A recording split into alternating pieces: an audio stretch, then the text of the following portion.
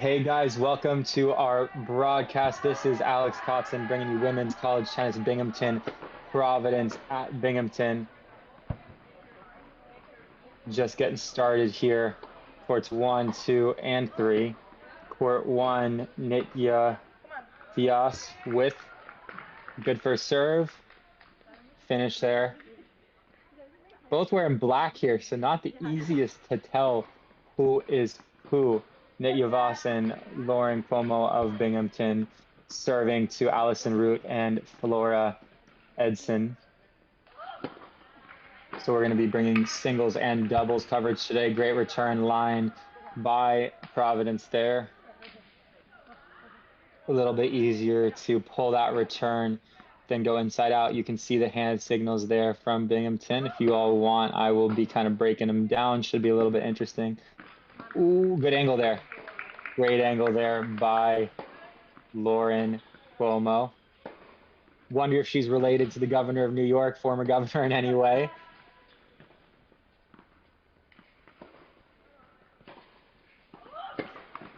So the Friars in the far court returning.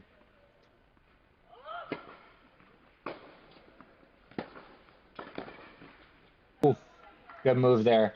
Good move there by Binghamton. That's exactly where you want to be, but unable to execute. There are a lot of nerves in these opening moments in doubles. Doubles is one set, no ad scoring. Whatever team wins 2 out of the 3 doubles matches gets the first point. So we're only going to have game scoring for you all today. It looks like I will be doing my best to keep track of everything. Good finish there. There we go. 1-0 Binghamton. Lauren Cuomo to put away volleys to start, where we're going to be hopping around courts today. Hopping over to number 2 doubles. Angel Walia and Samantha Jaros of Binghamton. 2 back right now. Grind fest here on court 2. Oof, just deep. Looks like the Friars are in the near court right now. Camila Barrera Aguirre and Sophia Alberg of Providence returning currently. Binghamton serving in the far court. Got some indoor tennis for you in March. Still a bit cold up in Binghamton, upstate New York. Not the warmest yet. Some good energy here. I know we have some parents and family in attendance, I believe, for both universities.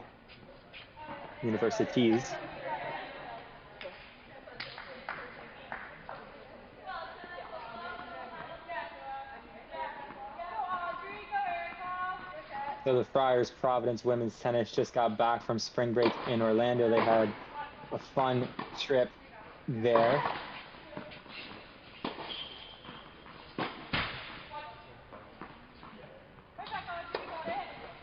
So Camila's from New Jersey, and most of her time in juniors playing at Kanya's Tennis Academy in Miami. Guillermo Kanya's former top 5 player, definitely had a lot of good coaching. Let's see if we can see some of his, South American influence in her game. Not necessarily known for their doubles are the South Americans, but we're over here starting with dubs today. As I mentioned, whoever wins 2 out of the 3 sets in doubles gets the doubles points. Then each singles match is worth 1 point as well. It's first to 4. Heading over now to court 3, Apara Pandari and Sarah Kotz of Binghamton against Erica Gabrielle Beltran and Audrey Magnuson of Providence.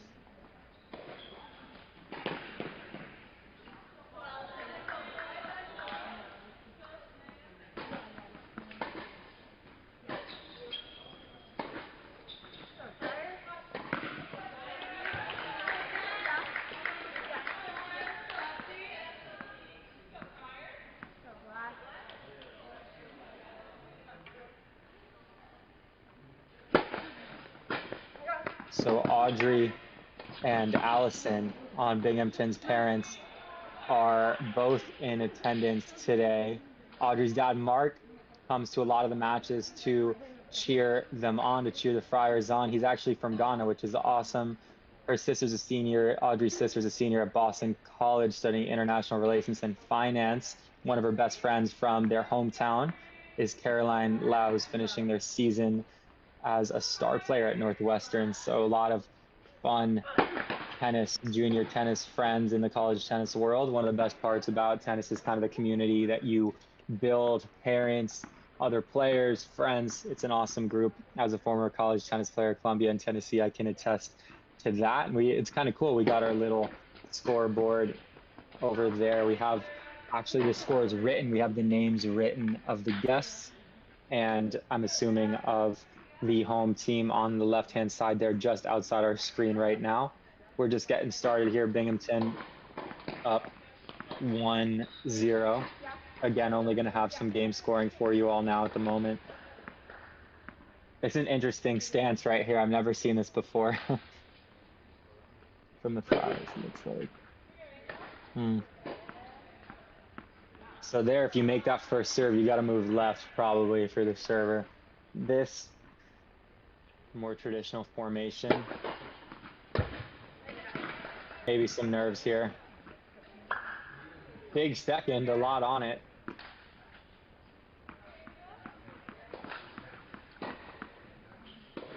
At Columbia, I played a lot of third dubs in my career. It's not always necessarily, as my coaches would say, they joke with me, not the highest level.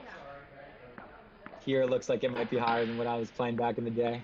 So they're going left here. So the person at the net player, server's partner, is moving left. So you'll be able to see that if she makes her first serve here. That net player should kind of just stand up, and then they're ready for a cross court or anything in the middle they can kind of get on top of and finish. Second serve again coming up.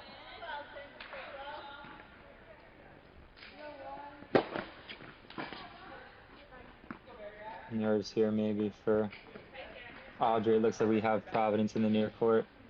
Always a tough feeling when you're starting out in doubles, not feeling 100%.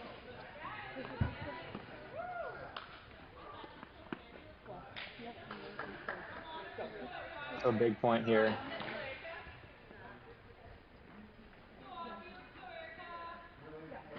As a returner, you always love a few freebies. So they're going T left. So she's going to serve T, and then the net is going to stand straight up. And then if you're serving, you have to cover the left-hand side of the court. So that was a T call, but a wide serve. And server's partner is covering a lot of the alley, maybe anticipating a down the line return. Tough start here.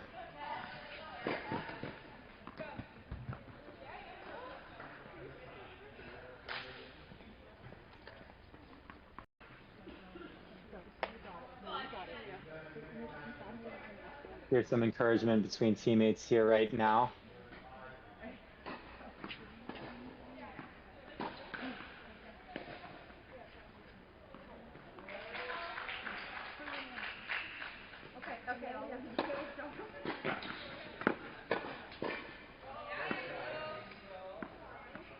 So here, as a server, 3 double faults in a row, you want to make a first serve and just get into the point, start.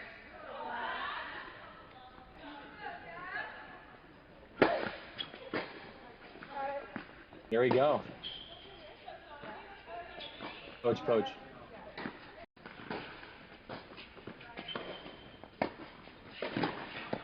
Ooh, good move there by Binghamton. Exactly where you want to be. They're kind of smiling. No, they got away with one there. But...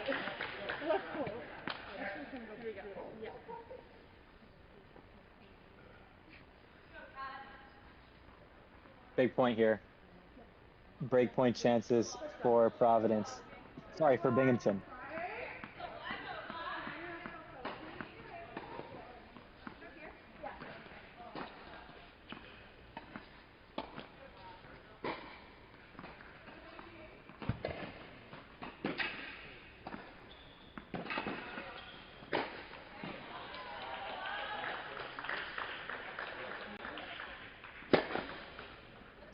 So it looks like our scoreboard might be a little ahead of the live feed. If you don't want spoilers, don't look down at the scoreboard. Second serve coming up here for Providence. 4 double faults in one game. A little bit nervy start there for Providence. 2-0 for the home team. Heading back over to court 1 now.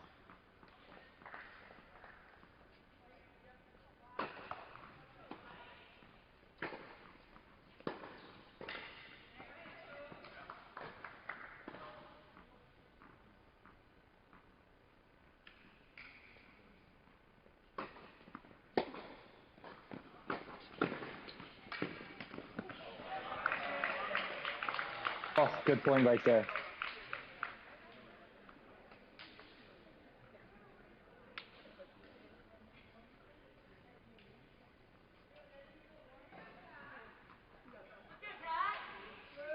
Swan serve here on court 1.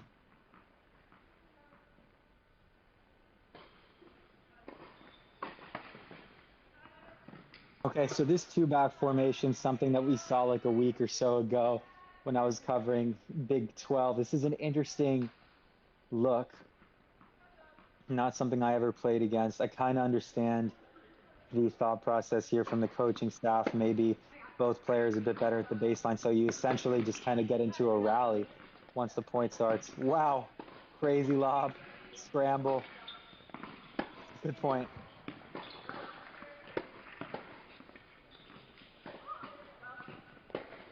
Lobs here.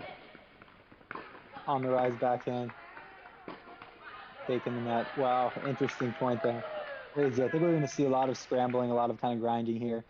This is pretty unique. Looks like a break there for Providence to go up 2-1 on court number 1.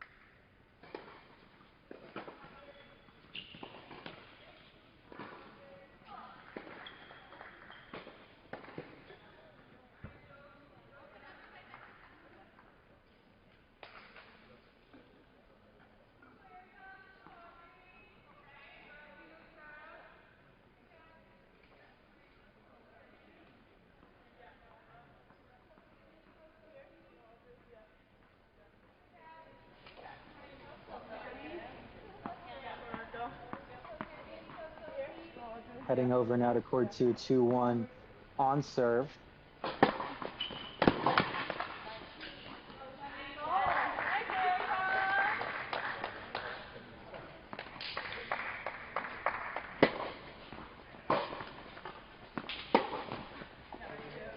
Oof.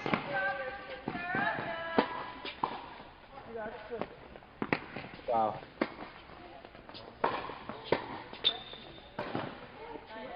Oh my gosh. That's a good position there for Binghamton. Some pretty good reflex volleys there on the far side as well. A little lob volley. Pretty inventive stuff here. I think this is kind of going to be a fun dubs point to watch. It's not going to be the most traditional, not 2 players kind of coming up in the court, pushing court position as much versus a little bit of feel, I would say.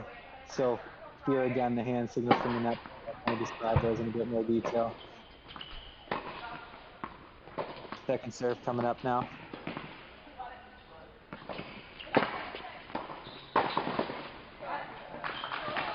Good ball. Oh, what a lob. No way. These points are crazy. Some good lobs. We're seeing, I feel like, some of the easier balls being missed. A lot of good feel on lobs, a lot of good feel on volleys, and then these finishing shots with shorter balls are not necessarily going the way that the players would like them to.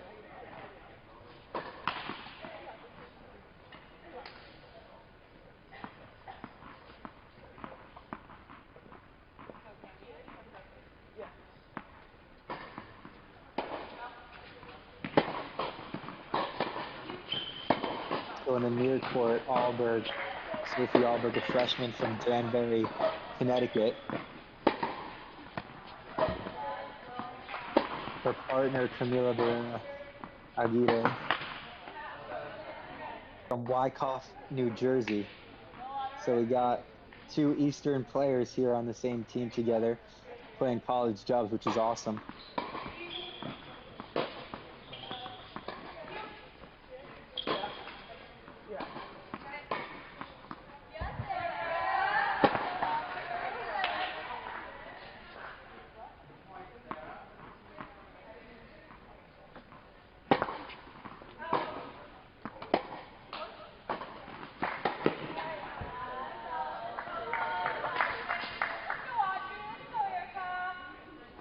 Returning in the far court, we have Samantha Jaros and Angel Walia. Jaros, a junior from Marlboro, New York, another Eastern player, and Walia, freshman from New Hyde Park, New York. So all New Jersey, New York, Connecticut. I guess New York and Connecticut on this court, but all Eastern clubs here. They probably played each other in Empire Cup growing up. This is funny, good stuff. I'm from the Eastern section as well. Grew up in New York City and Jersey, so some familiarity here. I wonder if they actually played at this facility when they were juniors.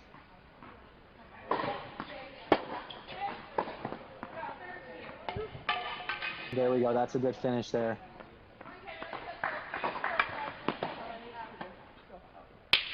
By Binghamton. So we've seen a lot of kind of inventive tennis. We're going to focus a bit more now on the actual tennis, what's going on, what the strategies seem to be, and how everyone's executing.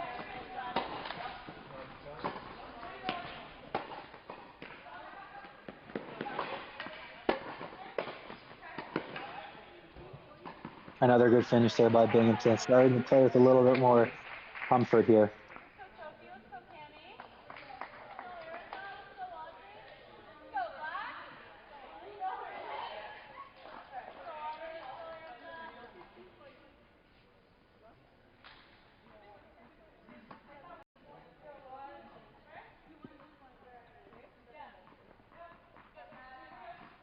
So 2 back on the return, gives the returner a bit more space to hit into. Take a little bit of pressure off, because when your partner's up, sometimes you have to hit such a good return, get it by the net player, versus here a bit more freedom. So even if the net player gets her racket on the ball, you're probably going to be able to track that first one down. Still there, when I'm trying to force it into the doubles alley, really get it away from the net player there. You can kind of go just like middle third of the ad court, and you'll be okay. Now back over to court 3.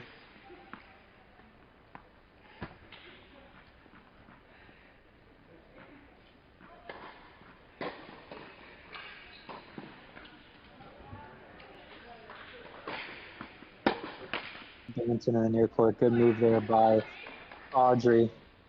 So when that net player moves like that, you create kind of like, for your vision as a returner, you see something moving there. You create discomfort, a sense of not really feeling like you are secure in that return. So that cross court return is kind of routine, but then you see the net player moving.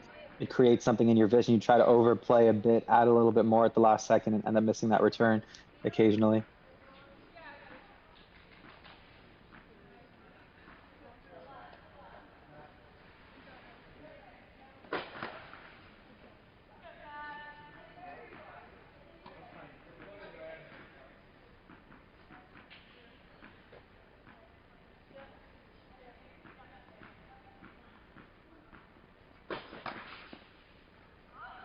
Really, a lot of double faults here for Providence. That's 5 that we've seen as a team. Hard to win when you're giving away some 3 points. So that's a break for Binghamton, leading 3-1 now.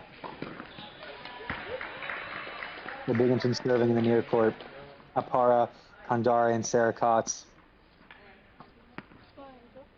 Apara, freshman from India, Hyderabad. And Sarah Kotz, a senior. So again, college tennis, so international. Really cool to see players coming from all over the world. Got a freshman here from India. That's awesome. Bet they never thought they would end up in upstate New York. Erica Beltran and Audrey Magnuson. Erica, a junior from Mexico, and Audrey, a grad student from Connecticut, who transferred from Boston College. The freshman from Hyderabad serving in the near court here.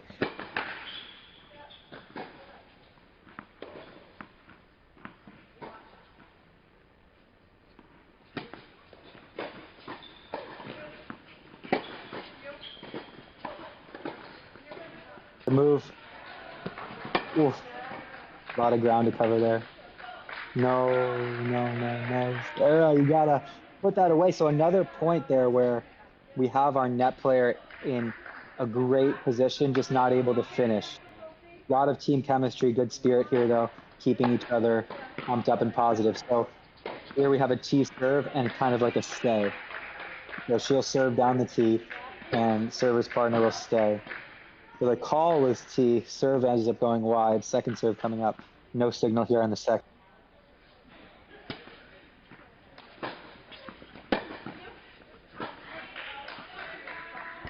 Again, you can see Audrey Magnuson there on the far court for Providence, putting some pressure on the server there. You can see her kind of moving at net, making the court feel a bit smaller, making her feel like she has to hit, Binghamton has to hit into less space, drawing the error there.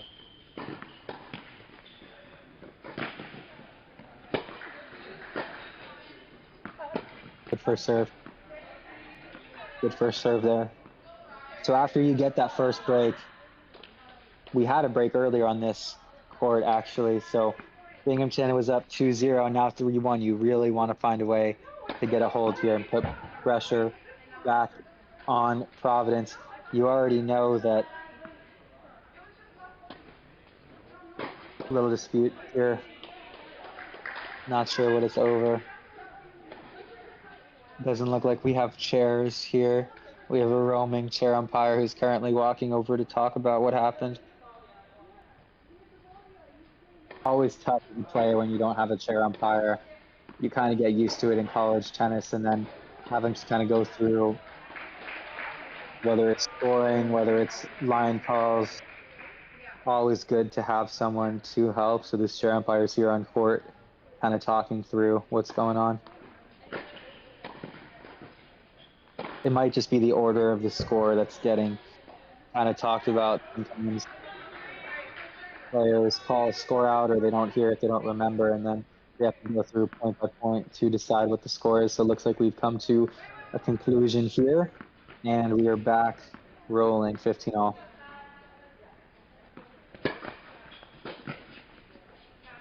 Good first serve. So net player there actually going back to the baseline, now both coming in together. Good ball down the middle, good first volley, good finish. There you go, classic doubles, textbook by Providence. Take the net, good first volley, good finish.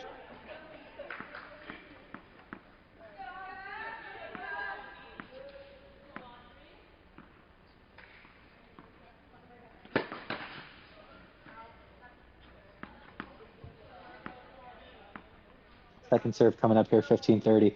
This is a huge point.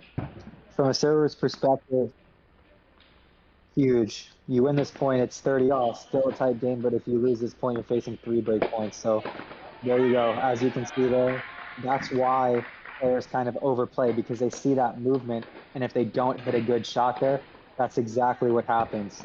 Boom, move over, boom, finish. I guess it was love 40 there, so a break. Back on serve now at number 3 doubles, 3-2, Binghamton in front. Going over into our triple box here. Providence up a break on court 1, on serve on court 3. Binghamton up 5-2 on court number 2.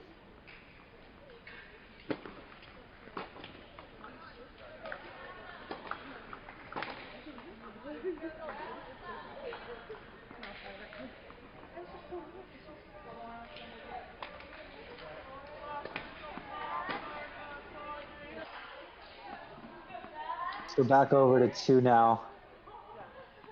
We have Barrera and Alberg serving to stay in it at 2-5. Good first serve. Good move again. Pressure. That was wide. Yeah, that return was wide, but good pressure by the net player there to make them play it a bit wide.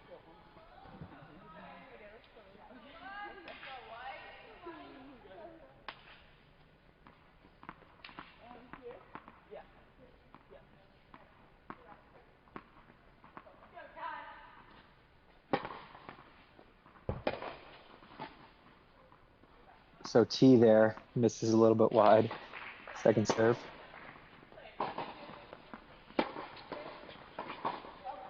Good rally so far. Binghamton going inside out. Oof. Going line there. A little bit early. Got to kind of let the point develop, get a shorter ball, then go line. But that was a good rally, good start to the point there for both teams.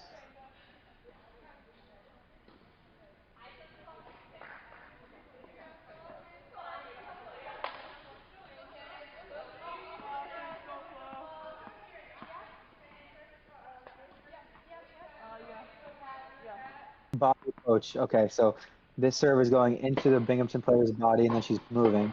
There you go. Classic. Boom. So that open hand, open palm, that signal means poach. If you point your middle finger down, that means body. Pinky finger out, that's E on the deuce, wide on the ad. Thumb out, that's wide on the deuce, T on the ad. So just some signals for anyone who's watching at home, any fans who ever watch professional doubles. That's what those hand signals mean. A closed fist means you're staying. Open means you're poaching. If you flick your hand in and out, that means you're looking or faking.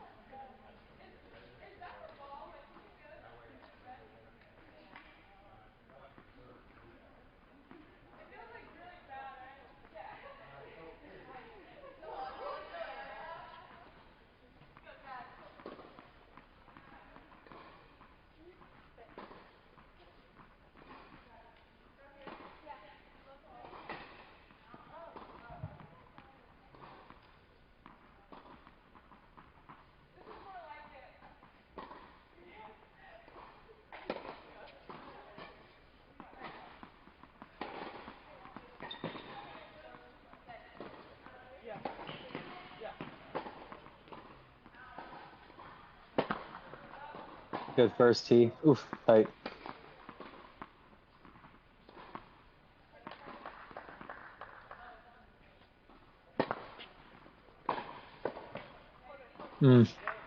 That's a good look there by the net player to get that. But when you are volleying, you want to move forward at an angle instead of sideways. When you move sideways, you're not in as good of a position to kind of stick it. If you move forward and meet the ball forward, it's counterintuitive, but it's actually an easier volley. Second serve coming up here. Binghamton down 4-2 on court number 1. So going to be a close dubs point here to finish. Solid cross-court rally. Now let's see what player moves first. So there you can see the net player on Providence shifting a lot. She's covering like pretty much all the doubles alley, where if she kind of holds her ground there, she might be able to pick one off a little bit better. So really covering a ton of the alley, which is okay, but you just have to be kind of aware of the angles and geometry there. You can see Binghamton getting to move first and early, but again, not being able to finish. So we've seen a lot of this lately where our players who are at the net are in great positions, but just not quite able to come up with the goods on these finishing volleys, which is a combination of kind of nerves, practice, a few different things. Providence up 5-2 now on court number 1. Going to our double box screen here on courts 1 and 2. Both teams now serving for the first set. So on court number 1, Root and Edison for Providence serving for the first set, and on court number 2, Wally and Jaros of Binghamton serving for the set 5-3.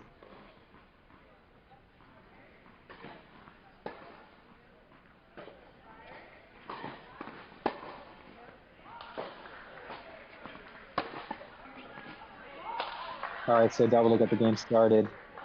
Looking to break back here is Providence on the right-hand side of our screen.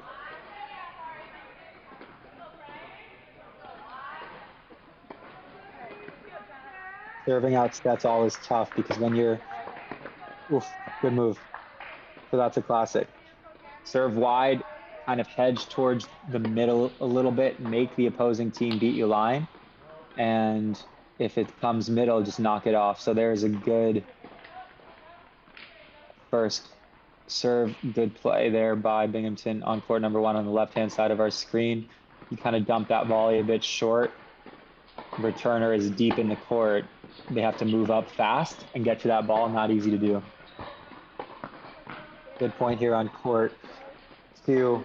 Providence there in a great position, as you can see, just kind of closing middle. And there the net player moved farther forward and was able to just pick it off, drop it short, versus if you're moving sideways there, you're not quite able to finish. You're not in a good position. 15 all on court 1 as well. So 15-30 on court 2, 15 all on court 1. Great return there. 15-30 now on court 1. Good first serve. Tough move. Oof. Good point. 15-40 on court 2. 3 break points coming up for Providence to get back on serve. Always difficult to close out sets, as we're seeing on both courts 1 and 2. And if you're court number 3, you see that your team is up on one court. You're kind of relying on them to come through. You know in your head what the score is. Great shot there down the line. 30 all now on court 1. Good way to keep net players honest is sometimes go down the line early, make them come up with something from not a great position. That's a break on court 2. So back on serve there. Big point coming up here on 1.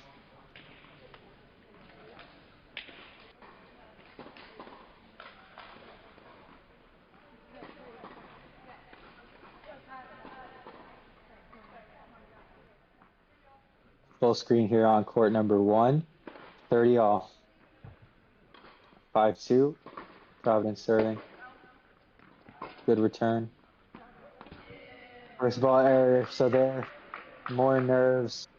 A little bit of a gift there from Providence. Good first deep return. Then an early error. So a chance here to get one of the 2 breaks back for Binghamton for the Bearcats.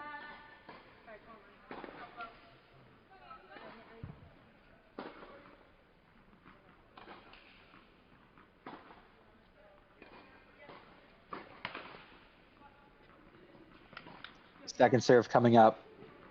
First break point for one of the 2 breaks back for Binghamton. Good move.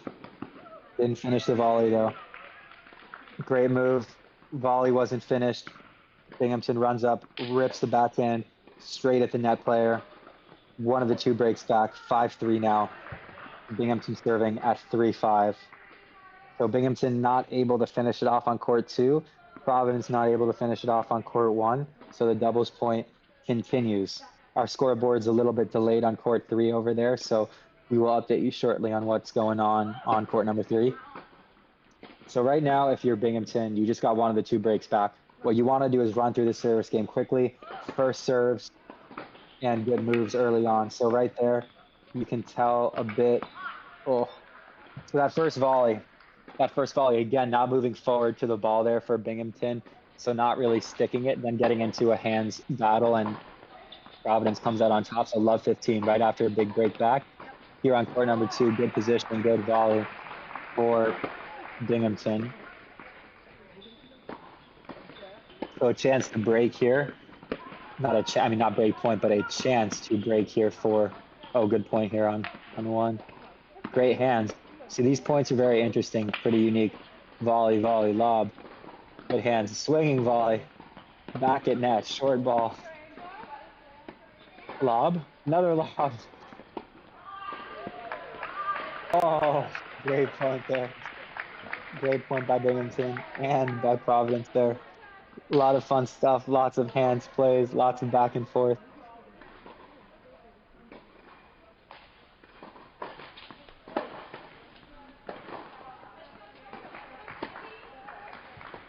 Oh, tough there. Court number 2. Great return on court 1. Rip it cross. Let's see if this net player moves. Oof. Good point there. Good point there by Providence. So now Binghamton in a hole on court 1, serving to stay in the match.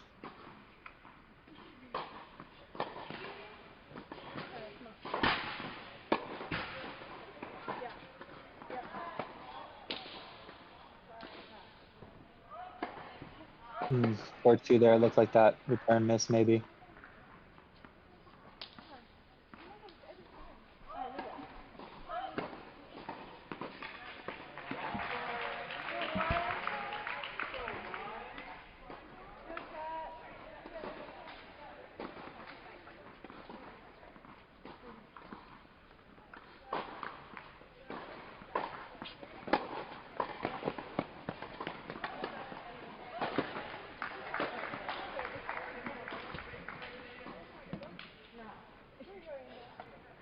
So some tight moments coming up the ends of both first sets here.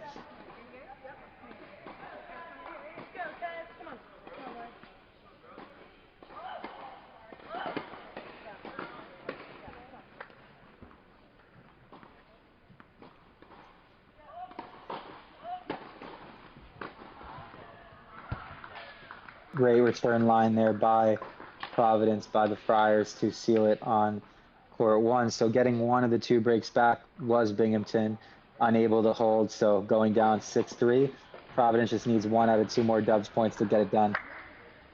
Now on court 2 and 3, Binghamton ahead in the score 4-3 and 5-4.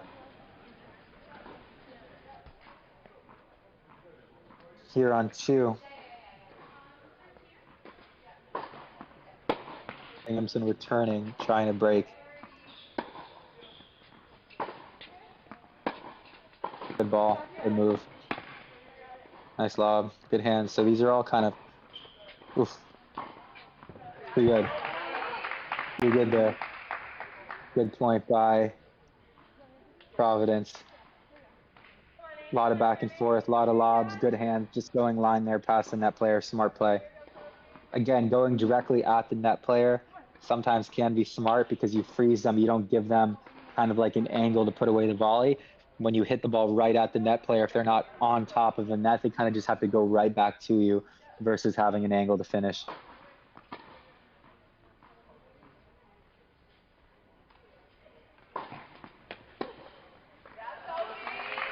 A little bit of nerves you can tell on that return there by Binghamton, 5 games apiece now. Look, you can see this is nice, some good team chemistry there for the Bearcats, telling each other it's okay. Getting right back, serving at 5-all now is Binghamton.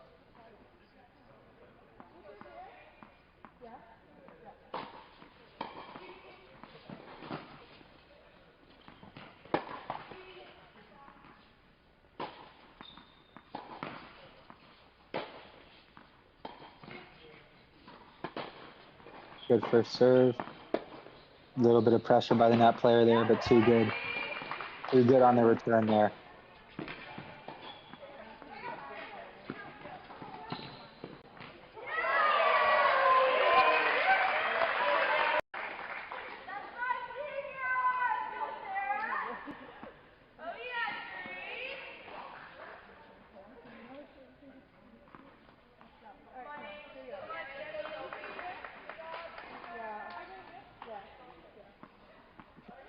All right, here we go. Big point, left 15. If you're Binghamton and you're up a break, serve for it, wasn't able to get it, want to get it back now. Want to be ahead in the score, up 6-5, not down 6-5. Too good on the return there. Again, that's 2 really good backhands line from Providence in these past 2 games. Keeping the returner honest, keeping the server's partner honest, hitting into a part of the court that's pretty much impossible to cover if you can hit that much of the kind of outer edges of the doubles alley. Not a ton you can do geometry-wise to cover that. So now love 30, after being up, having to connect the door, not being able to do so, down love 30 at 5-all. Serve and volley here. Oof.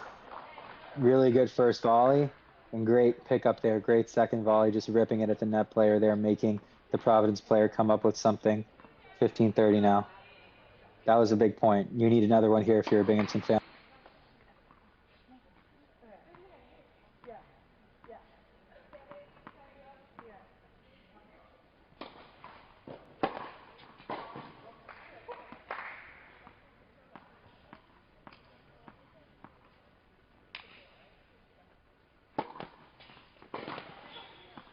Point starter, another ball line. So both Providence and Binghamton using their backhands down the line in the ad court to force an up player to come up with something huge point here coming up 30-all. You want a first serve here if you're Binghamton. If you're Providence, you want to look at a second serve and to be able to put pressure on either the net player right off the bat with a good return line or a good solid return deep cross court and then close the net if you're the net player on the Providence side. Good first serve. In a perfect position there if you're Binghamton. You got to finish that ball. Now she's going to be a little hesitant. Yep.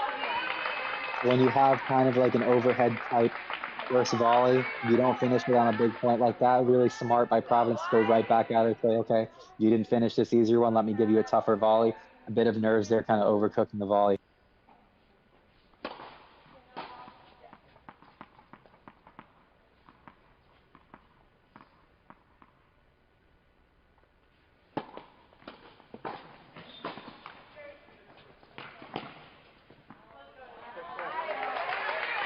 Good serving volley, good play. Pretty good on the angle there by Providence, 6-5, and after being down 5-3, 3 games in a row, serving for the match coming up.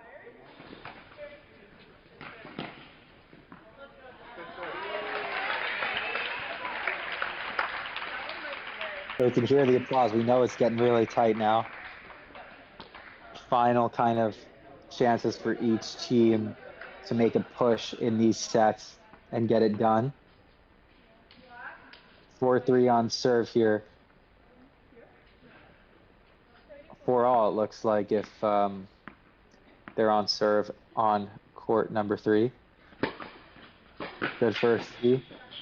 Smart volley. Oh, overcooked the approach there. Looks like that's a break now for Providence. So Providence leading 6-5 on court 2 and 5-4 serving for the match on court 3. So Providence in a great position here to take this first doubles point, take a 1-0 lead in the overall dual match.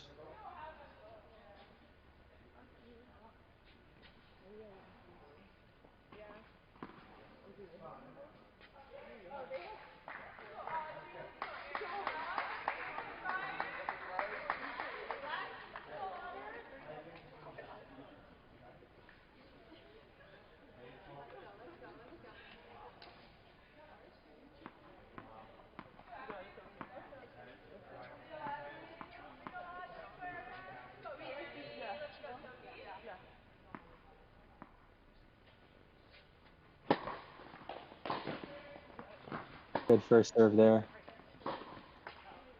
Again, the net player there on Providence doing a pretty good job of squeezing the court, making it feel a bit small. It's not the first time we've seen that today from them. Good solid doubles. Body serve here and a fake. You can see the hand flicking. That's a fake.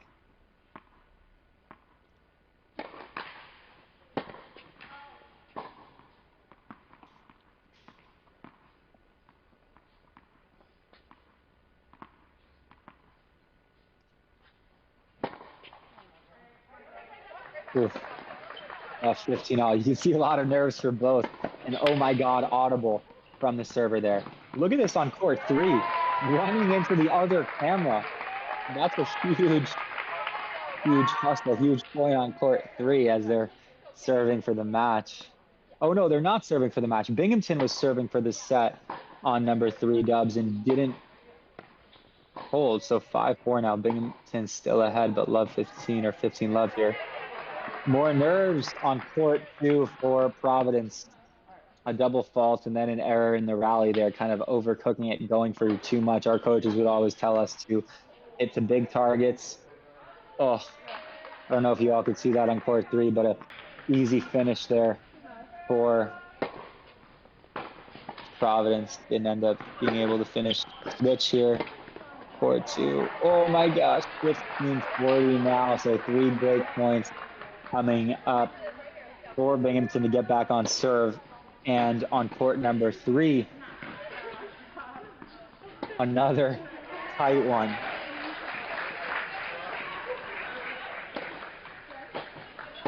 So remember, on court 3, we saw 4 double faults from this server before. Good finish there on 2. Classic body serve poach.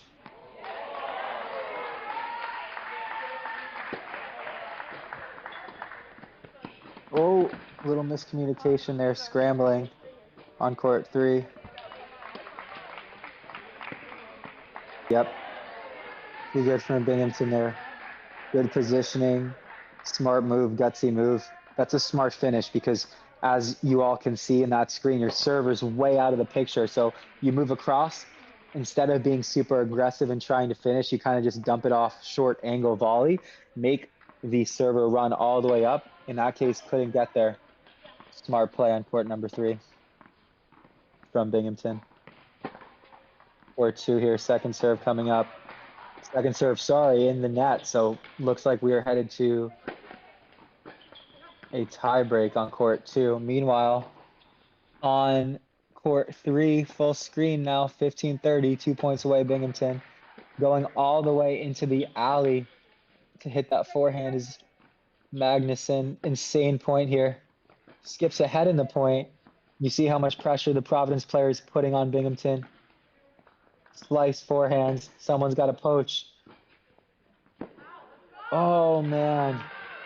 So much pressure. So both players there, both net players on Providence and Binghamton really shrinking the court, moving well into the middle, kind of faking back and forth, making sure that those players at the baseline feel like they have to hit around them. So now a huge point coming up. 30 all here. 1-0 for Providence in the tiebreak on court 2. So if you're Binghamton, you need a tiebreak here and you want court 3 to get off the court like right now. Just finish it quick.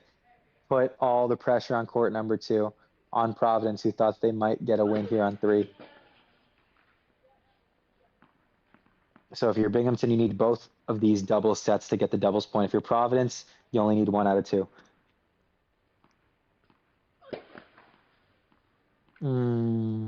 Another double fault. So that's 5 double faults here from this server by Providence. That's essentially a game and 1 point of free points. So what we need now, if you're Providence, is a first serve. You don't want to be down set points hitting a second serve when you've already had a bunch of double faults. If you're Binghamton, you're hoping for a look at a second. 2 set points coming up here for Binghamton.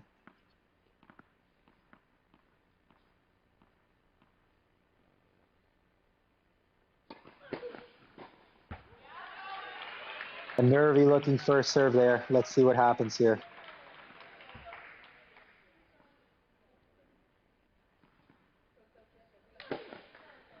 Yep.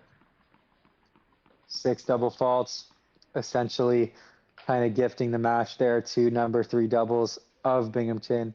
Unfortunate way to end a pretty entertaining and pretty good doubles set on court number 3. All eyes back over now to 2, where whichever team takes this tiebreak is going to take the doubles point.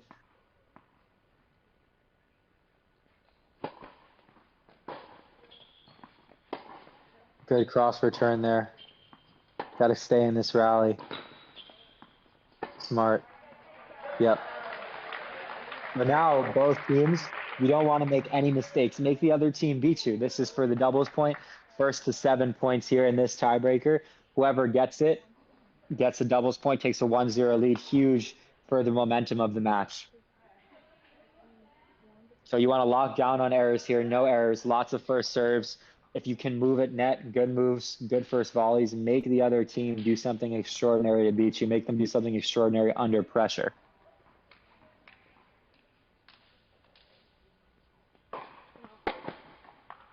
Want a first serve there. Second serve coming up. You can see the returner inside the court. Left foot inside the baseline. Returning and coming in, putting pressure on Binghamton. Good law. Too much. Too much. 3-1 Providence. 4 points away.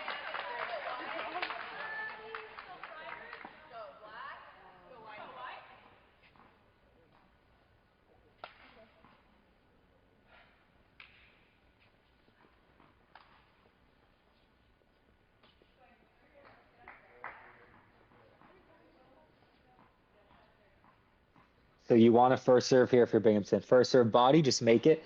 Make the returner hit something special. Second serve coming up here. Good position if you're the Friars. I love the black and white. At Tennessee, we had orange and white. So shades of that. Second serve here. Good return cross. Oof. See that? Just go down the middle. Don't be intimidated if the net player is moving. So there looked like the Friars had a play on that ball. You can see the net player apologizing there to her partner. She had a play on it for sure. Wasn't able to do anything with that volley. Goes right past the net player, and then Binghamton ends up with an overhead. A good finish.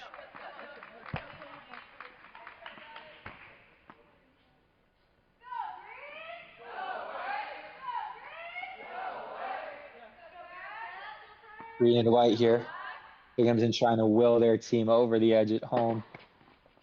Down 3-2 in this tiebreak. See that? So there again, good that your net player is being aggressive, but moving sideways, not forward. So that volley, you don't really have a good angle to finish.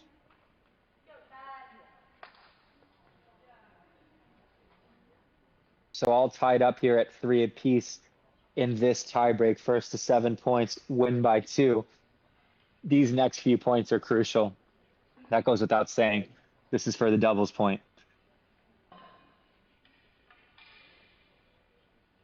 Huge for the momentum. Then you just need to split the singles. You win 3 singles, 3 out of 6.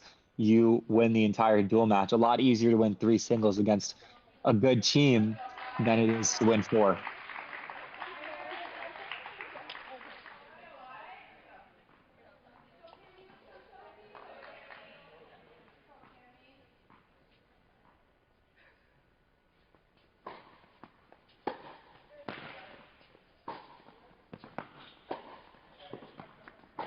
Look at the net player there on Providence, really making her presence known. You can see her moving slightly. They're moving more. Yep, really good.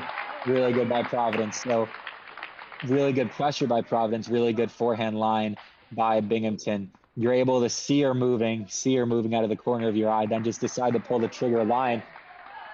Not even really that far into the doubles alley, just a good shot down the line when you see the net player moving, trying to move a lot, ends up being a winner. Huge. Now serving up 4-3. You can get one of these two here or both. You're up 6-3. So good position now for Binghamton, kind of coming all the way back here.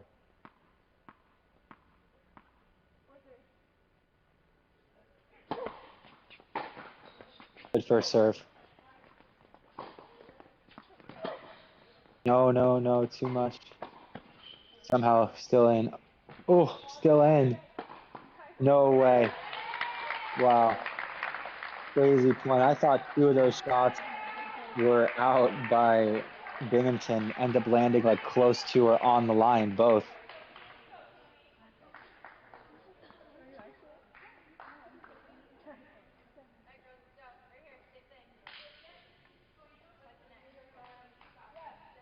So huge point here, 5-3.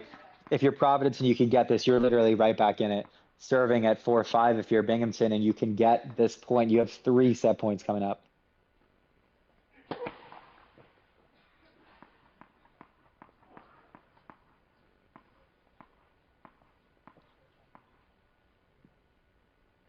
Good second. Good forehand cross. Let's see if either player is brave and moves here. Out. 5-4. So close. So there, again, Binghamton player could have gone line a bit and been able to force Providence to come up with something, but they kind of try to overplay, hit around the net player. It's 5-4 now. So about to be maximum tension here, depending on this serve and return. 5-4 Binghamton at home for the Doves point. 1 set up piece. Everything comes down to court 2. Huge point coming up right here. Good first serve. Great return. Oof, a little bit deep there. Unbelievable return there, Binghamton. Binghamton players seeming to enjoy themselves. 2 set points coming up. Can't blame them coming all the way back here at court number 2. They were up 5-3. They were down a break 6-5. Huge return here.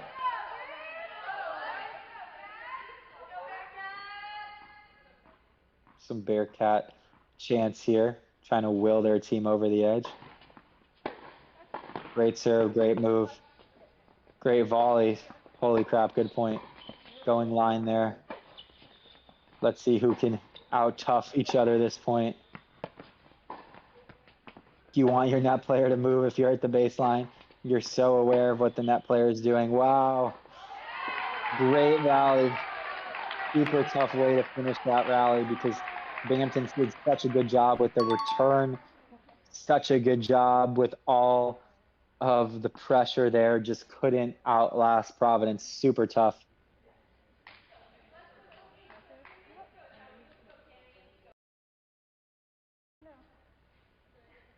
Another set point here coming up for the Bearcats. Serving this time on their racket, potentially one serve, one swing away from taking a 1-0 lead and getting the doubles point here.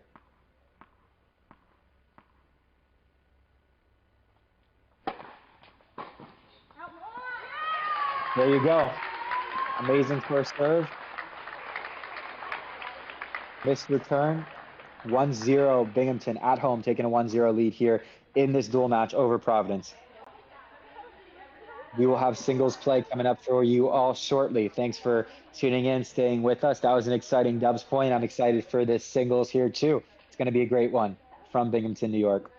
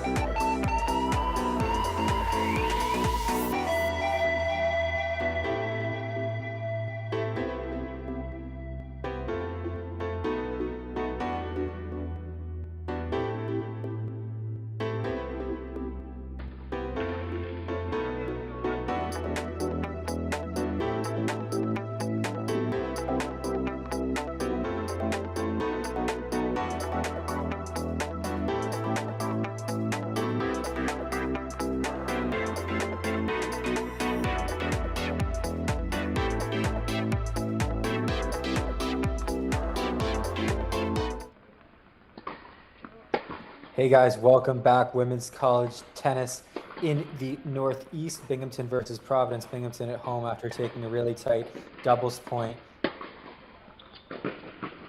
Some good tennis there at the end. Some gutsy play by Binghamton to finish on court one here. We have Lauren Cuomo of Binghamton against Camila Barrera Aguirre of Providence. Should be an entertaining match here on one. Both solid, consistent players going to be moving each other around a lot. As you can see this point, you got a little bit of everything there. Side to side, corner to corner, down the line, cross coming in, little chip there to finish it.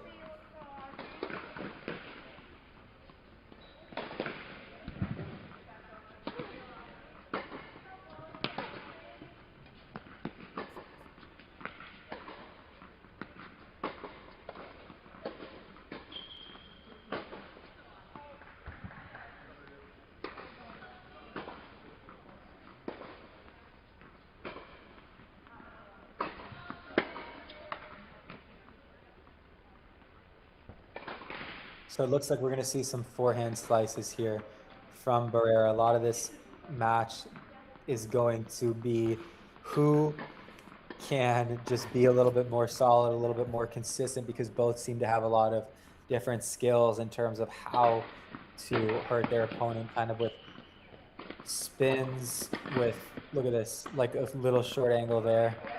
Not necessarily the most conventional, like overhead or put away there, but just kind of angling it off away from her opponent was Cuomo.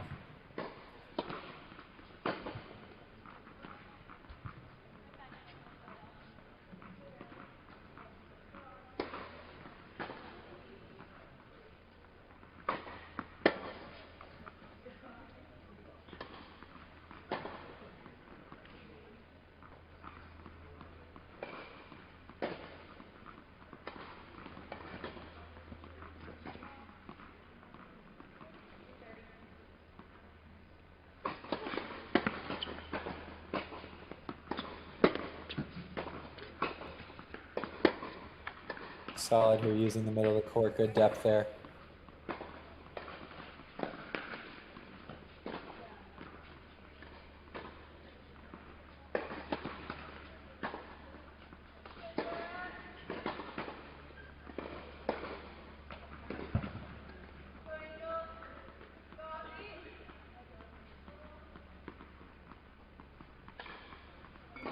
Good first game there by Cuomo to get a 1-0 lead. We're going to be kind of bouncing around here through each of our different singles matches again. Each singles match is worth 1 point on the overall scoreboard, and it's first 2-4. Binghamton has a 1-0 lead, so they just need to split the single, so they just need to win 3 of these. All are going on at the same time. All matches are obviously different, but interrelated in a lot of senses, as you all will see when big moments are happening on a certain court, it kind of affects the other and vice versa. As teammates, you see what's going on and you're kind of very aware. Oof, good point there by Providence, unable to finish, going down a break here early to start on court number 2. We have Angel Walia of Binghamton versus Allison Root of Providence. So it's always interesting to see kind of how the momentum shifts after doubles. So if you're Binghamton, you win a big doubles point there. You want to go up early on first sets and singles, make Providence feel like they really had a chance there that slipped through their fingers. If you're Providence, you want to play a lot of tough first games starting here. Really make Binghamton work, show them that you're not going away, show them that you are here kind of for the long haul in this dual match.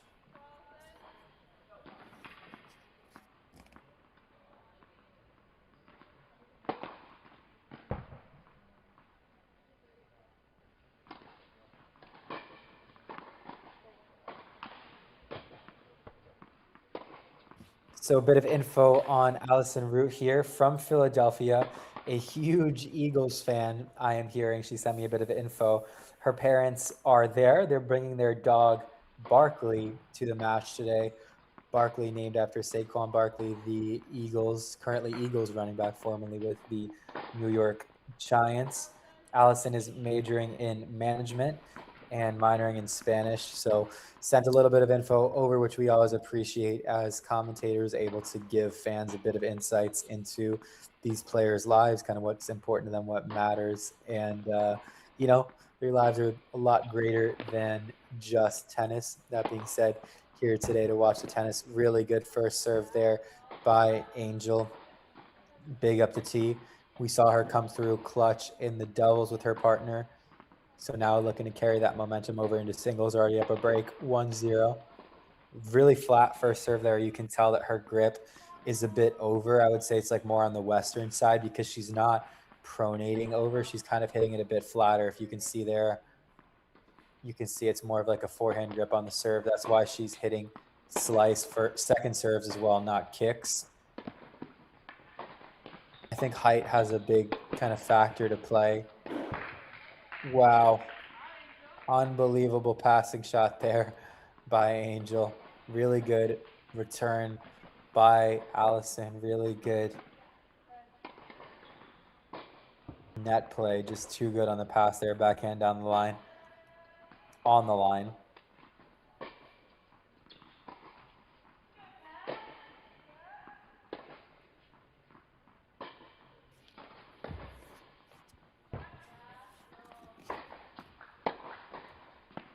Good body serve. Yep. Good first strike tennis there by Allison. Looks like Angel's really crafty, does a really good job moving the ball around the court. Good intangibles, so it's going to be important for Allison to kind of play a bit maybe bigger, big to big targets, not really allow Angel's craftiness to become a part of the match. Look at that, great return coming into the net. Wow. Really crafty there, really good play there by Angel. Up 2-0 now, 15-all.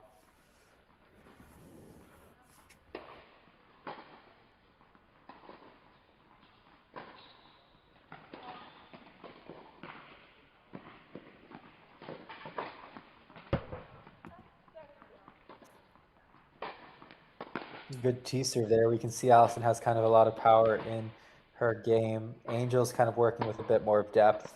Look at that. Great deep return. So then you force the server to step back, comes in, takes the ball early on the rise. Good first volley.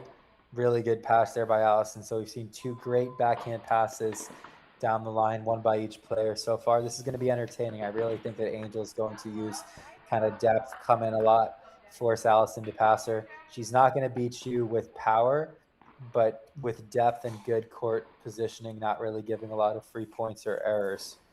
Heading over now to court number 3. We have Apara Kandare of Binghamton and Flora Edson of Providence. Miss Kandare from India, a freshman, huge transition coming to college tennis, playing in the United States. What an amazing opportunity education-wise. We have Edson there trying to take a big return, inside out backhand, missing a bit wide.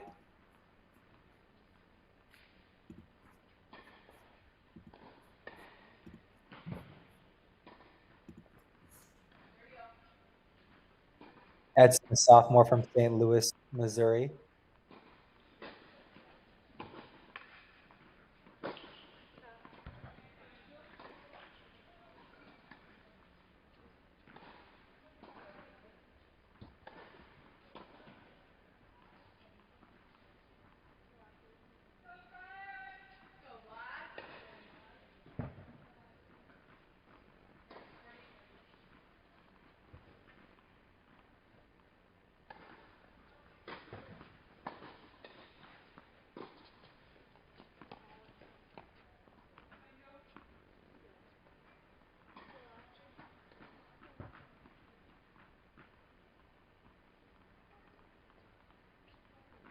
So on serve here at number 3 on serve here. Para 2-1 lead. Laura. Right here. Really good insight into her. Wow. Great ball down the line. Oof. Hard to tell if that ball is deep or not from our angle. Very close, but either way, great point there by Kandare.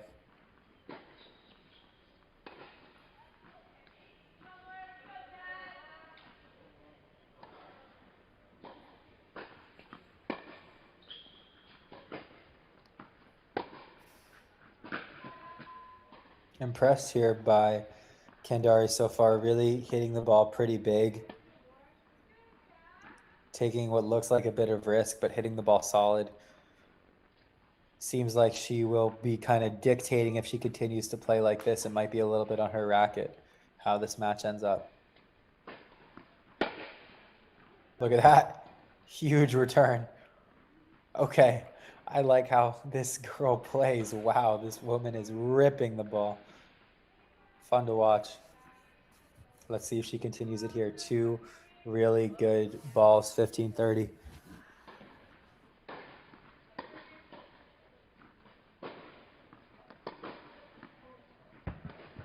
Second serve here coming up. Expect Kandari to take a cut.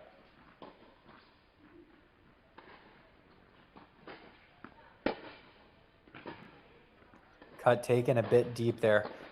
Again, Kandari kind of looking around, seeing what others think. Tough with no chair, with a roaming chair, to be sure of these line calls as a player.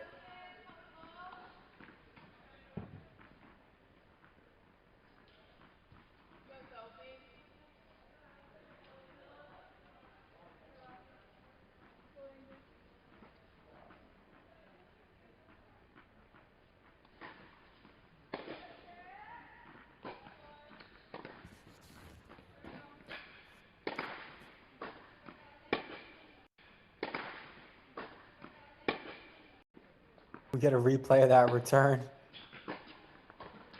Again, Kandari hitting the ball big here. Edson countering though. Coming in, crafty play. Very crafty, big on 30 all, smart, using depth, finding her way to the net, little drop volley cross.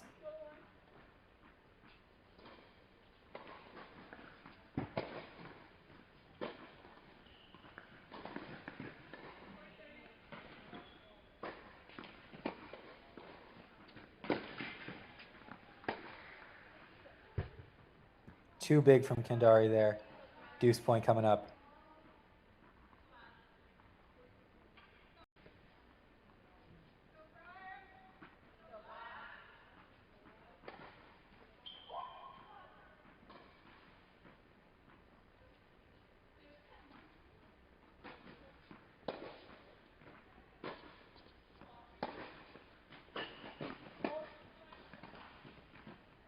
Second serve coming up. Let's see if she plays this a bit more conservative or takes a cut.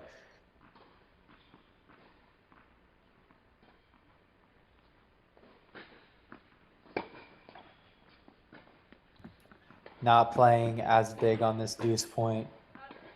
Oh, great point by Edson, drawing her into the net, missing that pass by just a few inches. Smart play, but overcooking it. Here now on 4, we have Samantha Jaros of Binghamton against Sophie Alberg of Providence.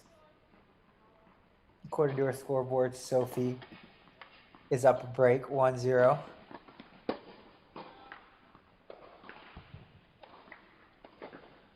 Solid serve there.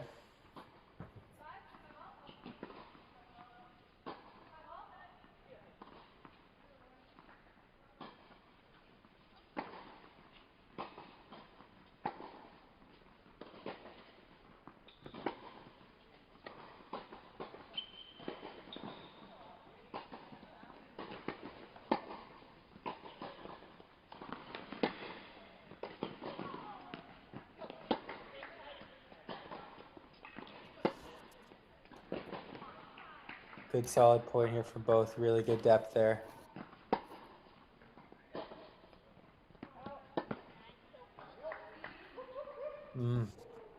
Good point from both players.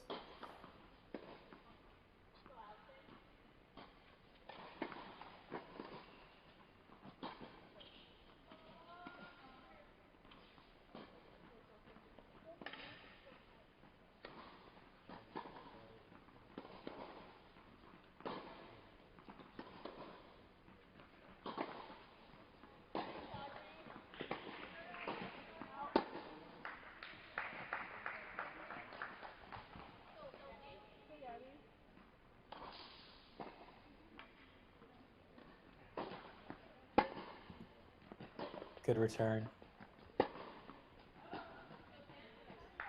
Yeah, those approach shots, we've seen a lot today, just kind of some like easier balls missed by both teams.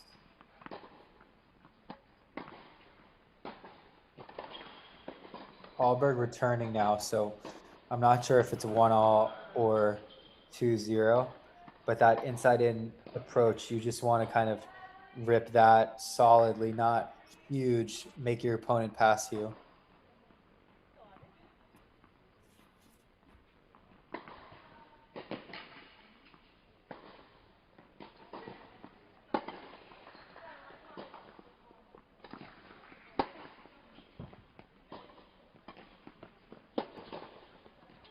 Good angle there. It seems like this match might be won off of kind of like errors. Whoever gives the least seems to be the one who's going to take it. So that's another break. I'm not sure if it's 3-0 or 2-1, but Providence ahead here on court number 4.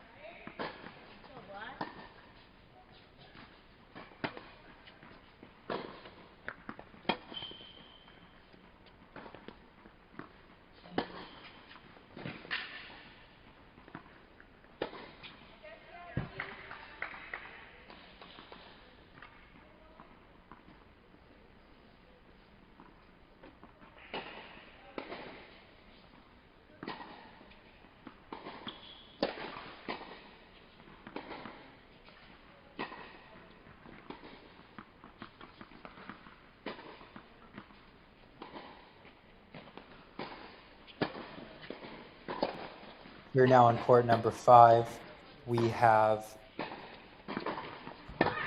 Adele Wilson of Binghamton against Gabrielle Planowski of Providence. Planowski up a break 2-1. Serving in the near court.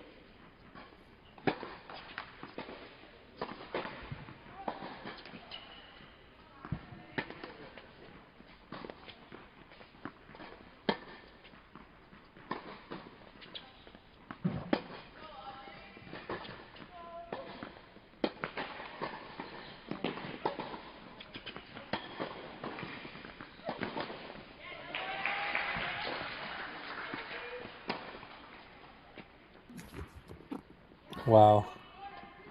A lot of feel here. Just consistency, solid tennis. No one's really going to miss. Inside out backhand. Planowski clearly favoring her backhand here. This might be a long match, guys. Stay tuned. Smart play there.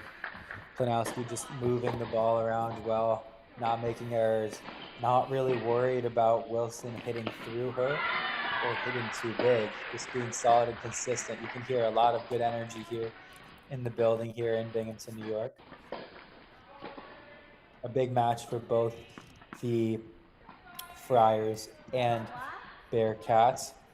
Providence currently sitting at 4-7 overall, 0-3 in the conference, so they really want to get this one under their belt. They really want to get a win here.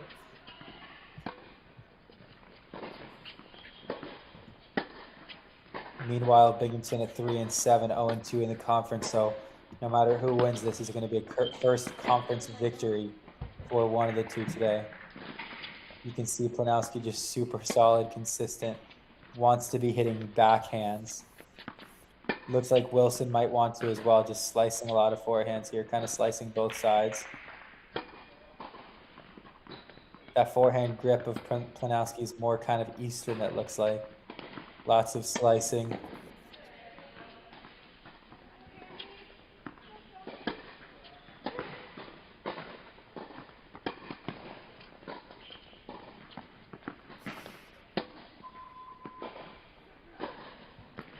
In the far court there, reminding me a bit of my teammate Gibson McMillan. Both of these forehands a little bit similar, a little bit more slicing, just kind of getting the ball back in the court, waiting to hit their backhands.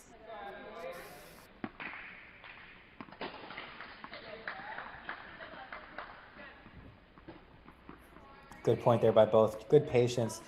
This is going to be won by whoever's more consistent and solid.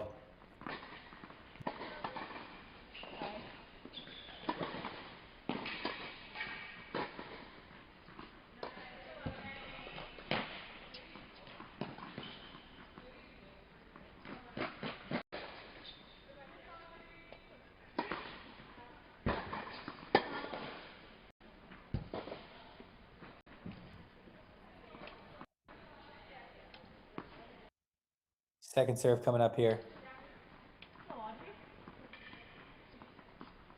Second serve coming up.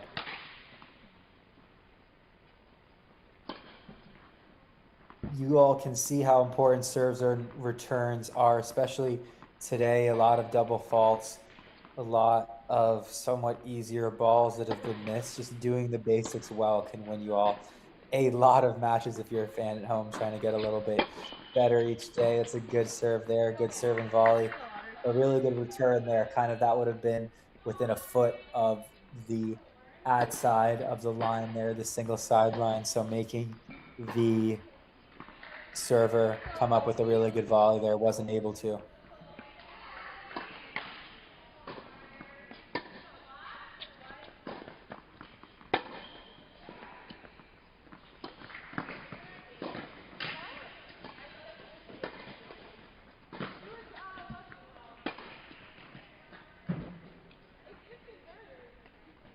Another really good point there. Great use of angles by Planowski.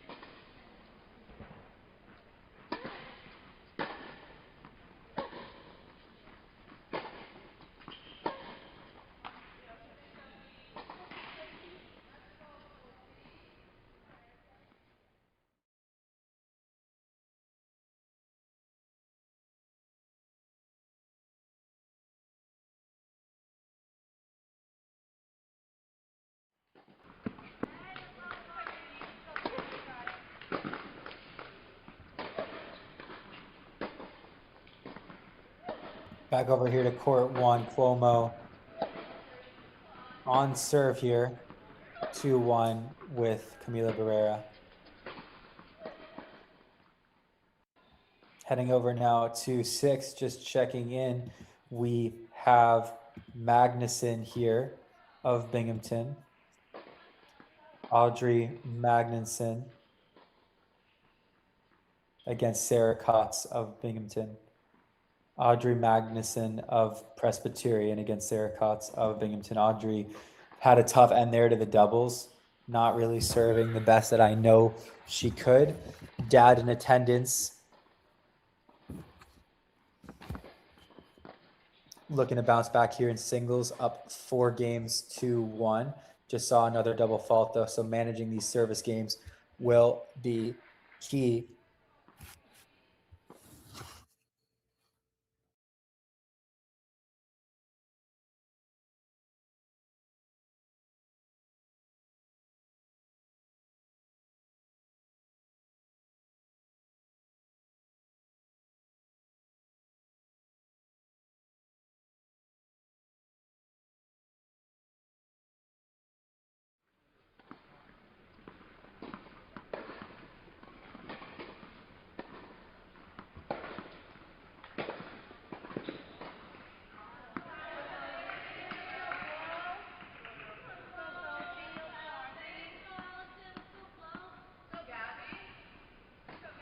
Having a few issues here with our stream on court 6. Our apologies. Back over to court 1 here. Cuomo, Barrera, prime time singles action. Still just getting this kicked off and started. Really good serve there by Cuomo. Wide second serve.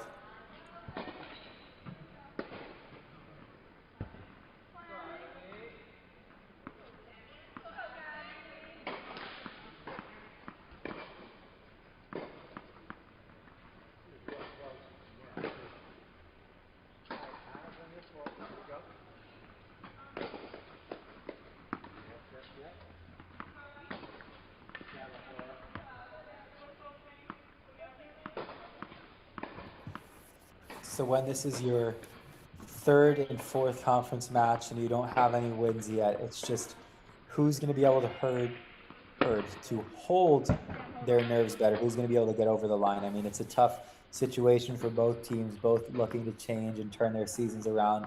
Last year in the SEC, at Tennessee, we started, I believe, 0-3, and it kind of felt like a downward spiral, and then we were able to turn it around and win 7 straight. But it's just that one match that you need to get things turned around. Camila up 3-2 now, so it could be 4-2 or could still be 3-2 on our little dot there between the servers. Developments in this match on court 1, heading over to court number 4. Alberg up for Providence, 4 games to 1. Looks like she's up 2 breaks against Jaros of Binghamton.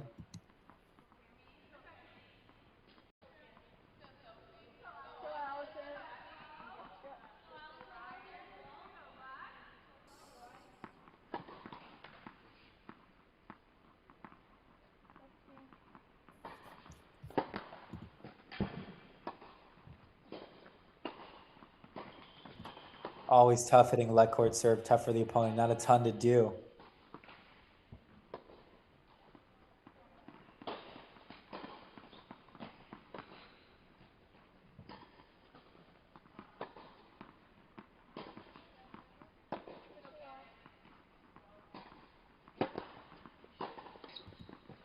Good first serve there.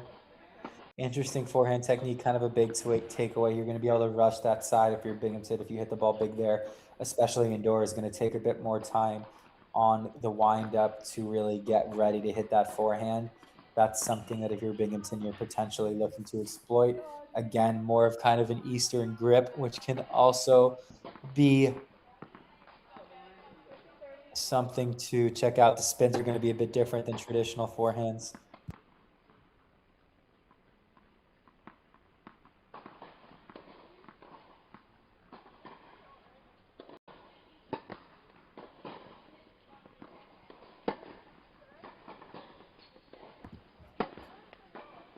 Again, we see that take back here.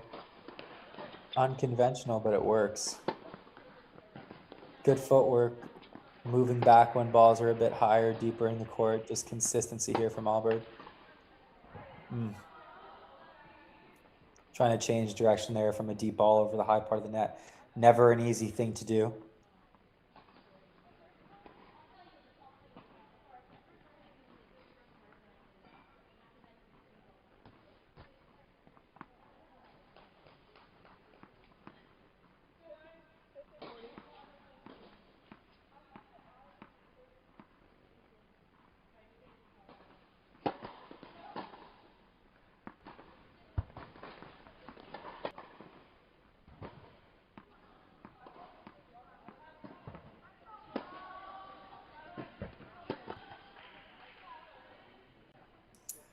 Again, some kind of errors being the catalyst for both players taking. Wow.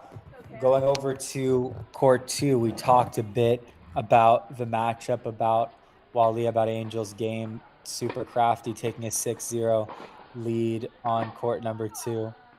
If Allison Root's not able to do something different, this could get away quickly from Providence. Again, Binghamton only needing to win three out of the 6 singles matches here to win the overall dual match. They are up a set and a break on court two, so looking to race to a 2-0 lead.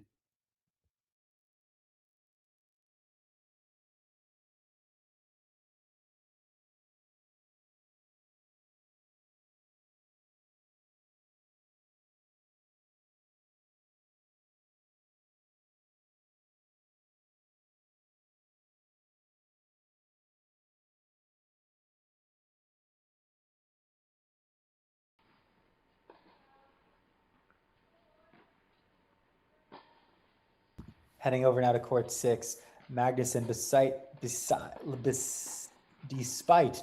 besides I think I mixed like 5 words there. So Magnuson, despite some serving problems, up 5-2, 2 breaks on Kotz. So she lost her double set to Kotz, takes a 5-2 lead here in the first set.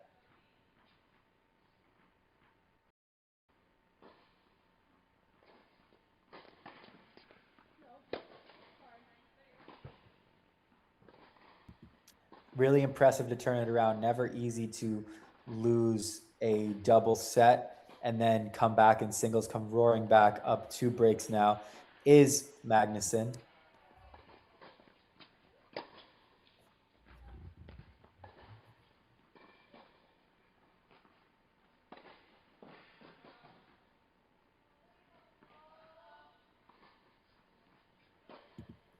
So now we have all of our scores for you all in the top right-hand side of the screen. 6-0, 1-0 on court 2 for Binghamton really jumps out at me. So does 6-1, 1-0 at court number 3 singles. Providence is up a break on the bottom 3 courts. And then it looks like number 1 is kind of going to be the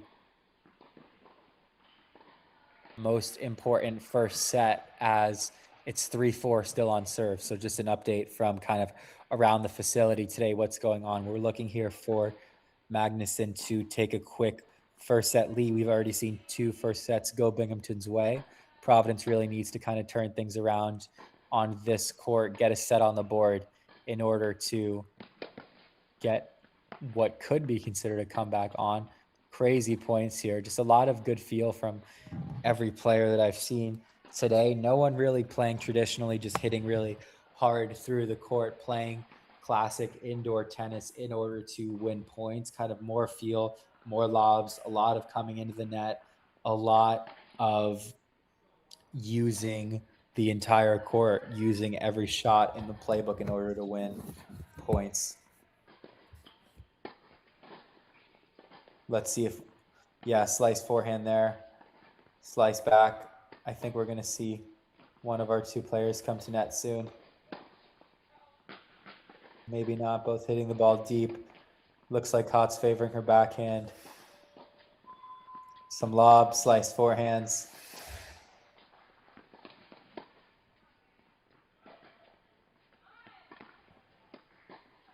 It's just who's not going to miss out here.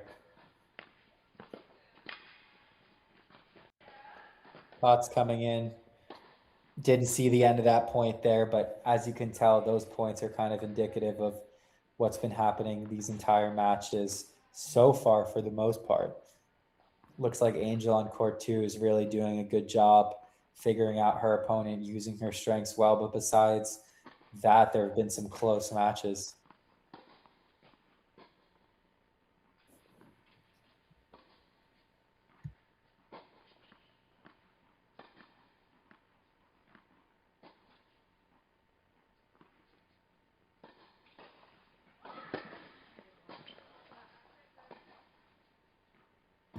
Good first serve there. That definitely helps when you're playing a lot of long points. Getting a free point like that quickly takes a lot of the stress and pressure off.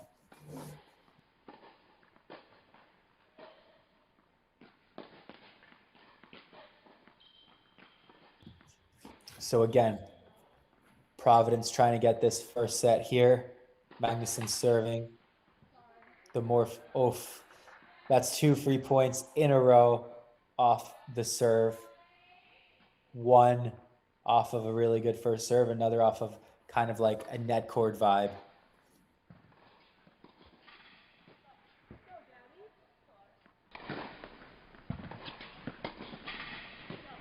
Now a split screen here.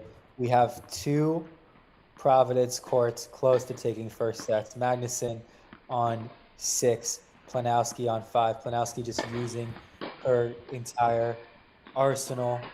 No misses. Just making balls consistently. Running around forehands to hit backhands. Looks like she takes a 6-2 first set over there at number 5. So now 2 first sets for Binghamton and potentially 2 incoming quickly here, heading back over to court 6 now. That is a first set for Providence on 6. So courts 5 and 6 going to Providence. And we have a match on our hands, folks. 2 first sets each. It's going to be a long one ahead.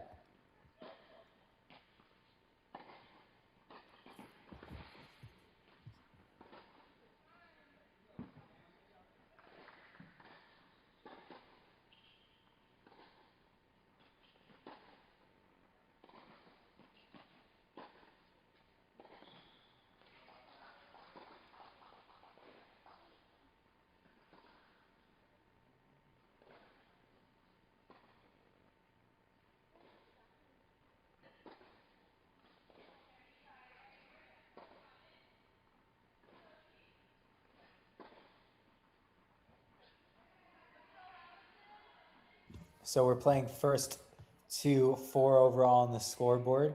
Second set's coming your way soon. If Binghamton's able to just get 3 matches done quickly, it looks like they're kind of on the way onto those courts. We're going to show you some of those coming up soon. Heading now over to number 4, Jaros versus Alberg. Alberg still leading. It looks like 4-1. I think she's up more. Binghamton, though, court number 3, 6-1-3-0.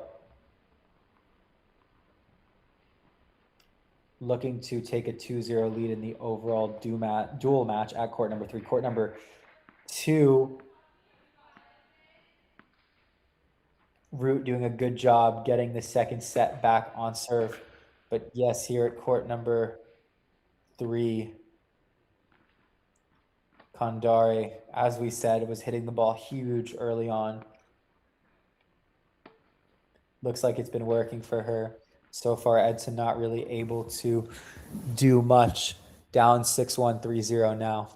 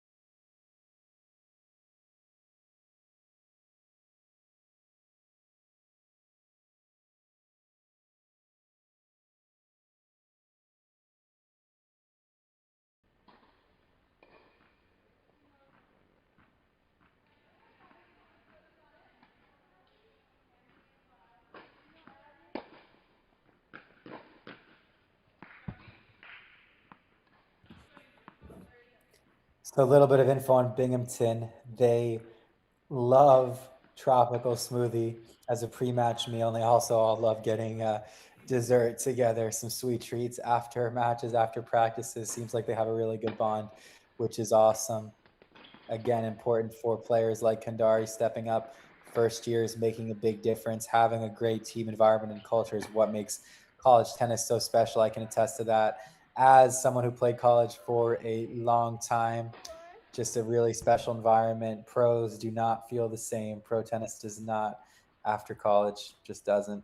It was interesting. I saw a quote from Arthur Rinderknecht recently saying sometimes he wishes he could go back, play those big rivalry matches. He played at Texas A&M, playing a match versus Florida versus Texas, things like that, home matches, road matches.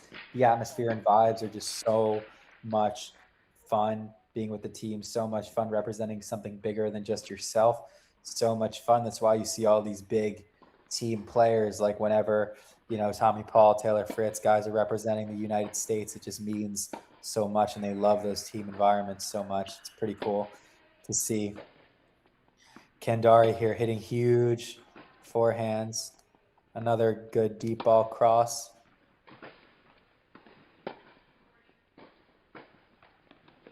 Just really playing at a high level, not missing a ton, doing a lot whenever she has the opportunity to.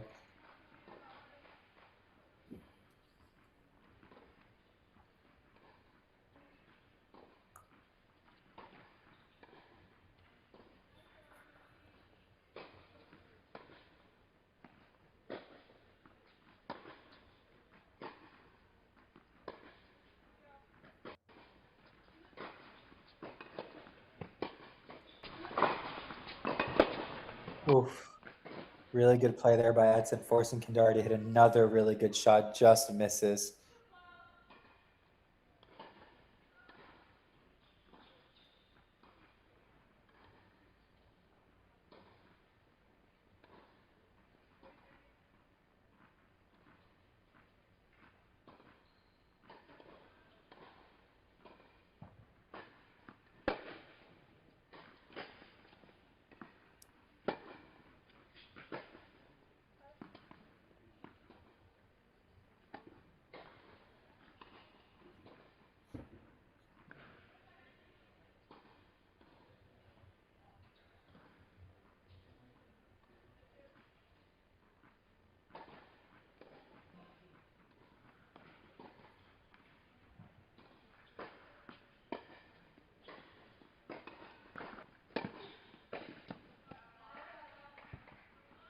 Really good play there by Edson, getting on the board here in our second set. Really good forehand cross, coming in, putting it away.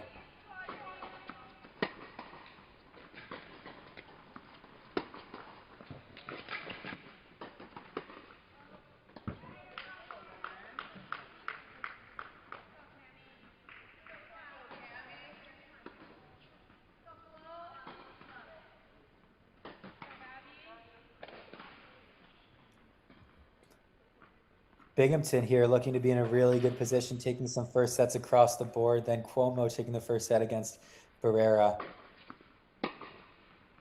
So if everything holds, it looks like Binghamton's in a good spot. It's going to take a lot for Providence to come back. You can see kind of like the difference in intensity and ball speed on court one compared to some of the other courts that we've been watching today. Just a little bit more physical, a little bit more on every shot. You can tell that they're moving their body into it a ton. Whenever you play higher in the lineup, it's always just a little bit of a different feeling. So these girls definitely understand that. Hitting the ball big. Walia now, Angel Walia up a set and a break against Allison Root. Took the first 6-0, was up 1-0, then got broken, down 1-2, back up 3-2 now, looking to stretch that lead to a set and 4-2. Looks like Allison Root is playing bigger and better than the first set. Definitely making Angel work harder, as you could see there, second serve return, stepping way inside the court, hitting that ball big, forcing Angel to counter. Wasn't able to that point. You can see on the left-hand side of our screen, Kandari doing a good job. Still fun to watch. I enjoy watching all these players, but Walia and Kandari in particular. So solid from Walia, just backhand line on the line, short reply coming in, making Root hit a hard passing shot. Just doing a really, really good job.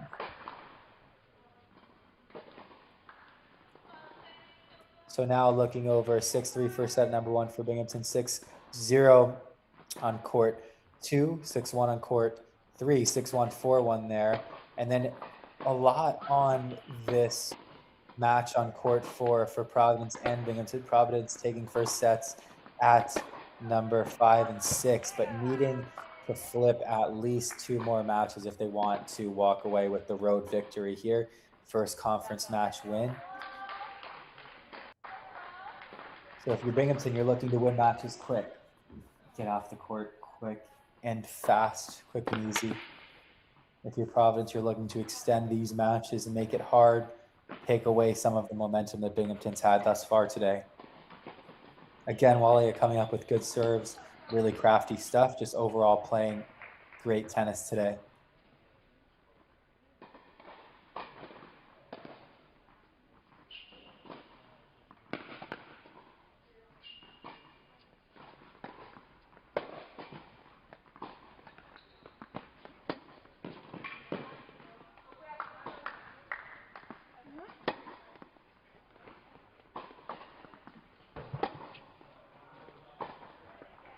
Some better depth here from Root, better ball speed.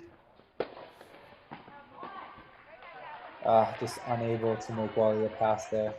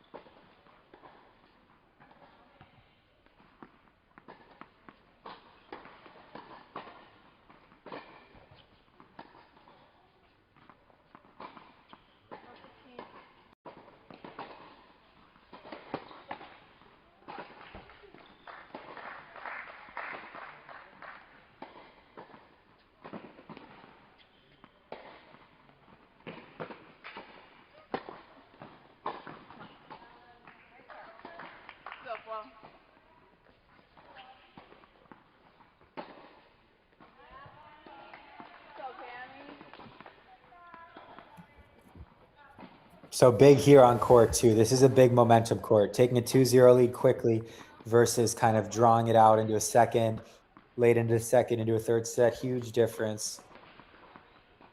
Root now serving. Kandari just trying to push the pace, push the lead.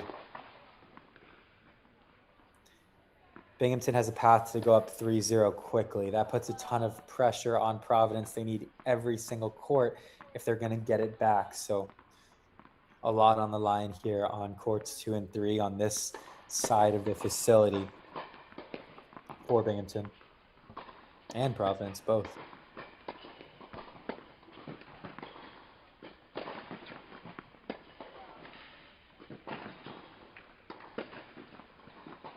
Great play there.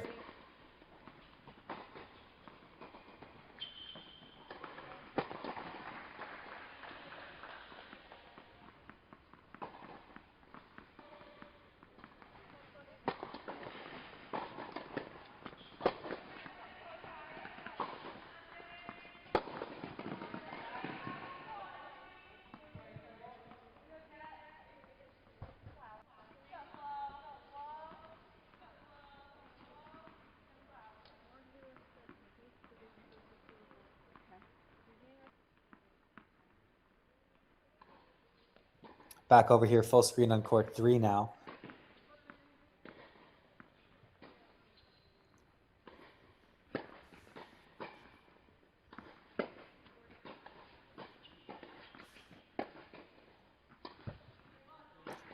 Edson trying to stay in this match, but Kandari doing a really good job just kind of pushing, extending, stretching the lead. If you're the coaching staff here, you got to really make it clear to Edson, whatever you have to do to stay out there a little longer, to stay on the court, not give Binghamton a 2-0 lead in order to turn this duel match around. So double faults aren't helping. Oh, I thought that was a double apology. Second serve coming up here now for Edson.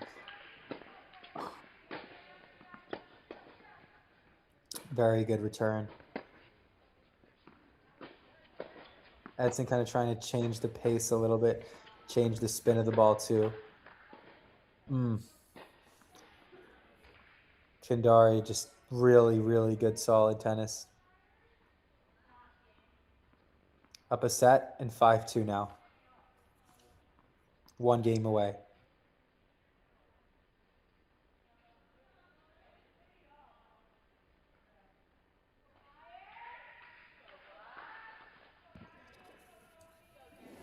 So now a lot of importance on court 2. If you're a Binghamton fan, you have a path, and it's a quick path to getting to 4. I believe that Root broke back, so I think it's 3-all, but scoreboard hasn't updated yet.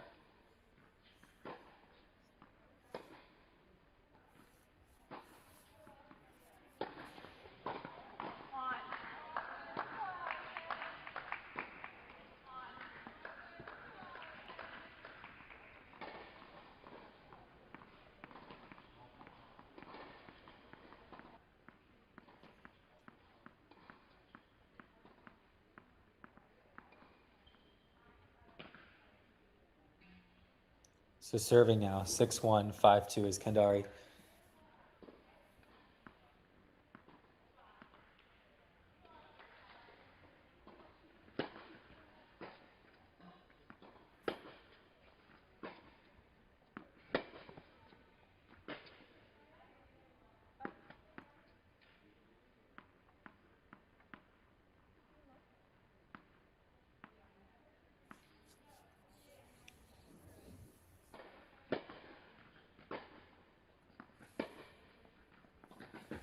Great backhand line there by Kandari.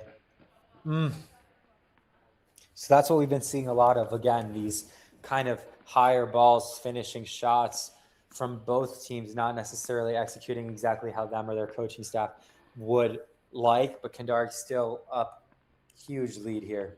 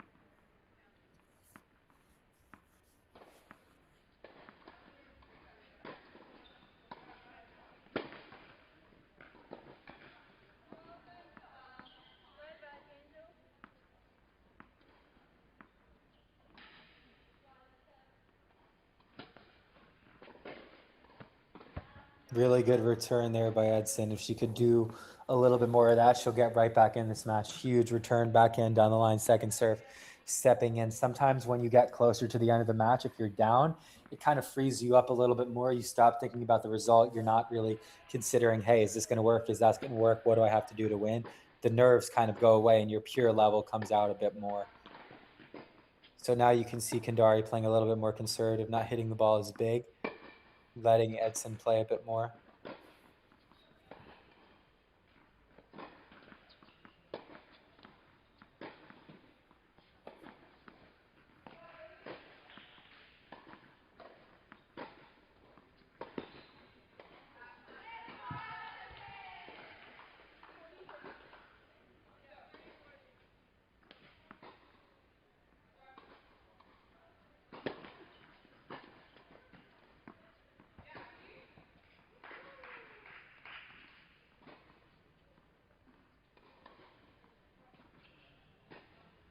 Game, set, match. Kandari Too good, too solid.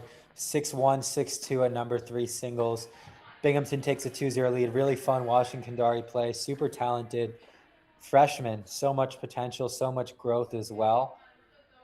Really will be strong for Binghamton in years to come, and a great feeling to get a conference win quickly, easily at home. Now Binghamton takes a 2-0 lead. Just 2 more matches needed to seal the dual match victory. Heading over now to court 4. Still a first set here, our only first set remaining. Jaros, Alberg, long rallies, long points, good level, well matched. Jaros very clutch, taking the doubles point for Binghamton. Some really good balls down the line, really good serves, returns. Neither player missing much. Super consistent and solid.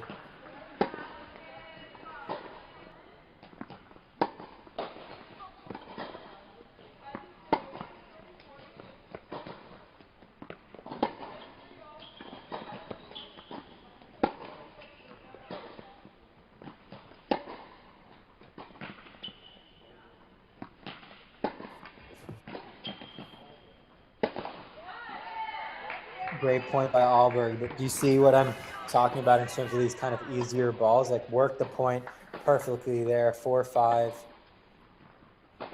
That's where you just got to finish. So a lot of kind of just simple cleanups. I don't know if it's nerves. I don't know if it's slow start to the season, but these little things make a huge, huge difference.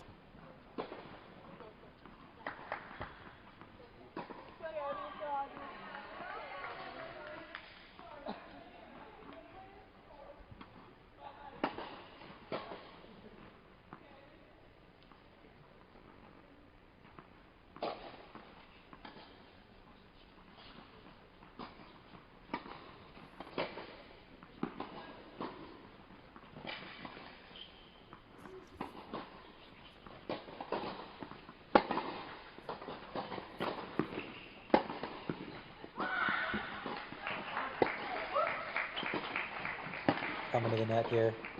Good first volley. So much room to pass, though. Smart to offer the lob, but pushed it a little bit deep there.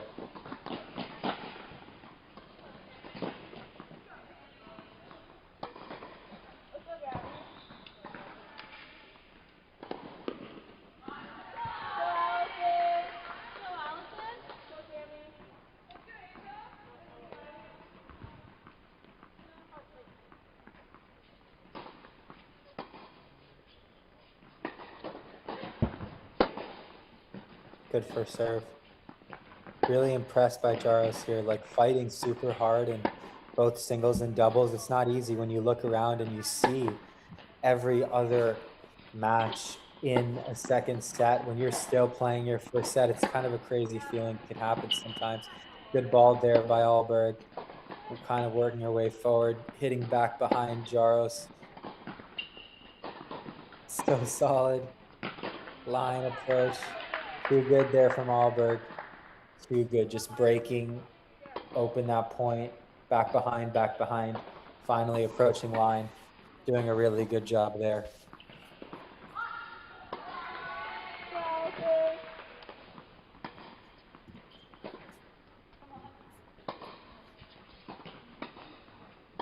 These two faced off in doubles as well. So always interesting when you play someone in singles after just playing them in doubles. You definitely don't want to not get through. Let's say you lose the doubles match, you definitely want to fight back and win singles. It's kind of like a little bit more spicy. You don't want to lose singles and doubles to someone, if that makes sense. That's always what I felt playing anyway.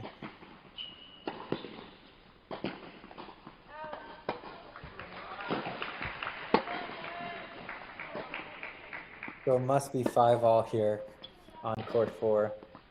Again, solid points, long points.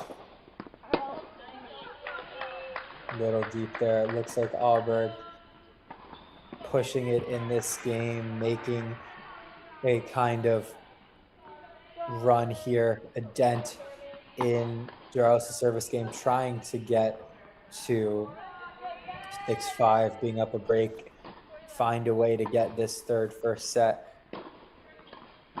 for Providence.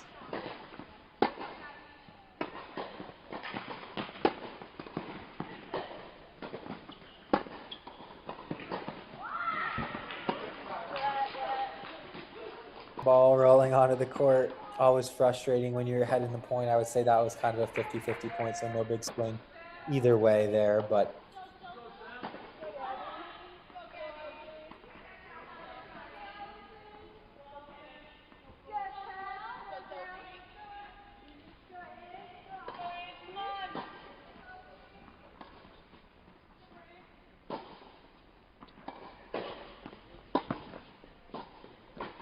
serve.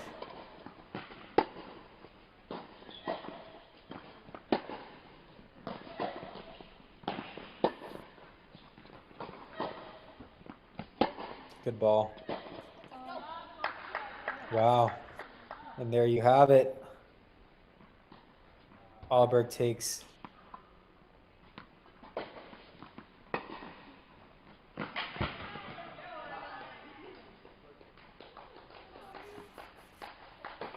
maybe Jaros is serving for the set. Unclear there. It still looks like it's a first set there. Walia now getting closer to the end of this match. 6-0, 4-3. The end of the set, rather.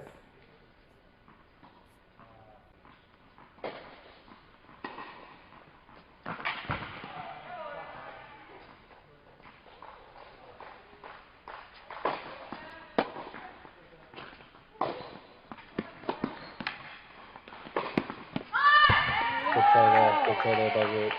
Really good.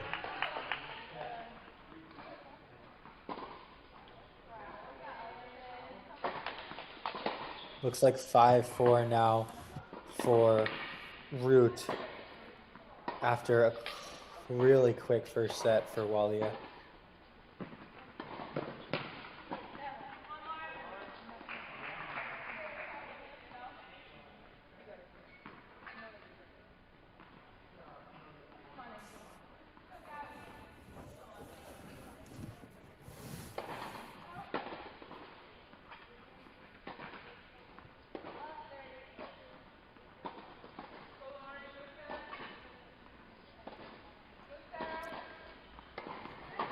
So Root really pushing back here in the second set. Magnuson 6-3, 3-0 now against Kotz. So again, players who played each other in doubles facing off in singles, as we're seeing now on 6. Feel craftiness here on 6. Kotz a little bit frustrated. It's not easy. Tennis is a hard sport, really frustrating, making errors frustrating when you're not playing to the most of your capabilities. Looks like Magnuson taking even more of a lead here in this second set, about to get Providence their first points on the board of the day.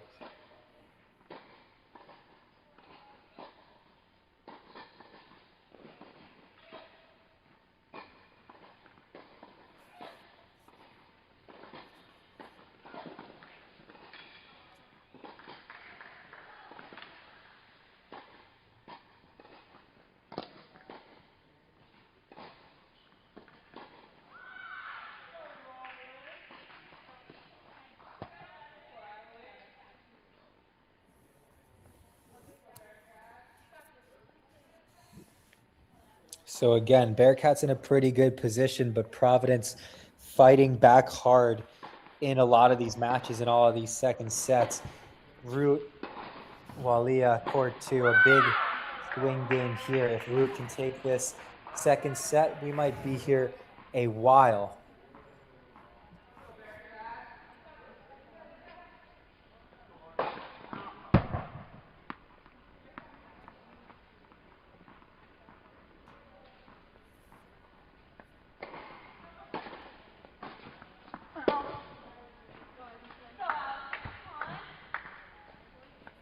So you can see Wally a little bit frustrated. Root fighting hard here. Trying to get this second set, trying to will the Friars all the way back.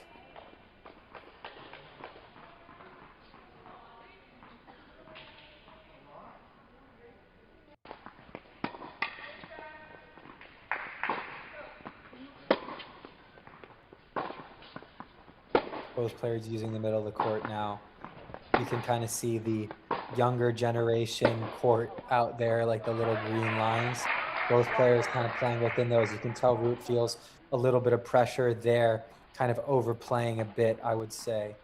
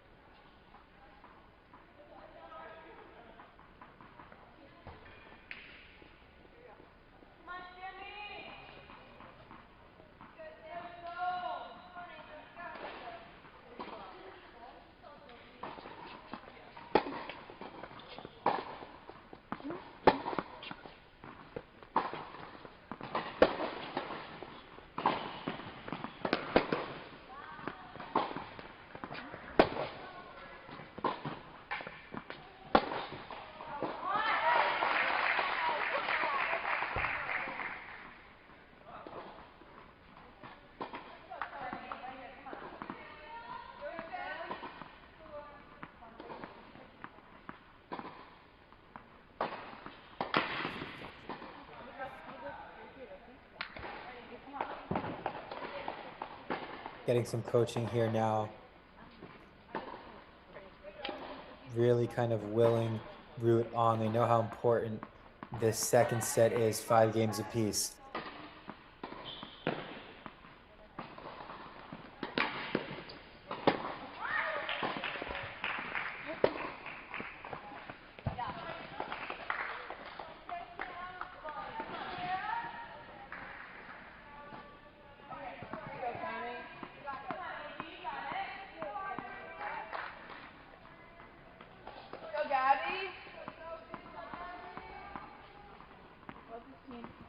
Big game here. If you're Providence, you need to go ahead in this game.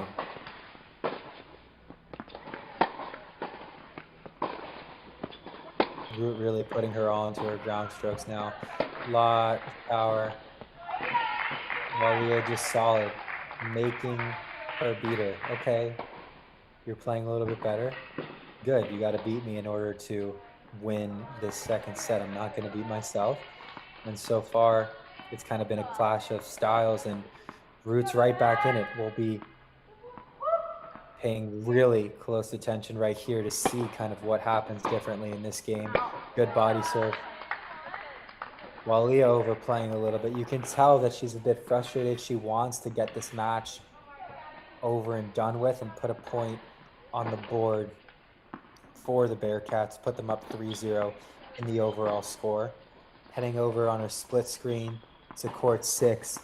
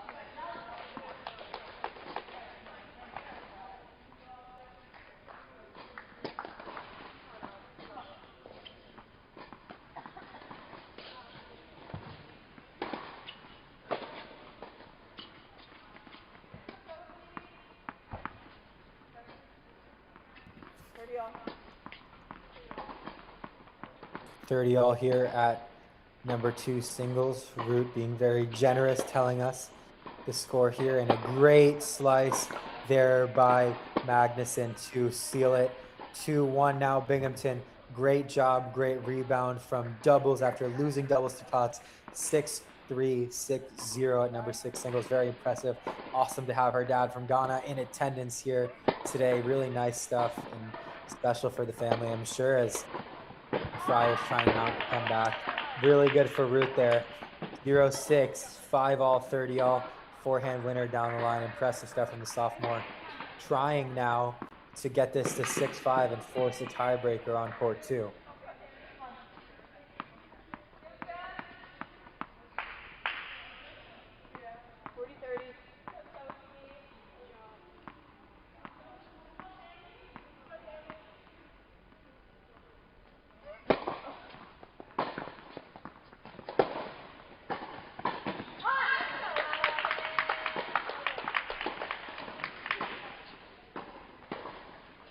Huge hold there for Root. 6-5 now, forcing Walia to serve to stay in the set. This one's heading to a tiebreak or a third set coming up. I'd love to check in on court 1 and see how things are going over there. This match is really expanding, kind of pushing into the later stages.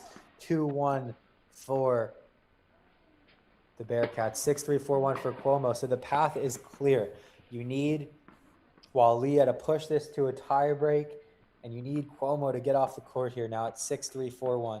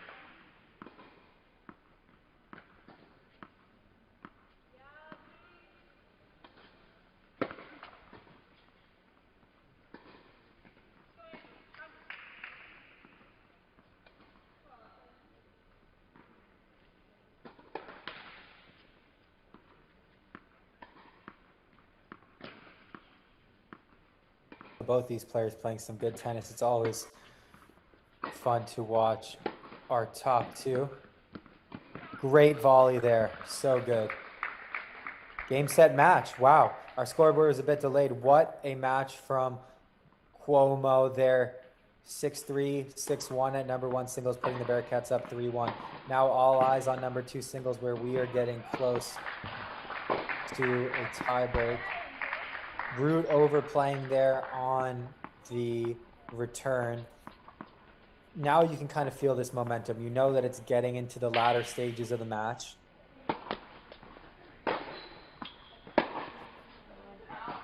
Both players can feel it. Walia overplaying more than she has all match.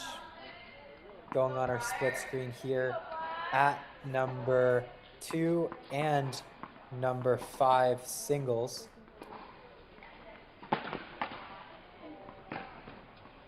Planowski looking to make this a 3-2 match overall.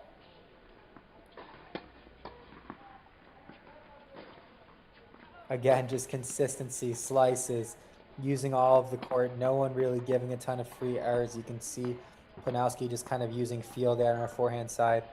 Slicing, favoring backhands, not hitting the forehand huge, but not missing it. Just maneuvering the ball around here.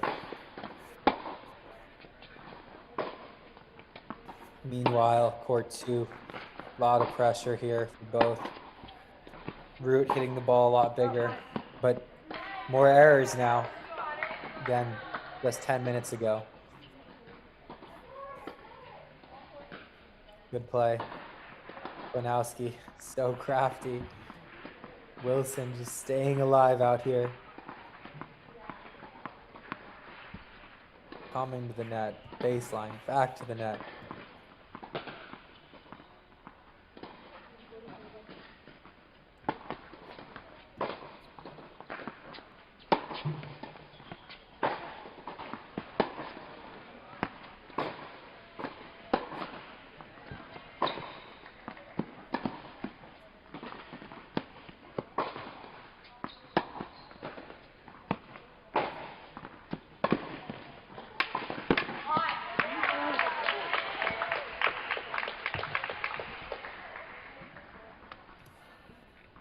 So big now in court 2. about to be heading to a tiebreak.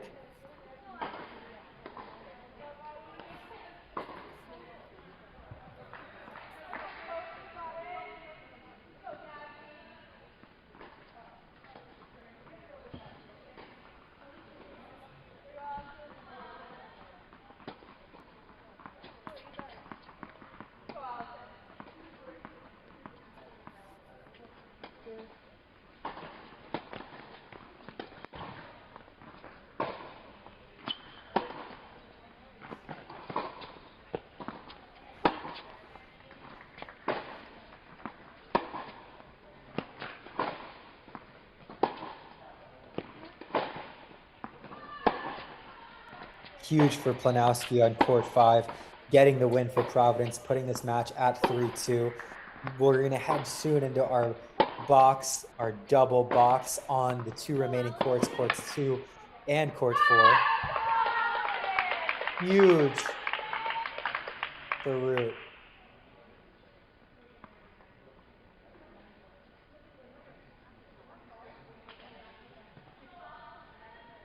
Root taking the second set here, it looks like. Folks, we have a lot of tennis left to be played here. Wow. That's just sheer willpower there from Root. You can kind of tell she's putting a little bit more into her shots. She's grunting a little bit louder. And a first set for Alberg on court number 4. So Providence could make this a 4-3 road victory. The path is there.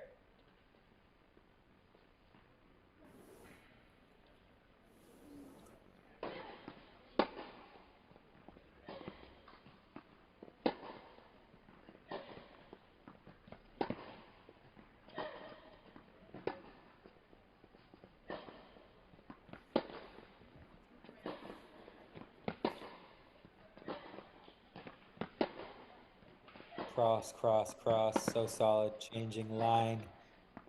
We're going to focus a bit more now on the tennis that's actually being played. So we know that Giles is a fighter. She came back in the doubles match earlier against Alberg.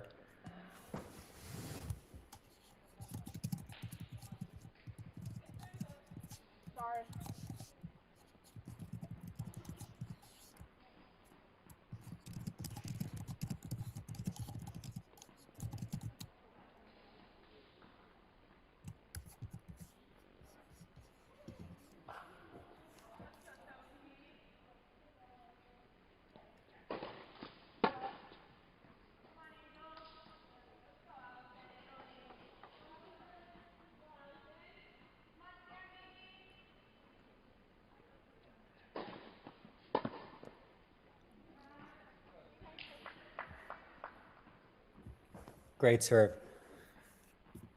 Jaro's fighting, staying alive.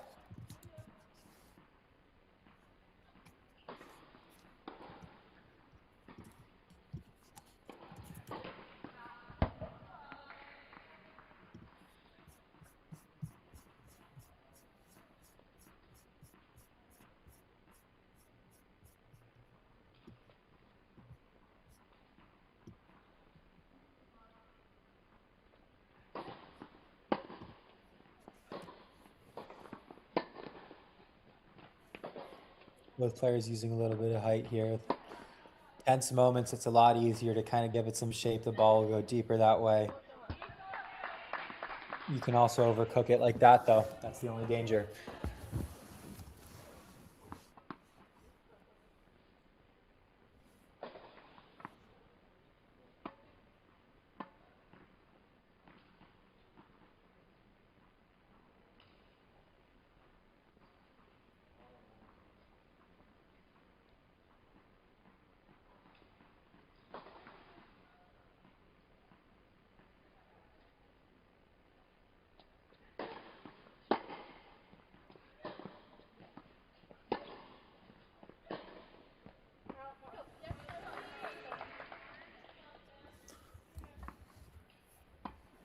Alberg pushing here.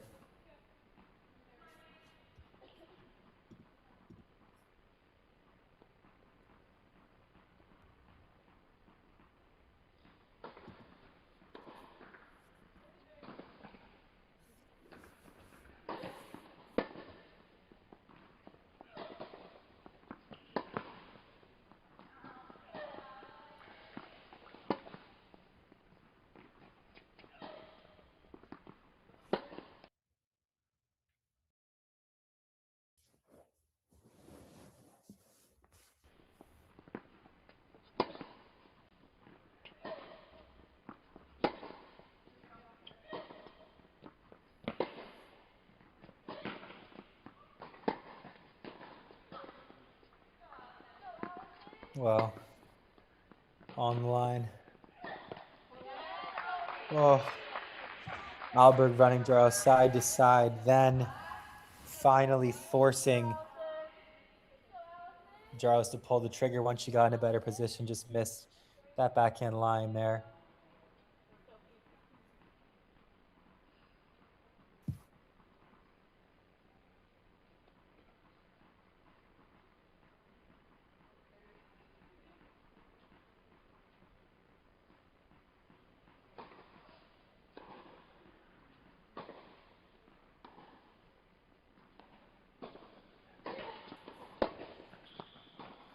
Good serve.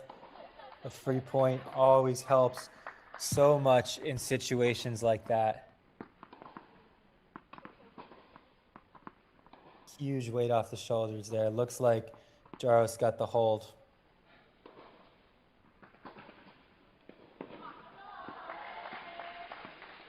Now up 2-0 in this second set.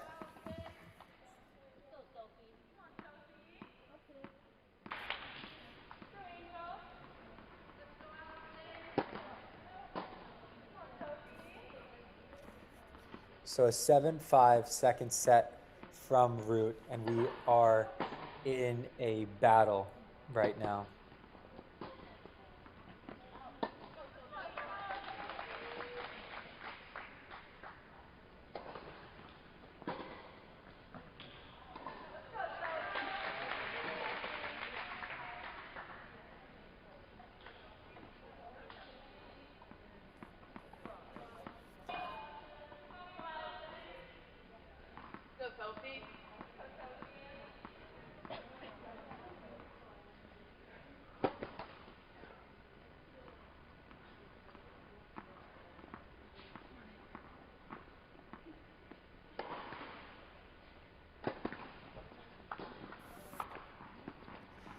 So every point here is so important. Root coming all the way back after losing a 6-0 first set.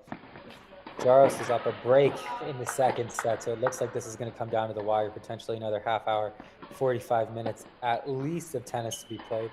If Jaros wins this second, there's no telling how long we are going to be here. So tough of a competitor. You can just tell how much this means to both teams getting their first conference win.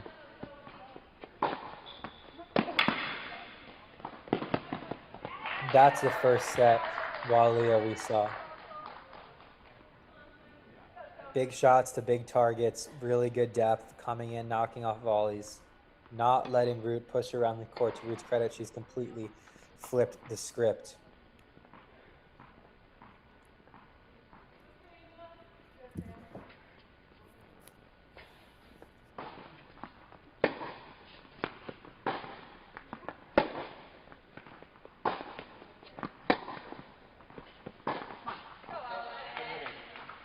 Making Walia play a bit bigger now.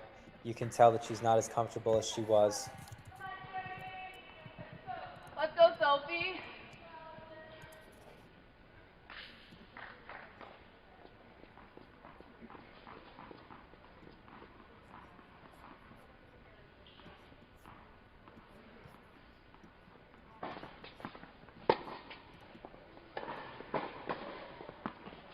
Huge game here for Root to try to break and take a break lead in this third set here.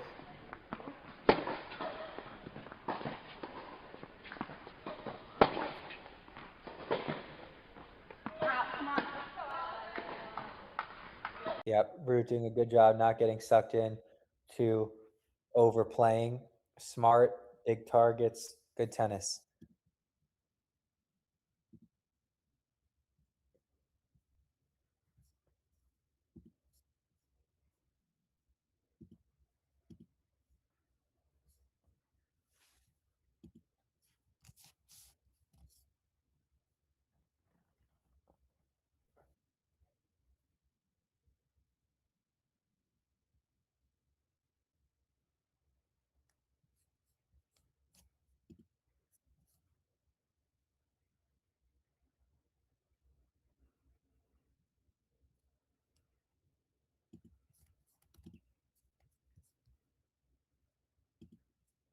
It looks like one game all now.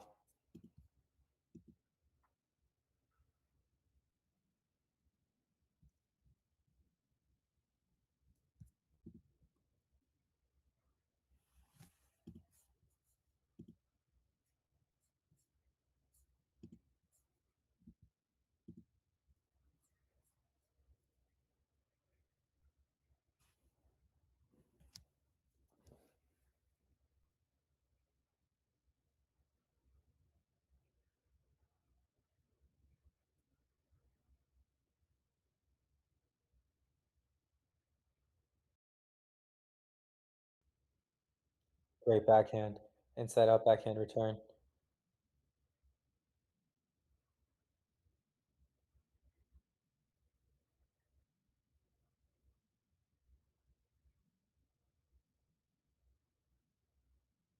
Mm. Forcing Wally to play a bit bigger, maybe out of her strike zone. Out of her comfort zone, my apologies.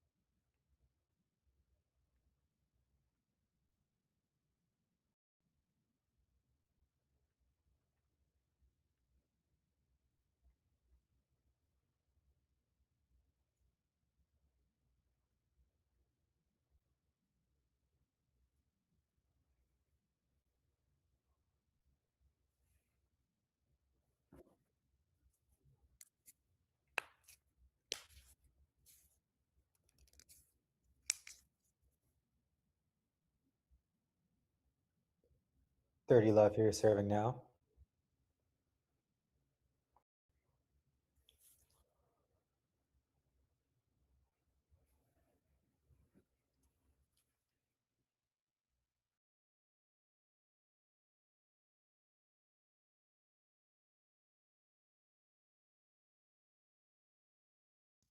Great playing here by Root.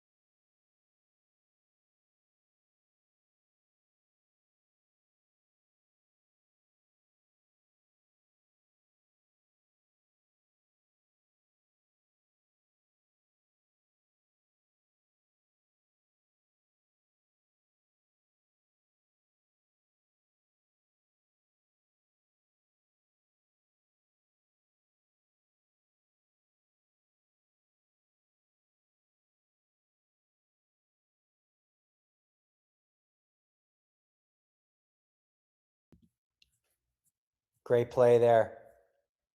Too good from Alberg. What a long match this is on court 4. 7-5 Alberg, 2-1 Jaros, just battling it out here. 2-1 for Root on court number 2. This is going to come down to the wire.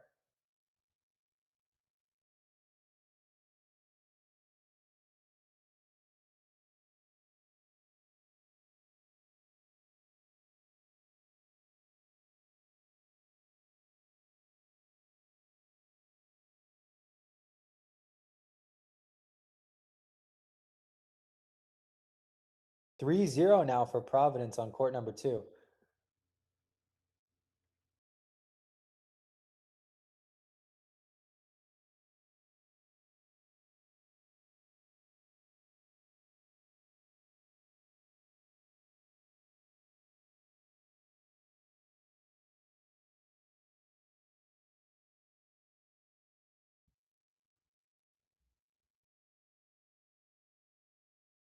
Wow. Looks like Alberg fighting back here.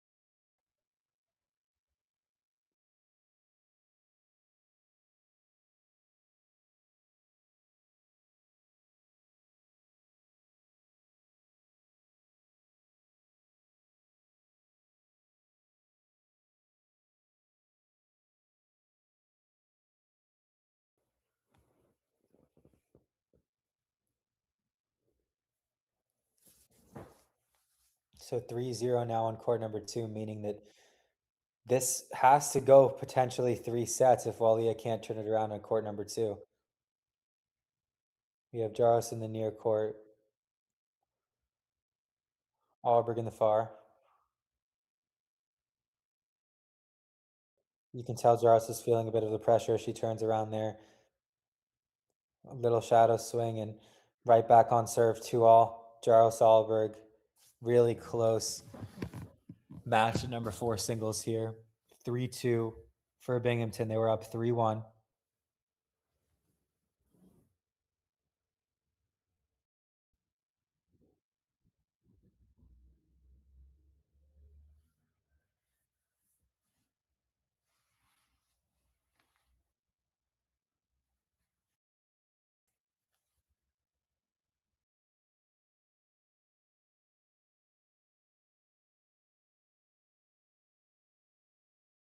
Great point there. Great point there by Jaros. Really good angles, moving the ball around.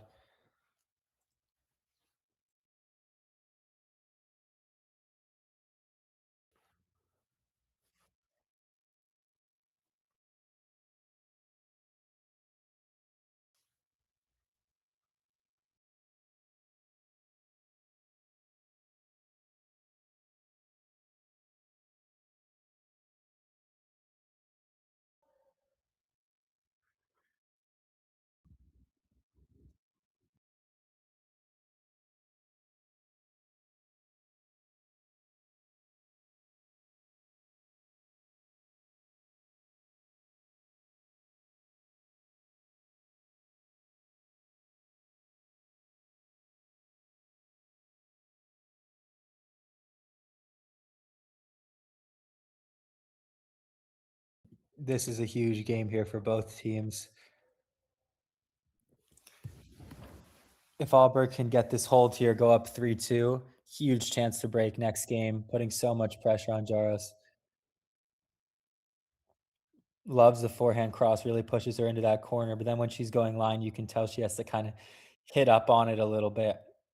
Not able to do as much damage. She has a more Western grip. You can see that the ball comes up and down a lot, but she's fighting hard here, saying, come on, really putting a lot of energy into it to try and get this break back and be up 3-2 and push this to a third set so that if her teammate on court 2 doesn't come through for Binghamton, she has a chance in a third set here. 15:30 now.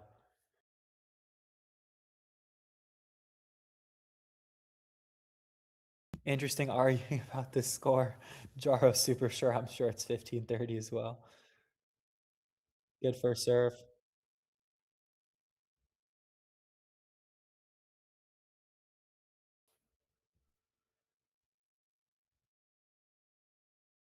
Moving her around well is Alberg right now. Wow. Overplaying 15:43 break points coming up now for Binghamton to get right back up that break.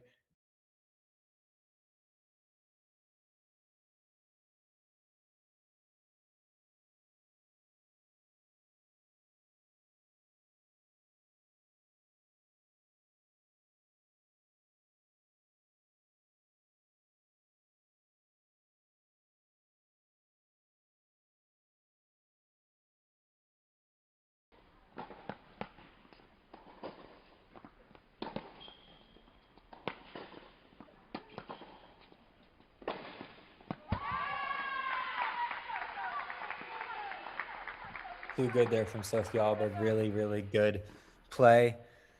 Came in. So much authority there on the overhead, just finishing well.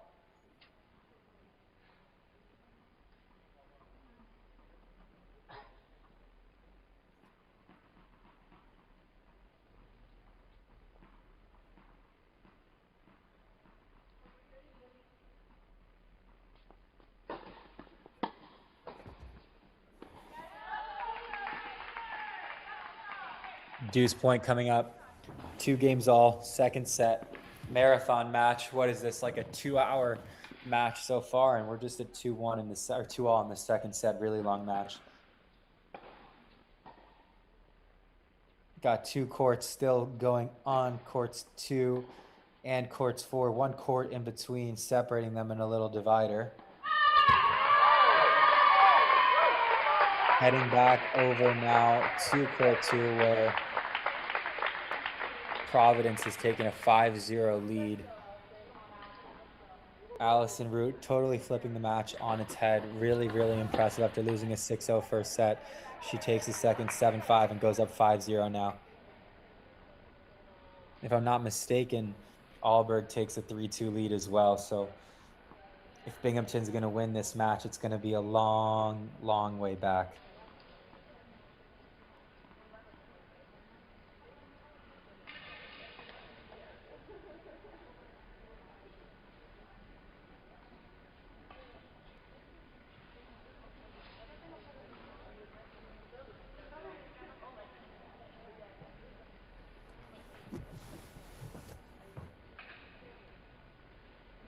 So both courts on a changeover right now at the same time, which is interesting. All matches are somewhat related again, even though they're separate and different. It's really interesting to see both of these teams, you know, at home, Binghamton taking a 3-1 lead. Not easy to do. Take a 3-1 lead. If you're Providence, you're fighting so hard. They're showing so much effort, so much heart. And if you're Binghamton, you could kind of feel the stress from Angel Walia there in that second set, knowing she had to get it done. She was up a break early. She was up a break through a bunch of the second set, but unable to keep it and hold it and get that next point on the board for Binghamton. And as you can see, this has been pure willpower by Root just to make sure that she stays in it, find a way back. Now let's see if Walia has the fortitude to find a way back a little bit here in this third set, at least put some pressure on Providence to come up with something great here.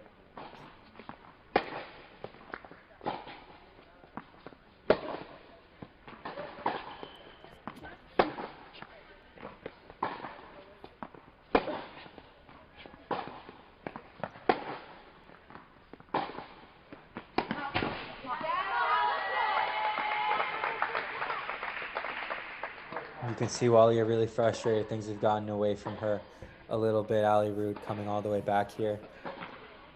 So poised and focused. She seems to be in a zone mentally. Not easy to win a set 7-5 after losing the first set 6 games to love. And then on top of that, going up 5-0 in the second quickly. Hang on.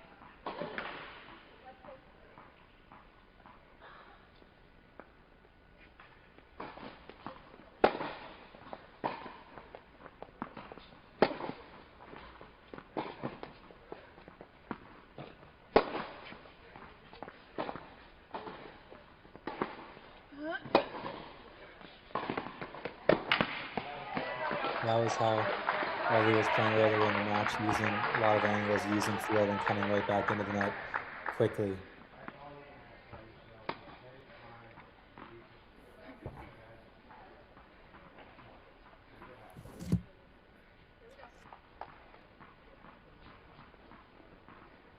Zero 5, 15 all.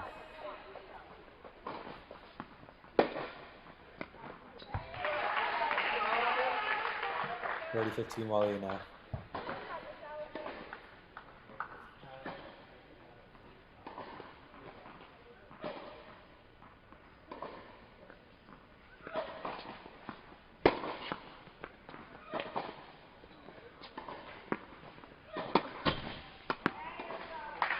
Wow. Ceiling a little low there. Ali backing out, trying to hit a higher ball. Goes right into the roof.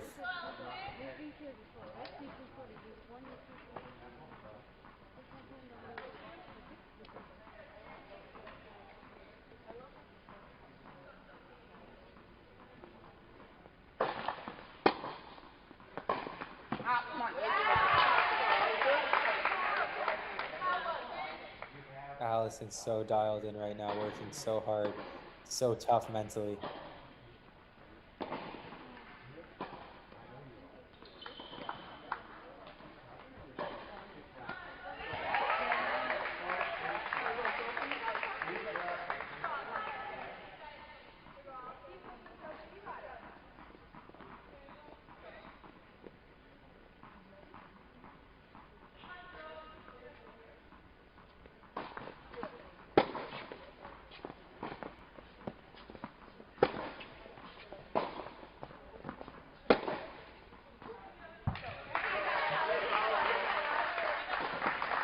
Walia gets on the board.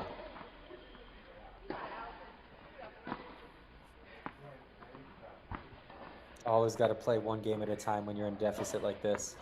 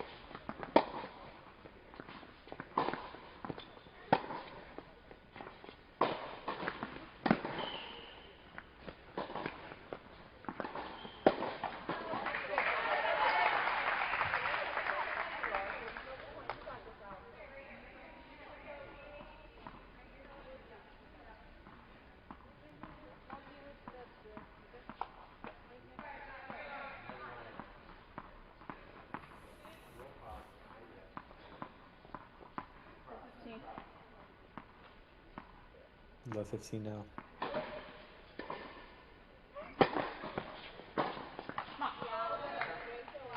15 all here.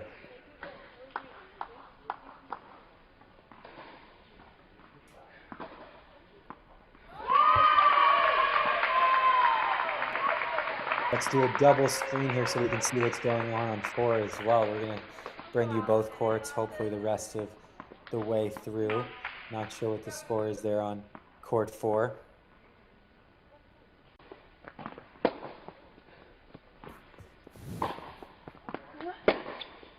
Three all now in the second set on 4, just an absolute battle.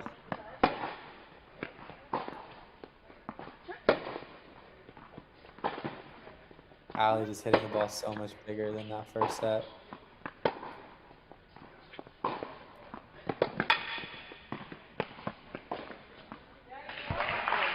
That's just a good play by Binghamton. So as you go closer to kind of like the finish line, you start playing maybe a bit better. Binghamton's not giving up. She's not giving in. Wally is not giving in at all. And Allison feels the finish line pulling her close, but when your opponent starts raising her level back towards what it was in the first set, I mean, it's possible to pull off a comeback so hard, but nothing's impossible, especially college tennis, no ad, things can happen. So at this point, it's huge, though. Could potentially have, and we do have 3 break points coming up now. Ali kind of trying to force it, maybe a bit tight, feeling like she could close the door. Meanwhile, on court 4, we just have an absolute war. 3 games all in the second set. It's been such a long match.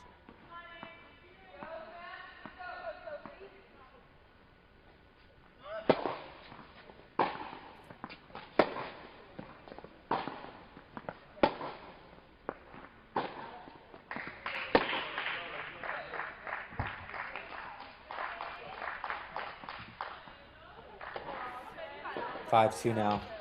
Still up a break, but Walia's serving now. If she's able to hold 5-3, can break 5-4. We could be at 5 all before you know it, and then we'll check in on court 4. Looks like a really close match still.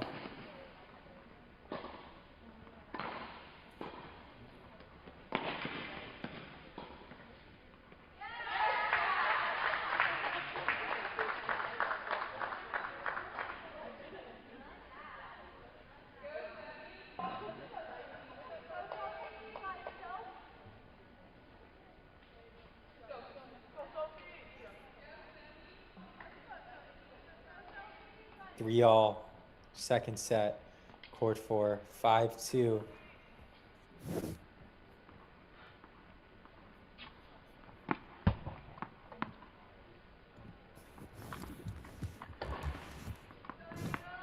go, Cat.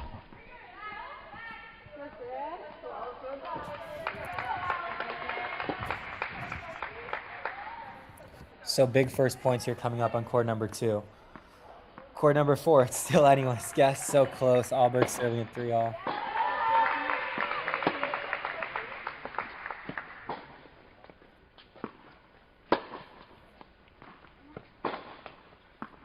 Allison hitting the ball big to big targets. A lot of shape on the ball. Walia plays a bit more through the court. Hard for her to really generate the same amount of spin as Root. Love 15. Huge point coming up here. You could get it back to 15-all and potentially hold comfortably, or you could go down love 30 and be 2 points away from making this a 3-all match overall in this duel. Second serve coming up.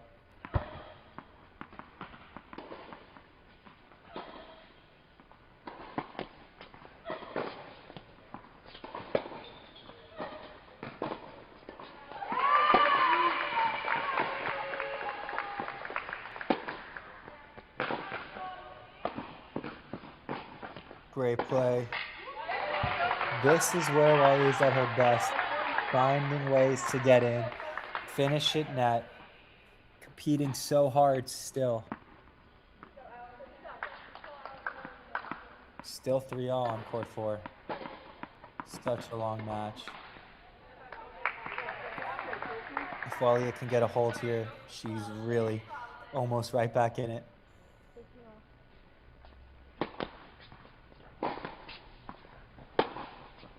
And as your opponent is kind of coming back and working so hard to stay in it like Walia is, if you root, you start to kind of clutch overhead there by Walia. You start to think about, wow, I was up 5-0. Okay, I was up 5-1. I was up 5-2. I haven't been able to shut the door yet. And your mind starts kind of playing tricks on you. And it's hard to calm the nerves. It's hard to calm the mind and just stay focused and in the present, which is what she has to do right now. She just has to focus on being tough to beat this point.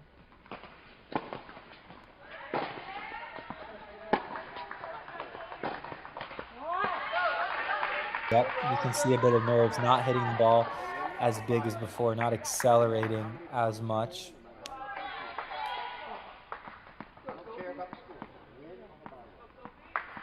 Yep, you can hear the coach saying, don't care about the score, just play.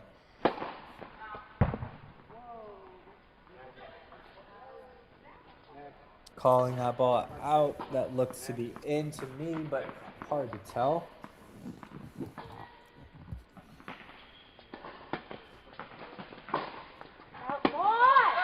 You can see Root overplaying a bit now. This is more like the first set where she was kind of spraying a bit, not being as consistent as she could be. Still 3-all on court number 4. This is actually crazy.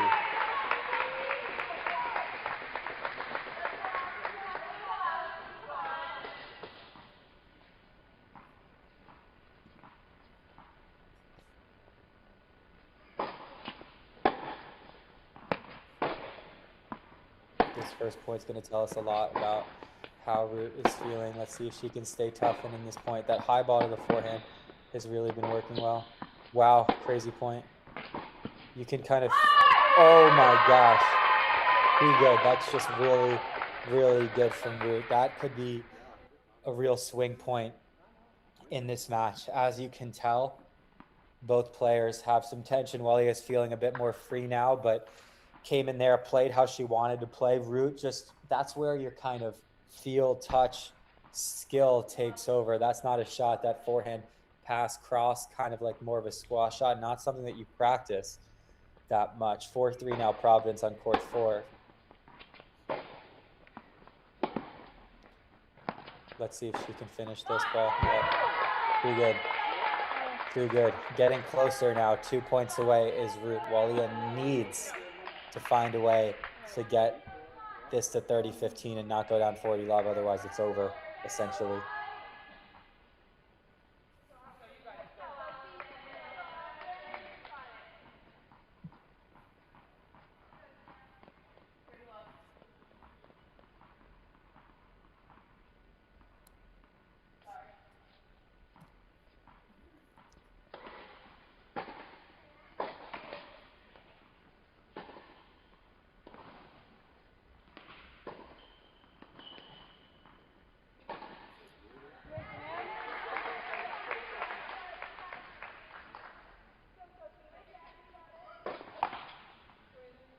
tension. You can tell that there's still tension. Even though you're up 30 love, you're 2 points away.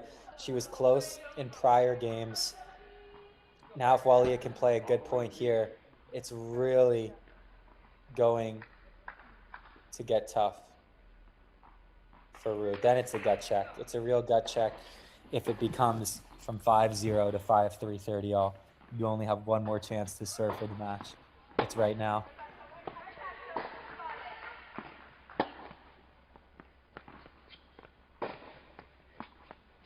Playing with a lot of margin here, both players. No one playing too aggressive. We'll see if someone starts stepping in, trying to do more. Walia playing super solid and consistent. Does not want to give a cheap error. Neither does Root, but my heart's beating faster watching this. On the line. Really fair there to not call that ball out. I'm impressed. Wow. Wow. Great play by Root. That's very fair by Walia. It would have been very easy to call that ball out on the baseline. Like, that's just on the baseline. There's no refs. The refs are roaming. You could easily call that ball out 30 all. I've seen it happen so many times where that wouldn't have been called in. So super fair sportsmanship there by Walia Binghamton. Fair players, very impressive. 40-15 though for Root. 2 match points. 3 match points coming up. Loses the first 6-0, 7-5, 5-3, 40-15. Serving 1 more point away. 1 swing of the racket away. Let's see if she can hit an unreturnable serve. Nope. Gonna be a long point. I feel so much tension. Oh man, that's another ball that's so close. Wow. Walia coming in. Beautiful. Putting away that volley. 40-30 now. Getting so tight. My heart's beating faster right now. These are these moments. Another really fair call by Root. Like, I've seen players just call that ball out. They're close to the line, just get off the court. But she's actually playing the right way. So are both of these players calling it fairly. Good to see.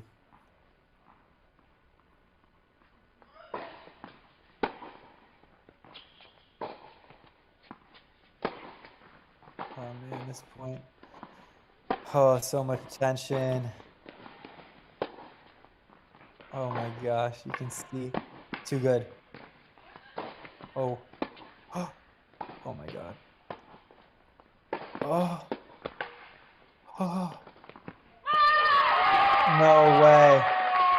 So much tension in that last point. Oh, what a match. Really impressive from Root. Great comeback by Walia in the third a little bit, but just amazing from Providence. 3 matches, all 3 apiece right here. All eyes to court 4, the longest match of all time. Court 4 coming at you. Wow. Oh, so close there. I wanted Walia to get that back. Been such a high level match. 54 minutes was the match on court 3, an hour 11 minutes on court 1, an hour 9 minutes on court 6, and we are at 2 hours and counting on court number 4. Samantha Jaros of Binghamton against Sophie Alberg of Providence. So close.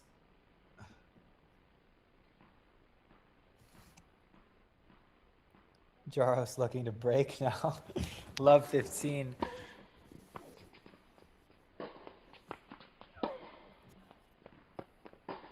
She won't miss a ball.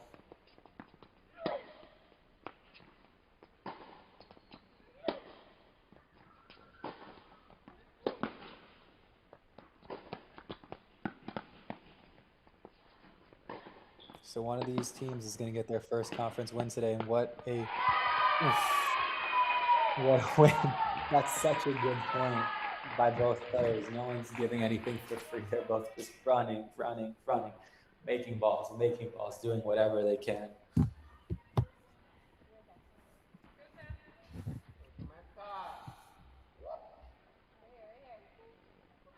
Wow, I mean, it's going to be interesting to see if Alberg's able to hold here. Will Giles have the kind of like mental fortitude to be able to keep holding just one game away from the dual match being over? Like, she's been out here for 2 hours. Will she be able to keep doing it, keep making Alberg earn it, or is it just going to be too much pressure? Oh, wow. 15-30. Maybe she'll break here.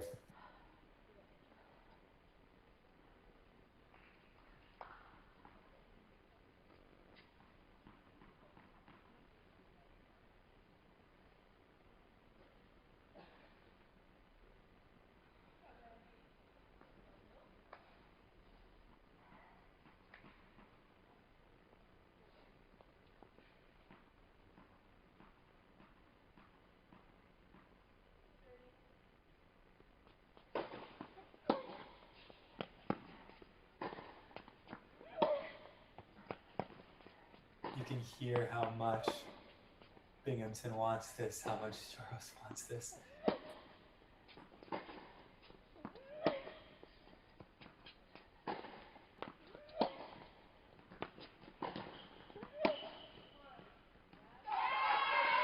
Wow, just a little bit too much pressure there, a little bit too much on the forehand from Alberg, forcing Giles into that error. That's not like a free point. That's not an easy point to win.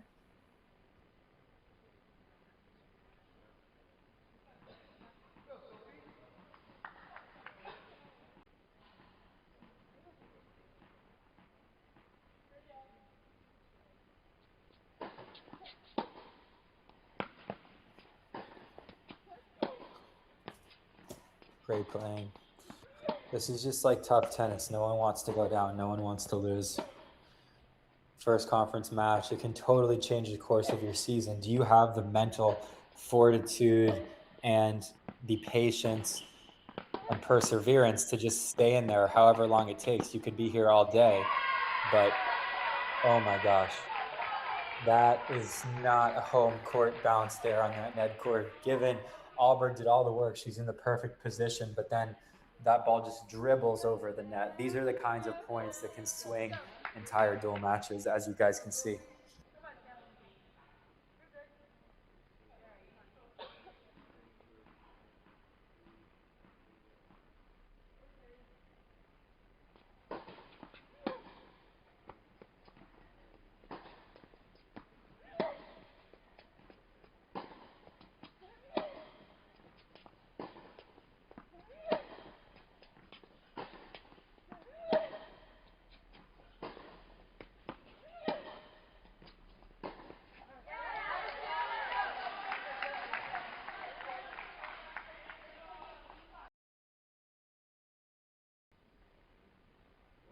Deuce point coming up here. It's just, this is one of the longest, if this goes 3 sets, one of the longest dual matches I've ever seen.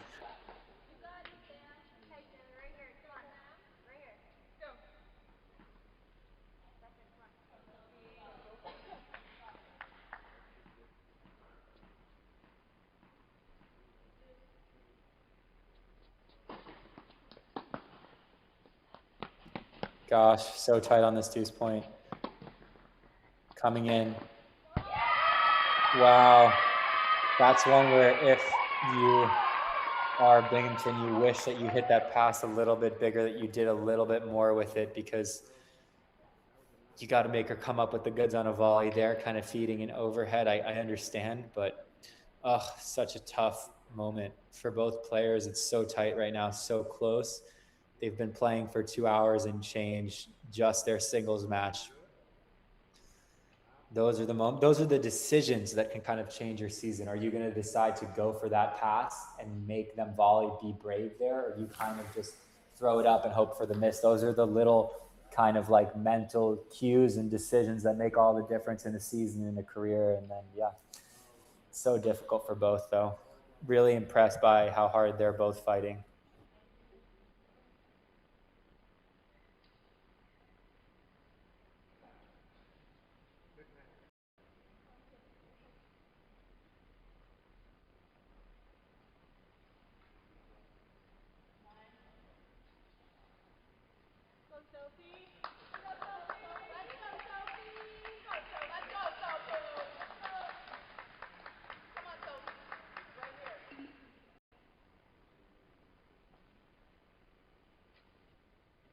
So looking at the overall scores, court 1, Binghamton 6-3, 6-1. Court 2, Providence 0-6, 7-5, 6-3. Court 3, Binghamton 6-1, 6-2. Court 4 still ongoing, 5-2-2. Providence 6-3-0. Providence. So you can see how important that doubles point is, because for the most part, Providence overall throughout the duel has played better singles on the day, but we're still at 3-all in matches because of that doubles point. Do you see how the math works? I mean, it's crazy. Like, this is an insane match, and we could be here for another hour plus if, Binghamton can kind of hold on and find a way to keep holding. Second serve coming up. See, so this first point in the game to me is going to dictate kind of how she plays the rest of the game and match. If she can play brave, get a first point here, if it's a double fault, not a good sign. Really good second serve. Okay, she's playing well. Sometimes you can come to a point where you're just hanging on, and you reach a breaking point where you've been hanging on by like the skin of your fingers just for so long, and then it all comes to a head. But Binghamton finding a way to stay tough here. Doesn't look like she's going to get broken this game based on that first point.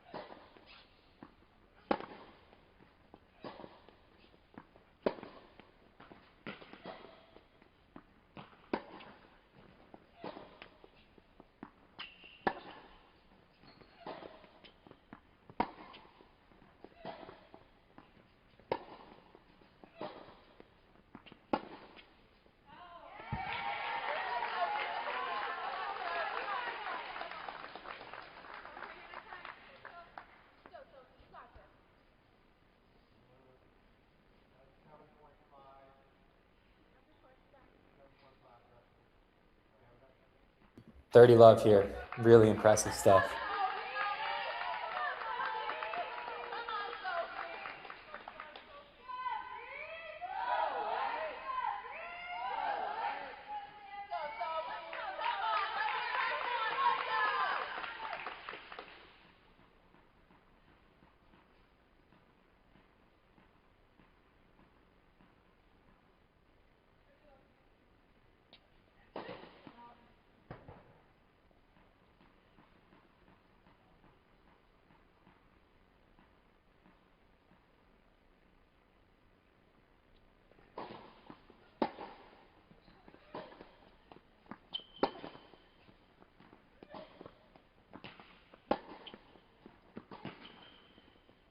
Great backhand line. Great backhand line. Finish was right there. See, this same thing as kind of we've been seeing all day. I would say that Wally on court 2 finished really well when she was at net, but apart from that, a lot of these easy balls we've seen being missed in the net especially.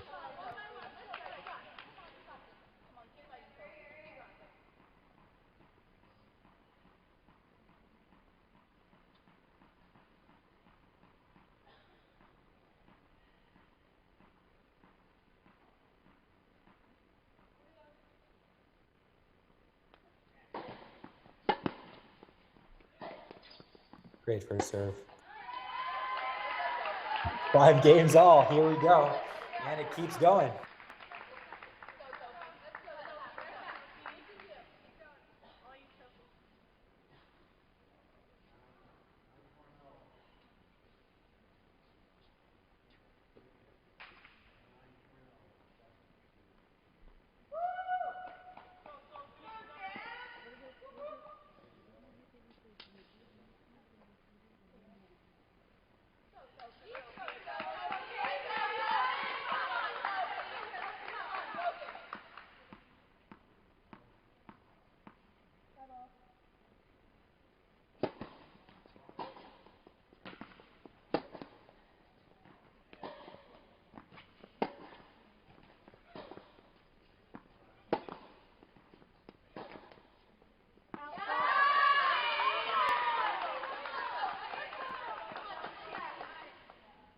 Craziness. This is crazy, guys.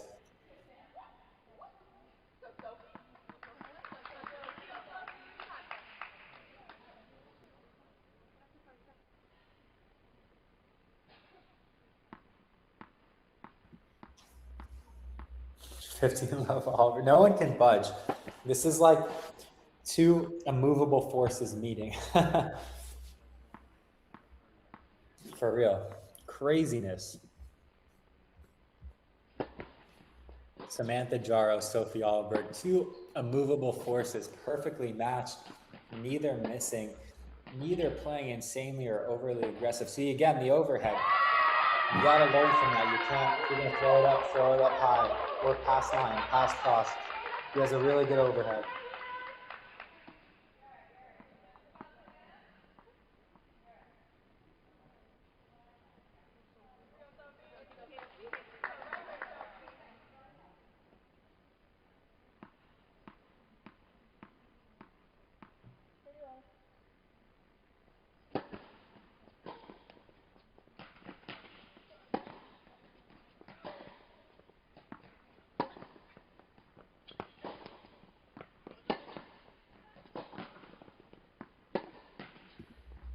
This is crazy that we're still in the second set and every match finished like 20 plus minutes ago.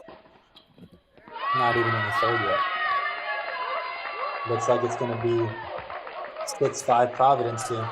You can hear the Providence team barking there on the side. She's a dog, they say. She's a dog. She's her.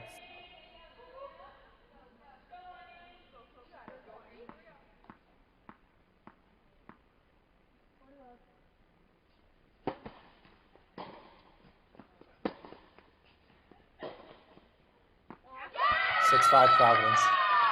One game away.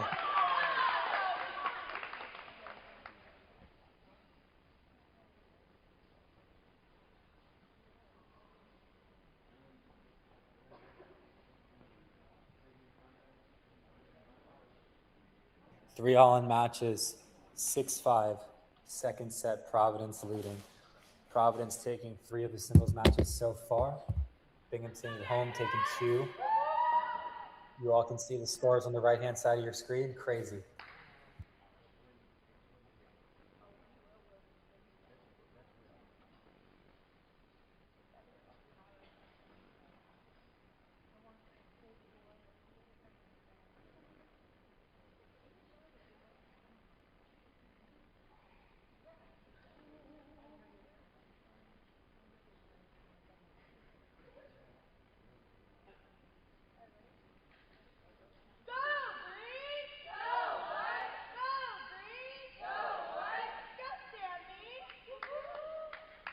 Another difficult part about this, and no one talks about, you're on the sidelines, you've been there for so long. That's where sometimes, honestly, if your culture isn't as good as it should be, people can check out a bit, being like, oh, I just want this to be over. But this can totally change your season around. NCAA's, like, the ramifications are huge, so you have to just find a way to stay in there, stay solid, and keep fighting. Again, the first point here to me is a huge indicator of how the rest of the game is going to go.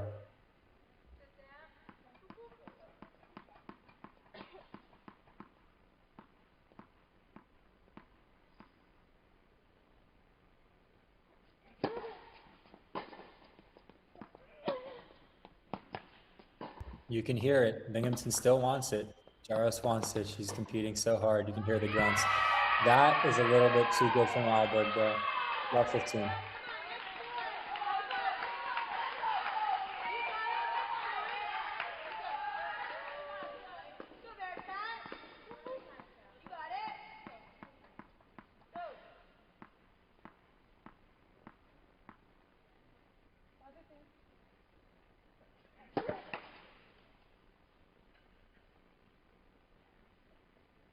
Serve coming up, second serve here, love 15, second serve, tough position to be in.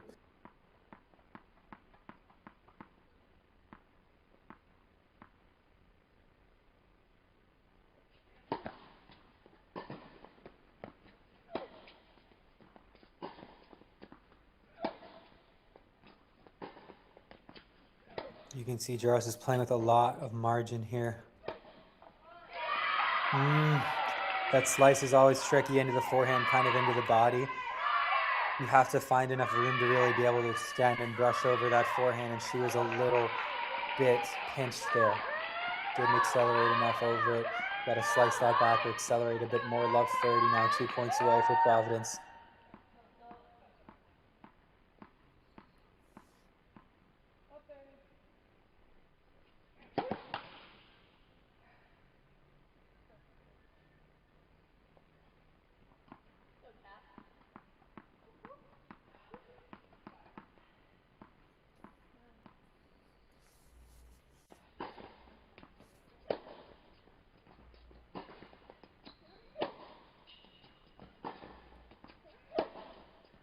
Man, I can feel the tension. Oof. Credit Jaros, she's really being tough here. So is Aubrey, very impressive. Wow. Love 30, easy to go down. Love 40, she keeps fighting, stays in there. Really impressive.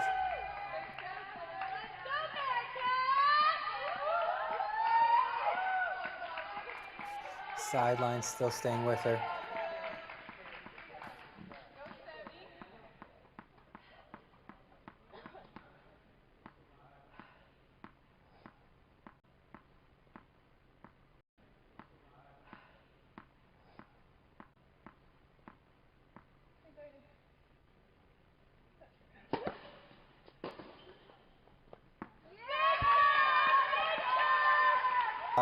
Wow, 30 all.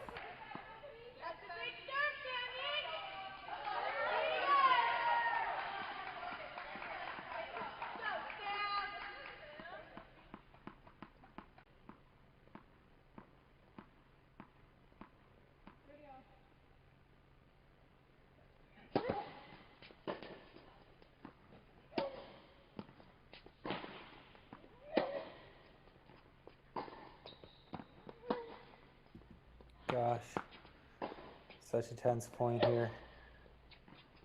Really good acceleration there on the forehand from Binghamton, from Jaros. Impressive. Neither player wants to miss. A lot of shape on both balls right now. She drove that a bit more, comes in. Again, these overheads. What? No way. That's so gutsy, staying in there so tough on that shot after the overhead. You can see it's getting really physical. I think the legs are still there, but it's getting physical for sure. 40-30 now, point for a tiebreak here.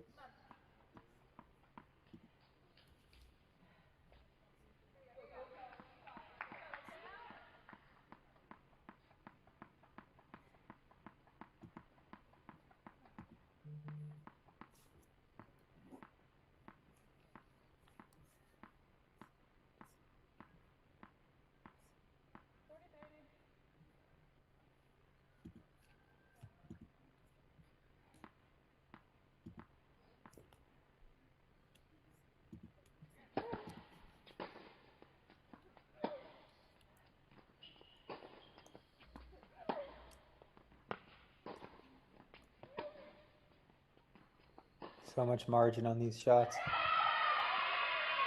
And a dual match point now for Providence. Gutsy inside out forehand winner there by Alberg. And we are either 1 point from a tiebreak or 1 point from that's it. 4-3 Providence. First conference victory, first road match victory. Match point coming up here for Providence. Let's see what happens. Cinema.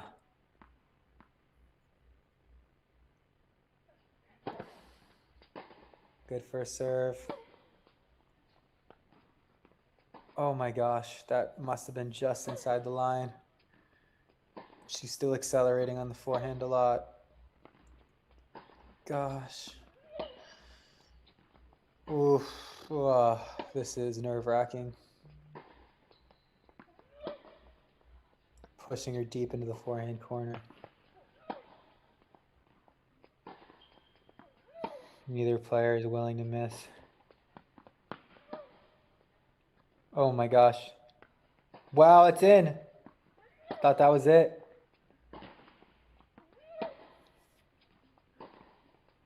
This is one of those points that you feel in your legs after that ball lands short but still in. Oh my God. Oh, in. How are these in? Oh my goodness. What is that, a 30-ball rally to save match point? Oh my God. Tiebreak coming to you, court 4. Oh my gosh, this is crazy.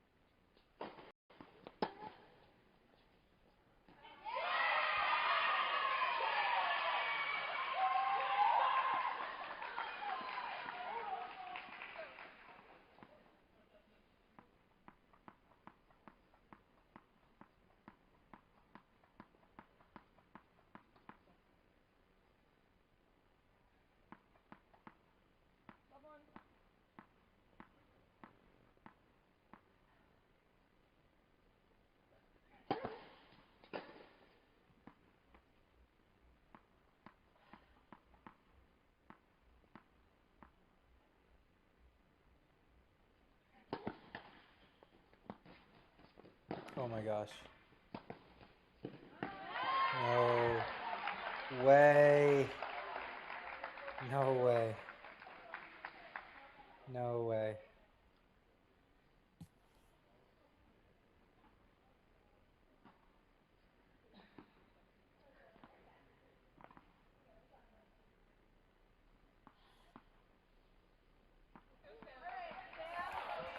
Oh my gosh, 1-all, the drama.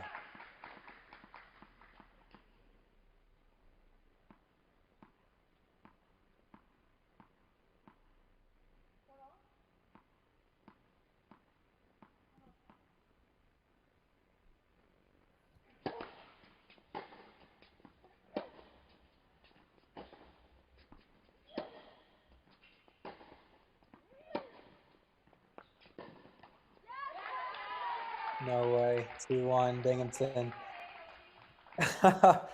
Oh my, this is one of the crazier matches I've seen. Wow. This is wild.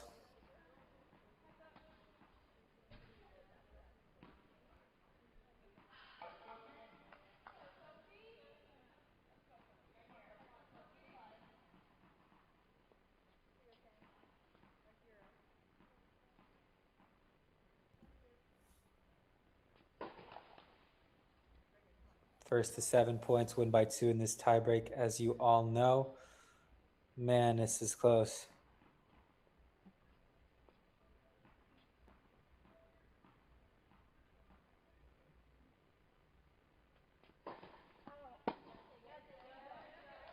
No way. 3-1 now, Binghamton. Looks like we might go to a third set here.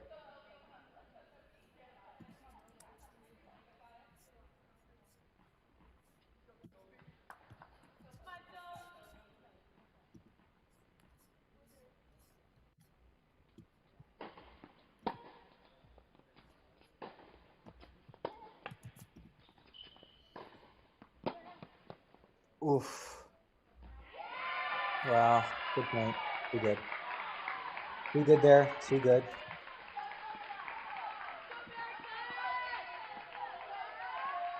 It's a good play there from Providence. 3-2 now.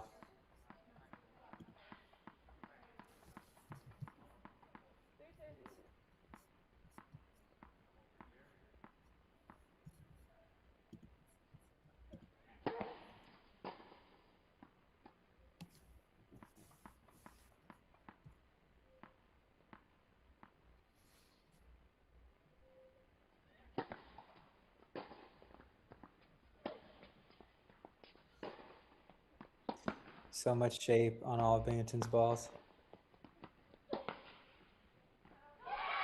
3-all. Wow.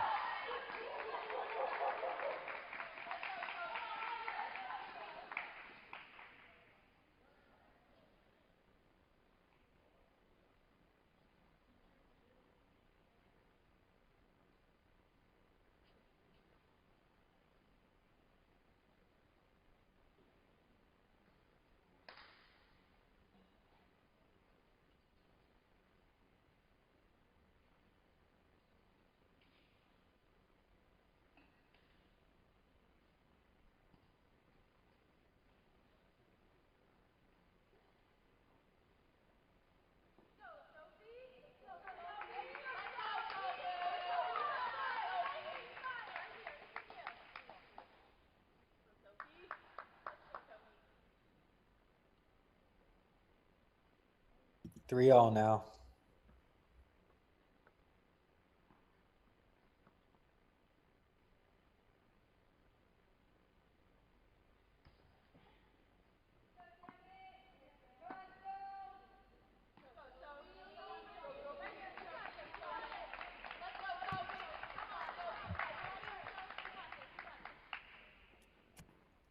So tense. 3 points all. Whoever wins for the next 6 points is going to be our winner of this second set. That was good ball. Deep. Good depth. Great angle. No way that was in. Man. See, neither girl, neither woman is budging. So tough. No mistakes. Just long points. Their styles really match up well. It's just you get some really long rallies. I think that her legs might be getting a little tired, Jaros. That to me looked like she didn't quite get there. I don't blame her. I mean, been playing for so long. It's so tough.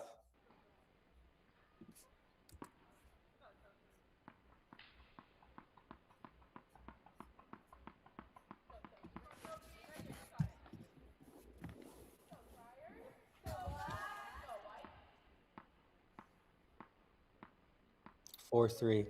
Serving. 2 serves now at 4-3. Good for serve.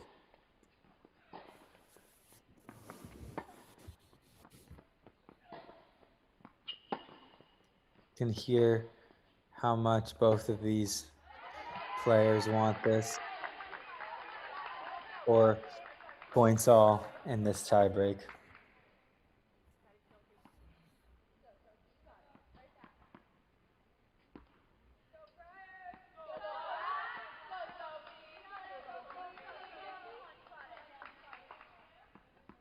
Really impressed with both these teams' fights. They're trying so hard. Neither is budging.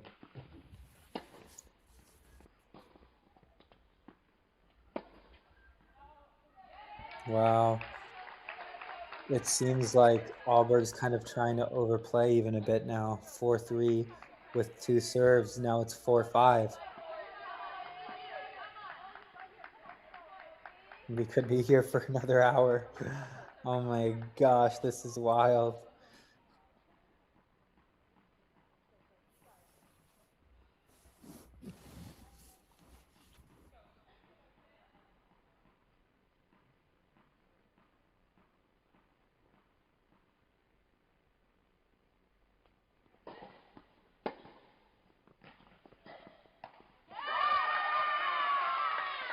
Wow, 5 all. A little bit of tension from each player.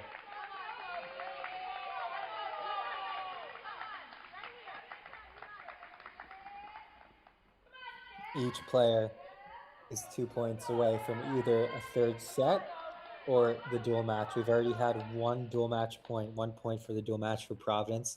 Now we're at 5 all in the second set tiebreak. Whoever wins this point is going to have a set point that could also be a match point. So much tension here. Good first serve body. So much margin on that backhand. in a pretty good position. Just, you can tell, no mistakes coming. Looks like the strategy is to go towards the Jaro's forehand. Oh my gosh. Very smart there. Jaro's Binghamton working so hard to just stay in this.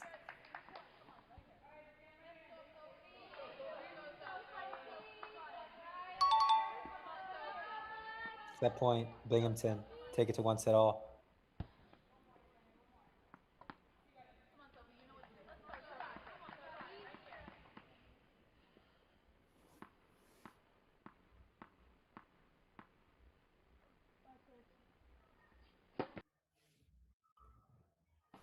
Oh, and the stream buff. Oh my gosh. Overhead. No way that's in. No way that's in too. Oh my gosh. Oh my gosh. That is such good movement from Alberg. That is so tough to keep this point alive. Jaro's doing whatever she can now to stay in it too. Oh my goodness. You can hear the sideline. You can hear Barnum bark. 6-all. That is unbelievable. What a dig.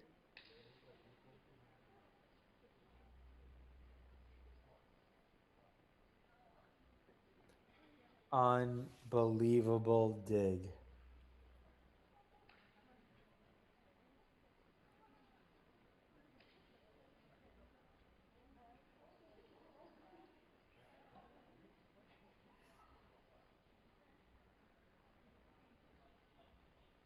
Six all. Oh man, the drama.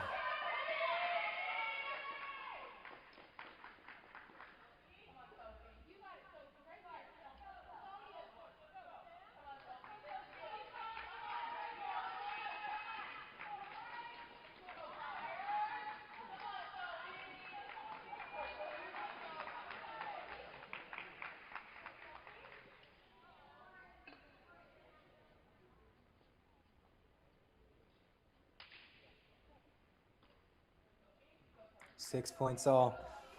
Now win by 2. Craziness.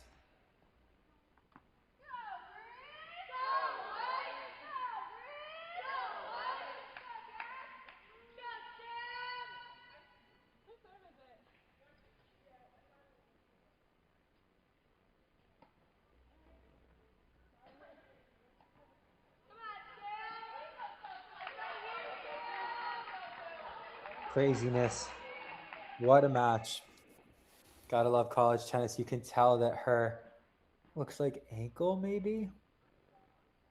Jaros's ankle is a little.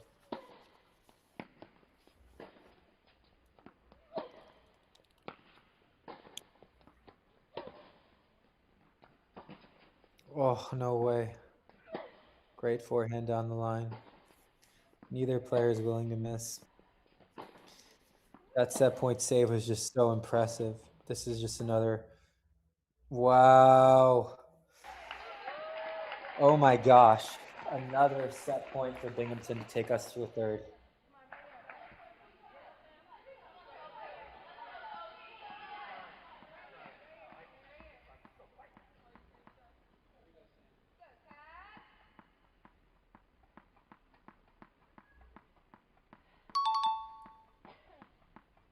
Set point coming up, Binghamton to take this to a third.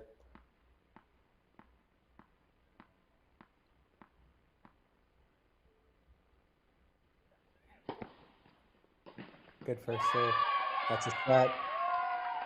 That is a set. Wow. We are going to a third set on court number 4. Okay, I think we are going to take a 2-3 minute break and then bring you this full third set. Well, you guys are in for some more tennis ahead.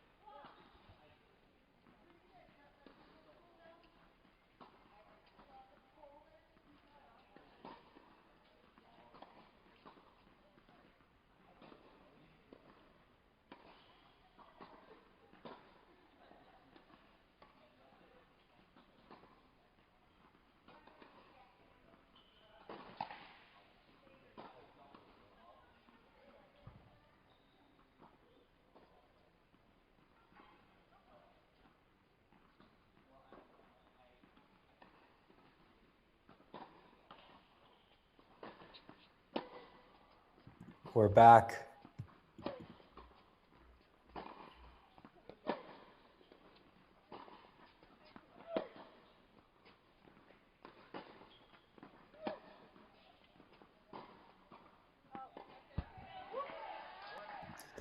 Wow, this is such an unbelievable battle. You can tell that Jaros is struggling physically, but just will not give in at all.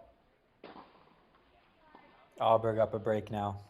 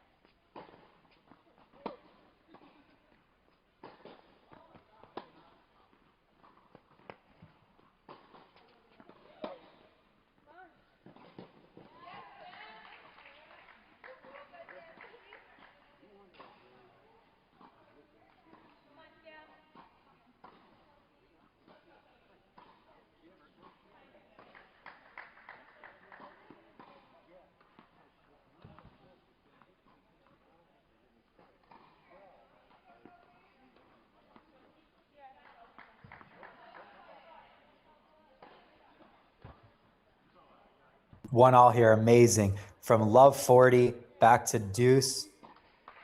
Crazy little backhand down the line, short angle almost. You can see some twinges, some kind of cramp type feelings are creeping up. It looks like it'll be happening soon for both players.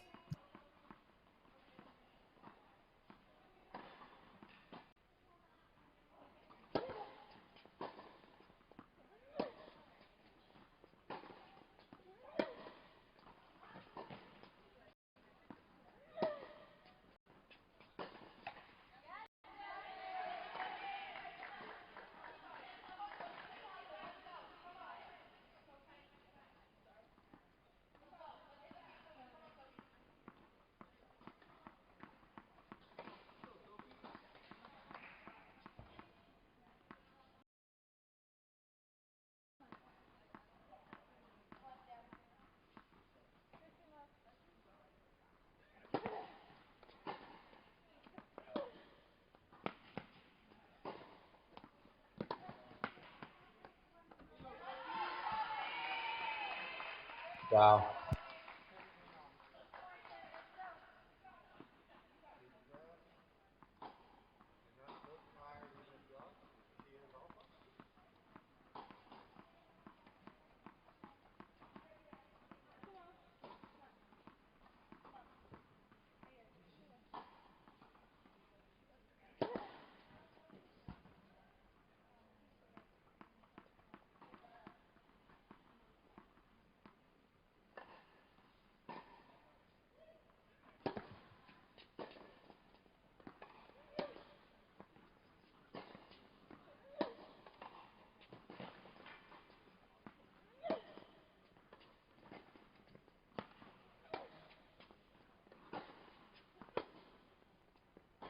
This is more tennis like that tie break, just never missing. I don't know how much longer this match could possibly go. It's insane. Oh my gosh, that overhead that I was talking about earlier is not where it was early in the match. Wow, this is crazy tennis.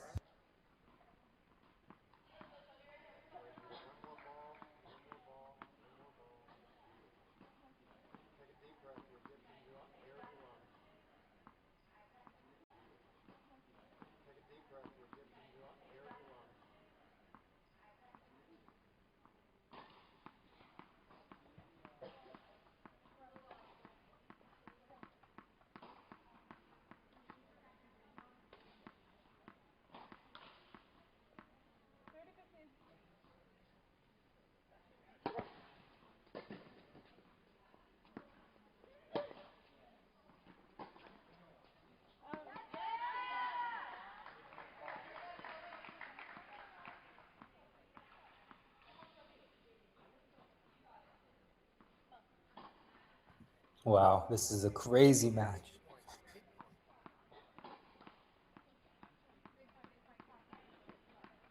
40-15 now. Looks like Binghamton could come all the way back after being up, having chances.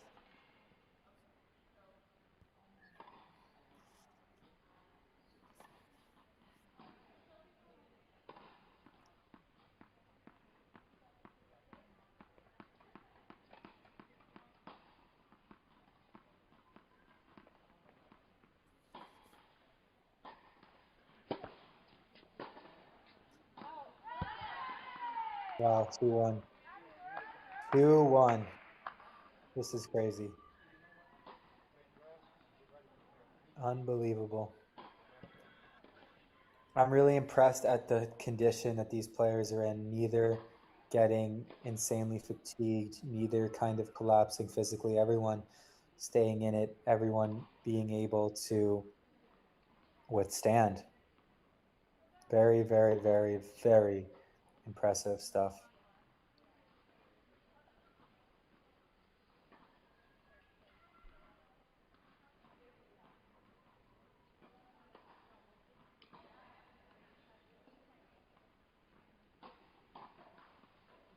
As you all can see, it's been a long time that this match has been going on. It's 3 all-in matches so far. Providence, 3 of the singles matches. Binghamton, 2 of the singles matches. You can see the other people have started hitting in the corner. This match is at 2 hours and 50 minutes so far. one of the longer dual matches I've ever seen in my life. And crazy stuff. I don't even have the words anymore. We've been playing for such a long time. It's very crazy, and just kind of, I don't know, shout out and just props to both girls for just doing an incredible job being able to stay in it, stay out there for that long. It's not easy to do. Just very impressive, and hats off, kudos for doing such an impressive job staying out there and continuing to fight and not giving in. This could be a real season changer, a real catalyst for stuff to come in the future. Just again, just so impressed by what's going on.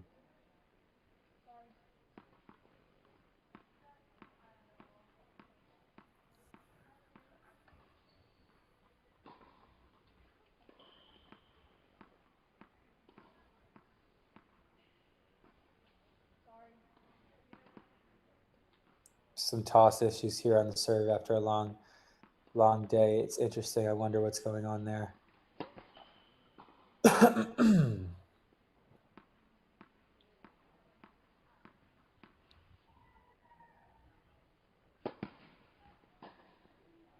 Yeah, I think that the legs are going a bit for potentially both players here. Very difficult.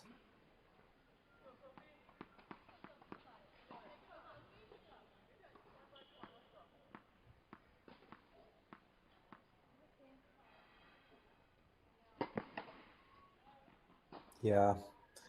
Tough on the serve, not getting the bend as before.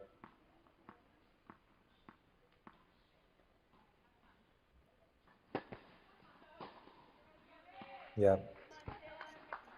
Yeah, it comes to that kind of breaking point. Like, how long can you stay in this battle for? How long are you able to just keep going and going and going, and your body's telling you no, your mind's telling you no? How long can you keep pushing through it, pushing past it?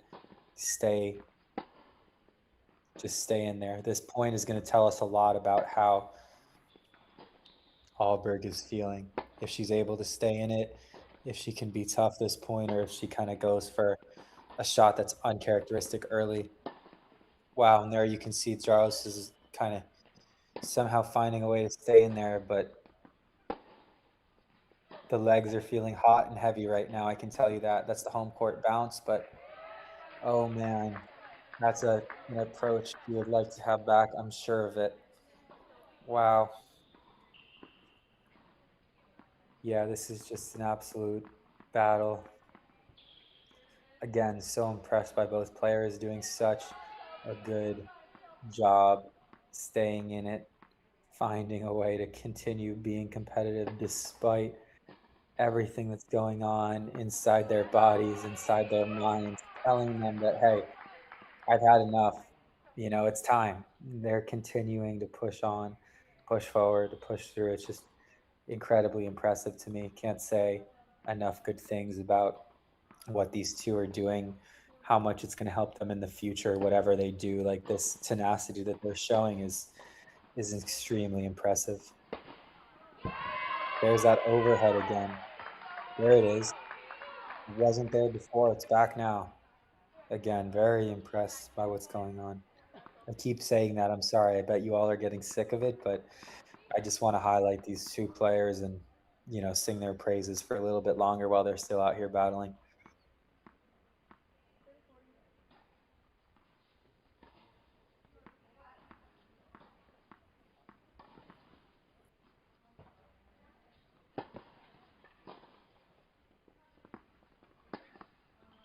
Thirty, 40.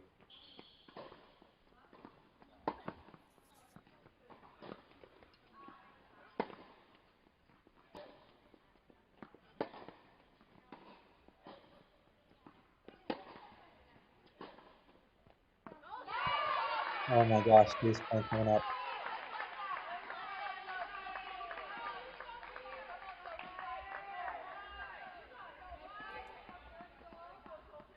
Huge point coming up. So we had love 40 to deuce before. Now we have another deuce point coming up right now.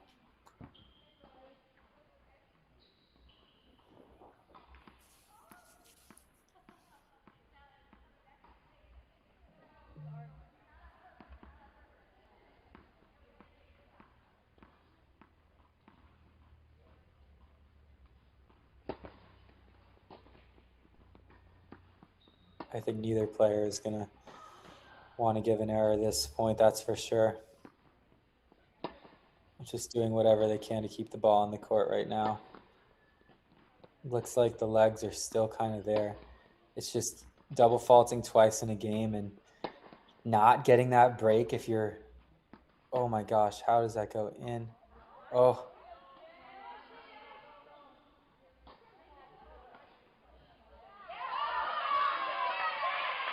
Overrule. Overruled, wow. Oh man, 2 games apiece now. So she called that ball out on the baseline and is overruled.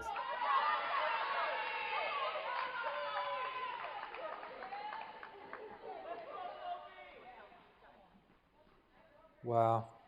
Love 15 now because that must have been a second overrule. So now it becomes real. So you go from thinking you have a break when you call that ball out to then being down. Love 15.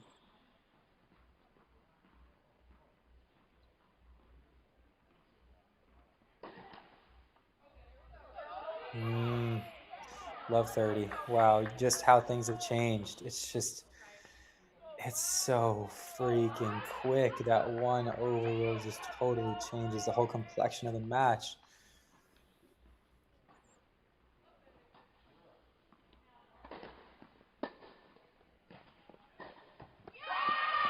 No way. So you think you have a break, now love 40 just in less than a minute. This is the fastest game of the match so far by a lot.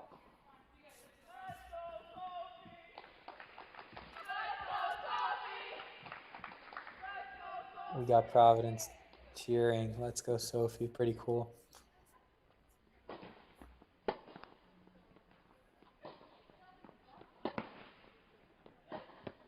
So we saw love 40 to deuce. We saw 15-40 to hold.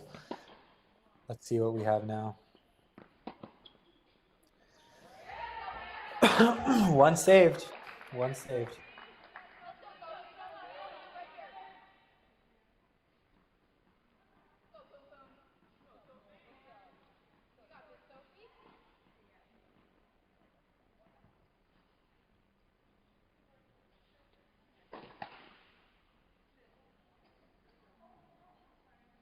Second serve.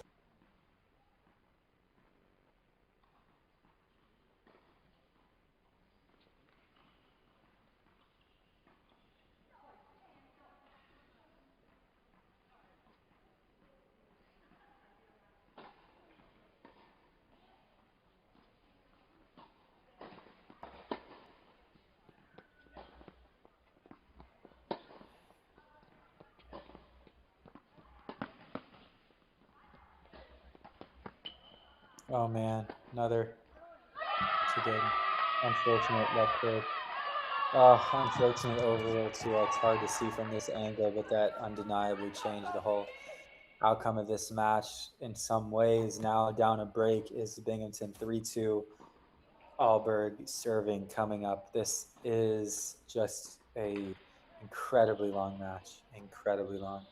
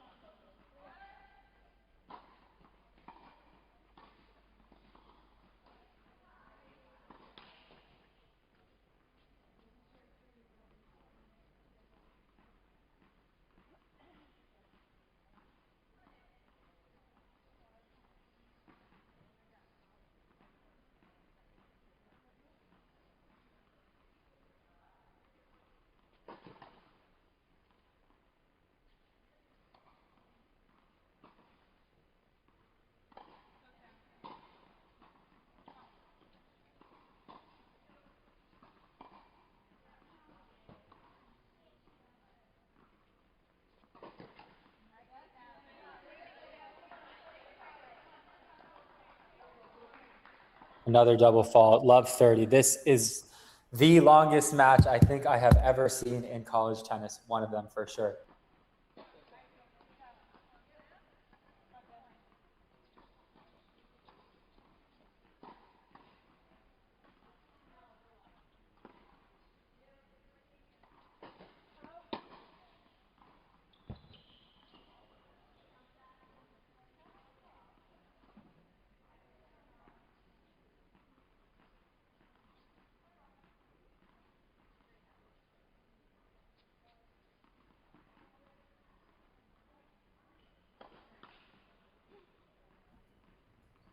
It's just amazing to see how no one is giving in. I keep talking about that, but 3 double faults is that. You can tell that Garros's arm is kind of going. It looks like Albert's legs are going. It's just a war of attrition. It truly is.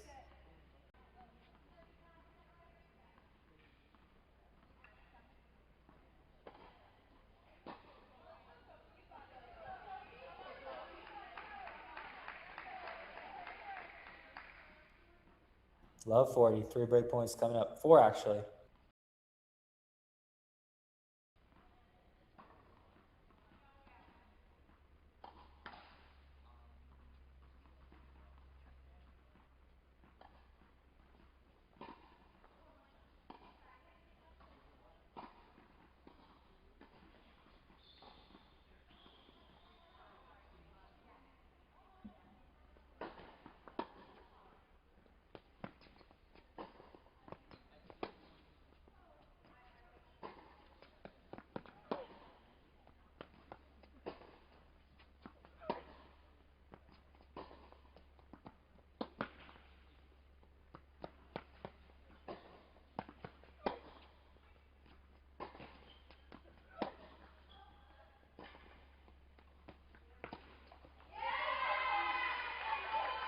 Oh my goodness, that short forehand slice again.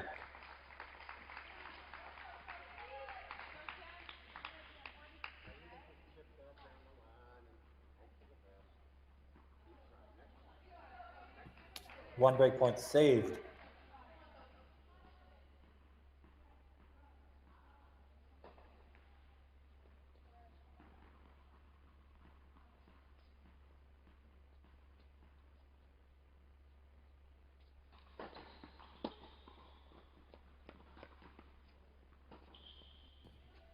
On the line, no way.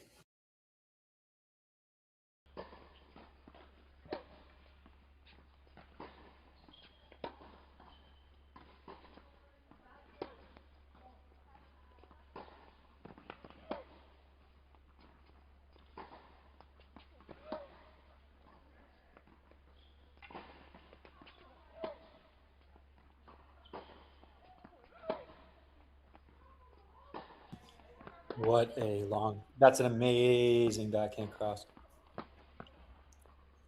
No way. Wow. What a point.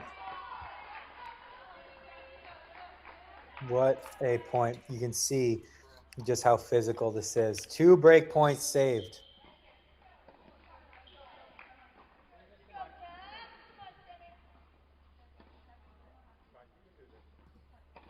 A 3rd break chance coming up.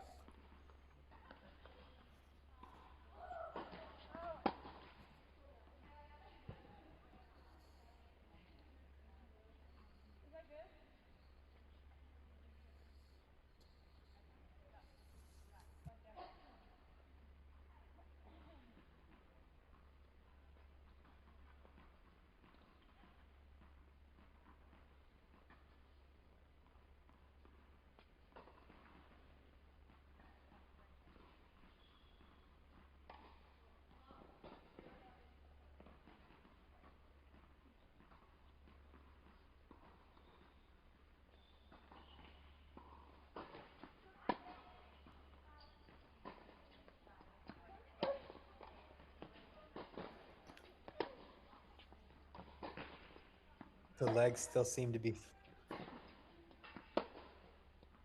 Oh, was that on the line?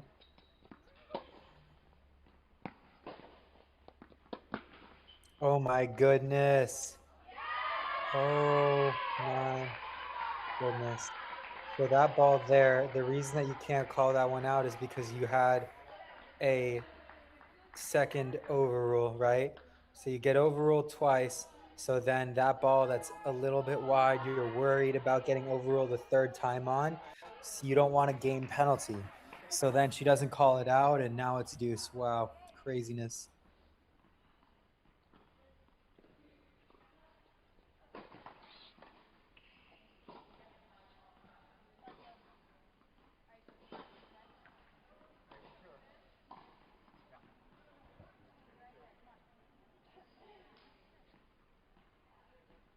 Man, huge point coming up here. 3 break points have came and gone. Good serve. Good return. Again, these points are so long and drawn out, and just the legs after this match. I don't know how they're going to be able to walk tomorrow. Good ball, forcing it to the forehand there, but oh my goodness. 3 break points saved just to get broken on the 4th chance. 3 games all in this final set. Oh man, so many, so freaking many. This is crazy how long this match is. We are at 3 hours and 10 minutes of singles coverage.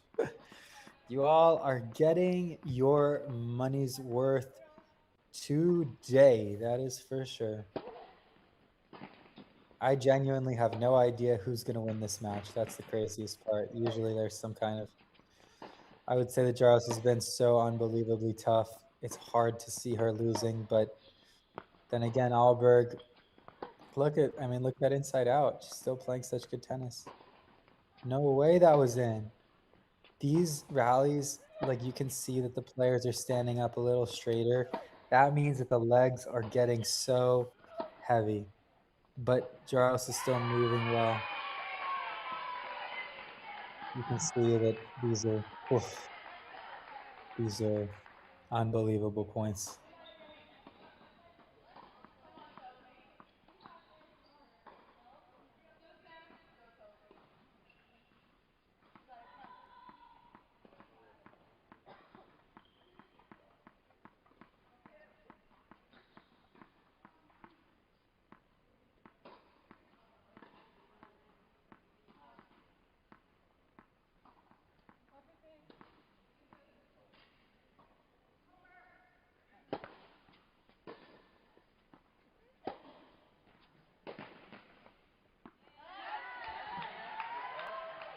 Binghamton pumping their fists, still so alive here, so alive. Fought so hard to get it to this moment. She wants it so badly.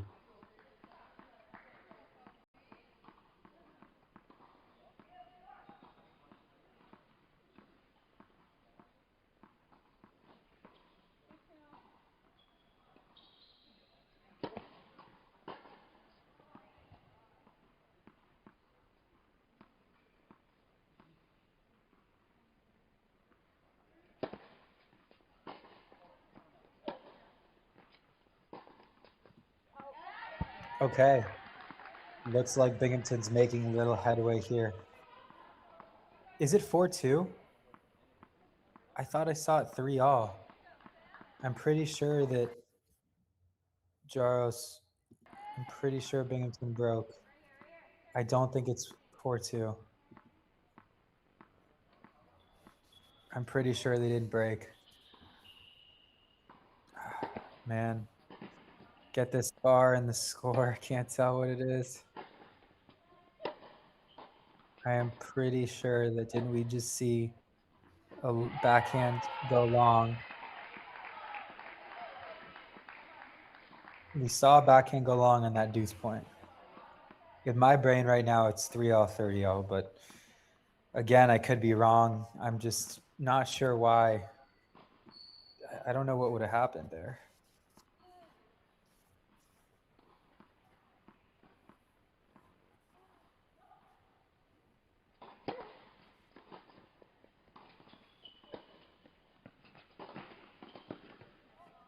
Oh no. Perfect position. Misses the volley. Oof. 30-40. 2 break points coming up for Providence.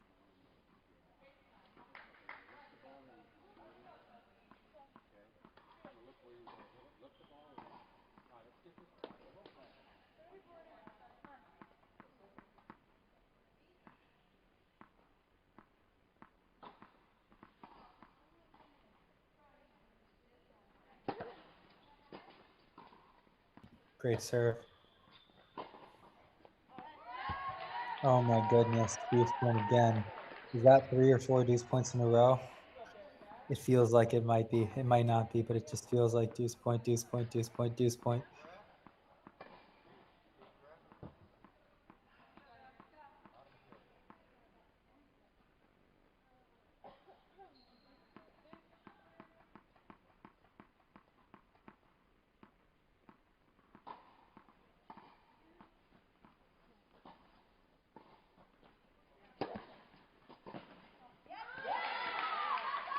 Unbelievable serve. So clutch. To me, it's 4-3 now for Binghamton. I didn't see Alberg hold there. I just didn't see that. I'm not sure what's going on with the scoring, but in my book, it's 4-3 for Binghamton. I really do think it is. I mean, we can't really tell on the score. I don't think it's 4-3 Alberg. Just don't. Didn't she literally missed a backhand deep on break point?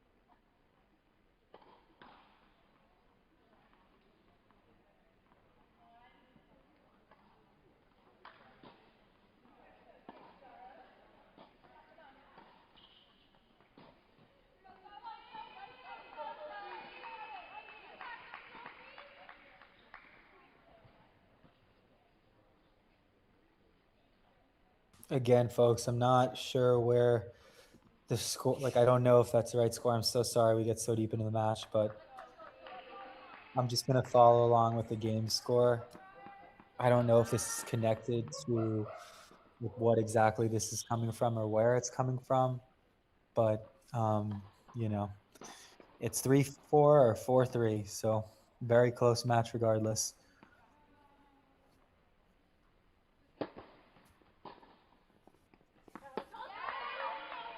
Yes. Okay, 4-3 Jaros. Apologies. I think it just changed back. So 15 love now for Alberg. This is just the longest, the craziest battle, one of them that I've seen. Wow.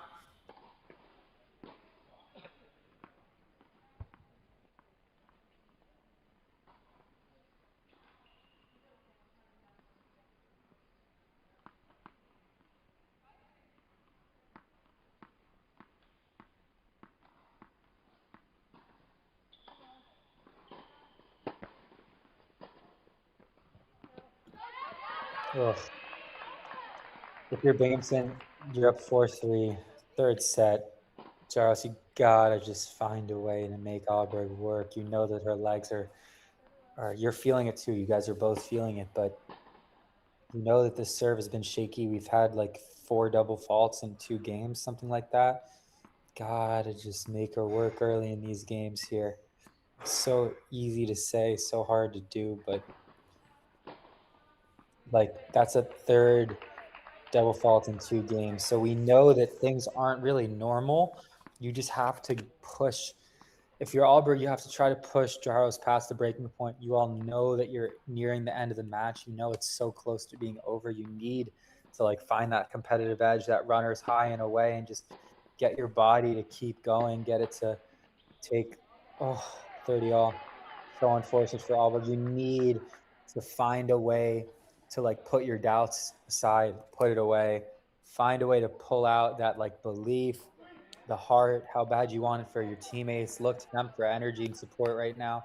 Because again, 3 hours in after warm-ups, after doubles, it's so hard on your body, and you kind of need to leave your body and go to a place of, I don't even know how you would describe it, but just that flow state where you're not thinking about anything. You just have the goal and outcome, and you let the work and training just kind of flow in front of you. That's what we need to see right now from both. And in some ways, I think it's happening. And, you know, it's so hard to be perfect, especially in tennis. But, you know, this is just extremely impressive. I just want to make sure that everyone watching knows that, like, how difficult this is physically. And, you know, the ball striking might not be unbelievable constantly, but the level of both players is so close and so even that you get to see two players where they are right now, where they are currently playing to the best of their abilities in this given moment, which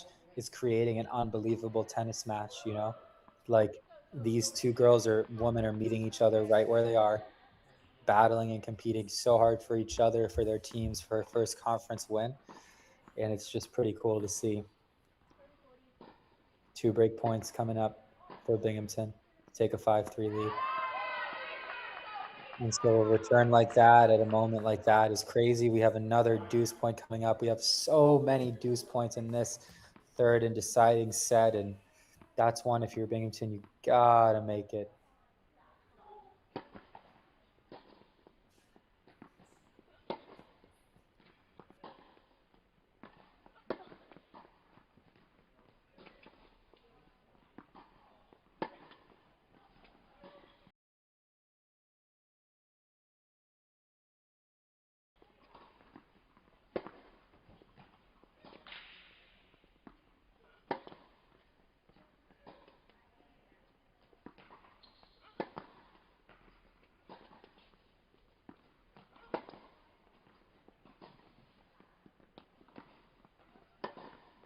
Man, this point.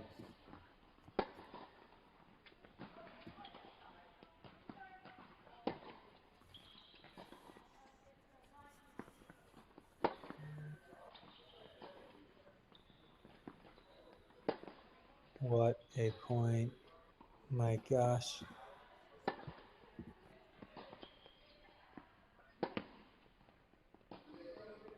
You can see. Wow. Oh my goodness. Oh my goodness. 5-3.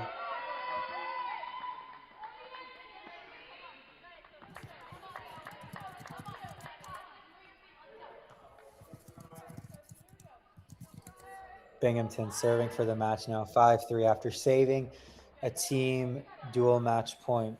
They saved a team dual match point, and they found a way now to get back.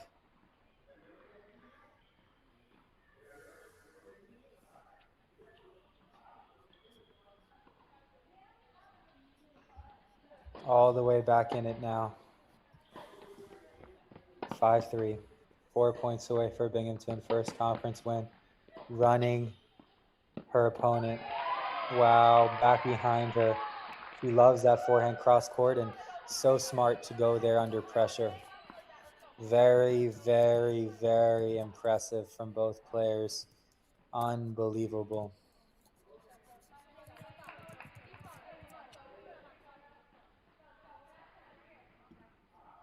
This is incredible tennis.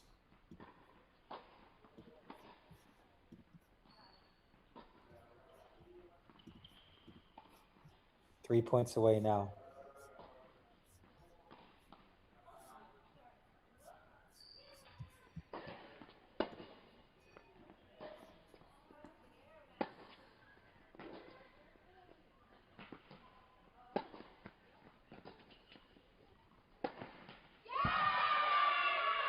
Christina, we play on.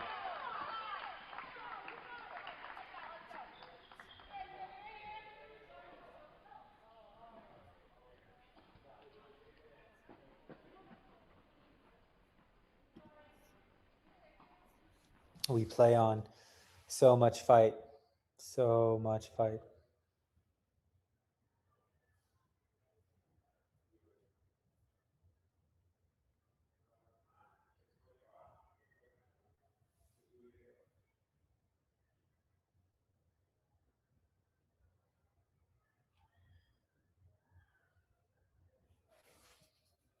Buffering a little bit here.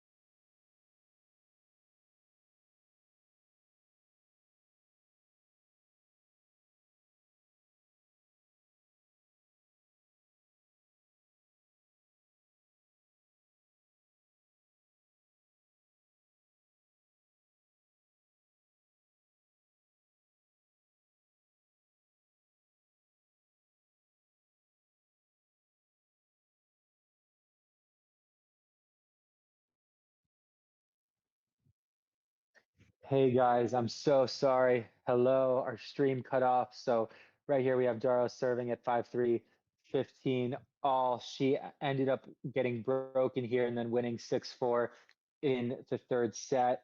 The camera's timed out. I'm so sorry we missed the ending there. Again, incredible match. Thank you all for tuning in. Congrats to Binghamton. Amazing match. Really, really long, as you all know and can see. So we really appreciate you tuning in. We're sorry that these cameras didn't catch the end, but there was so much good tennis that we got to see today. Congratulations to both teams on an incredible match. We really appreciate you tuning in. Thank you so much. We will see you all next time. This is Alex Kotzen signing off.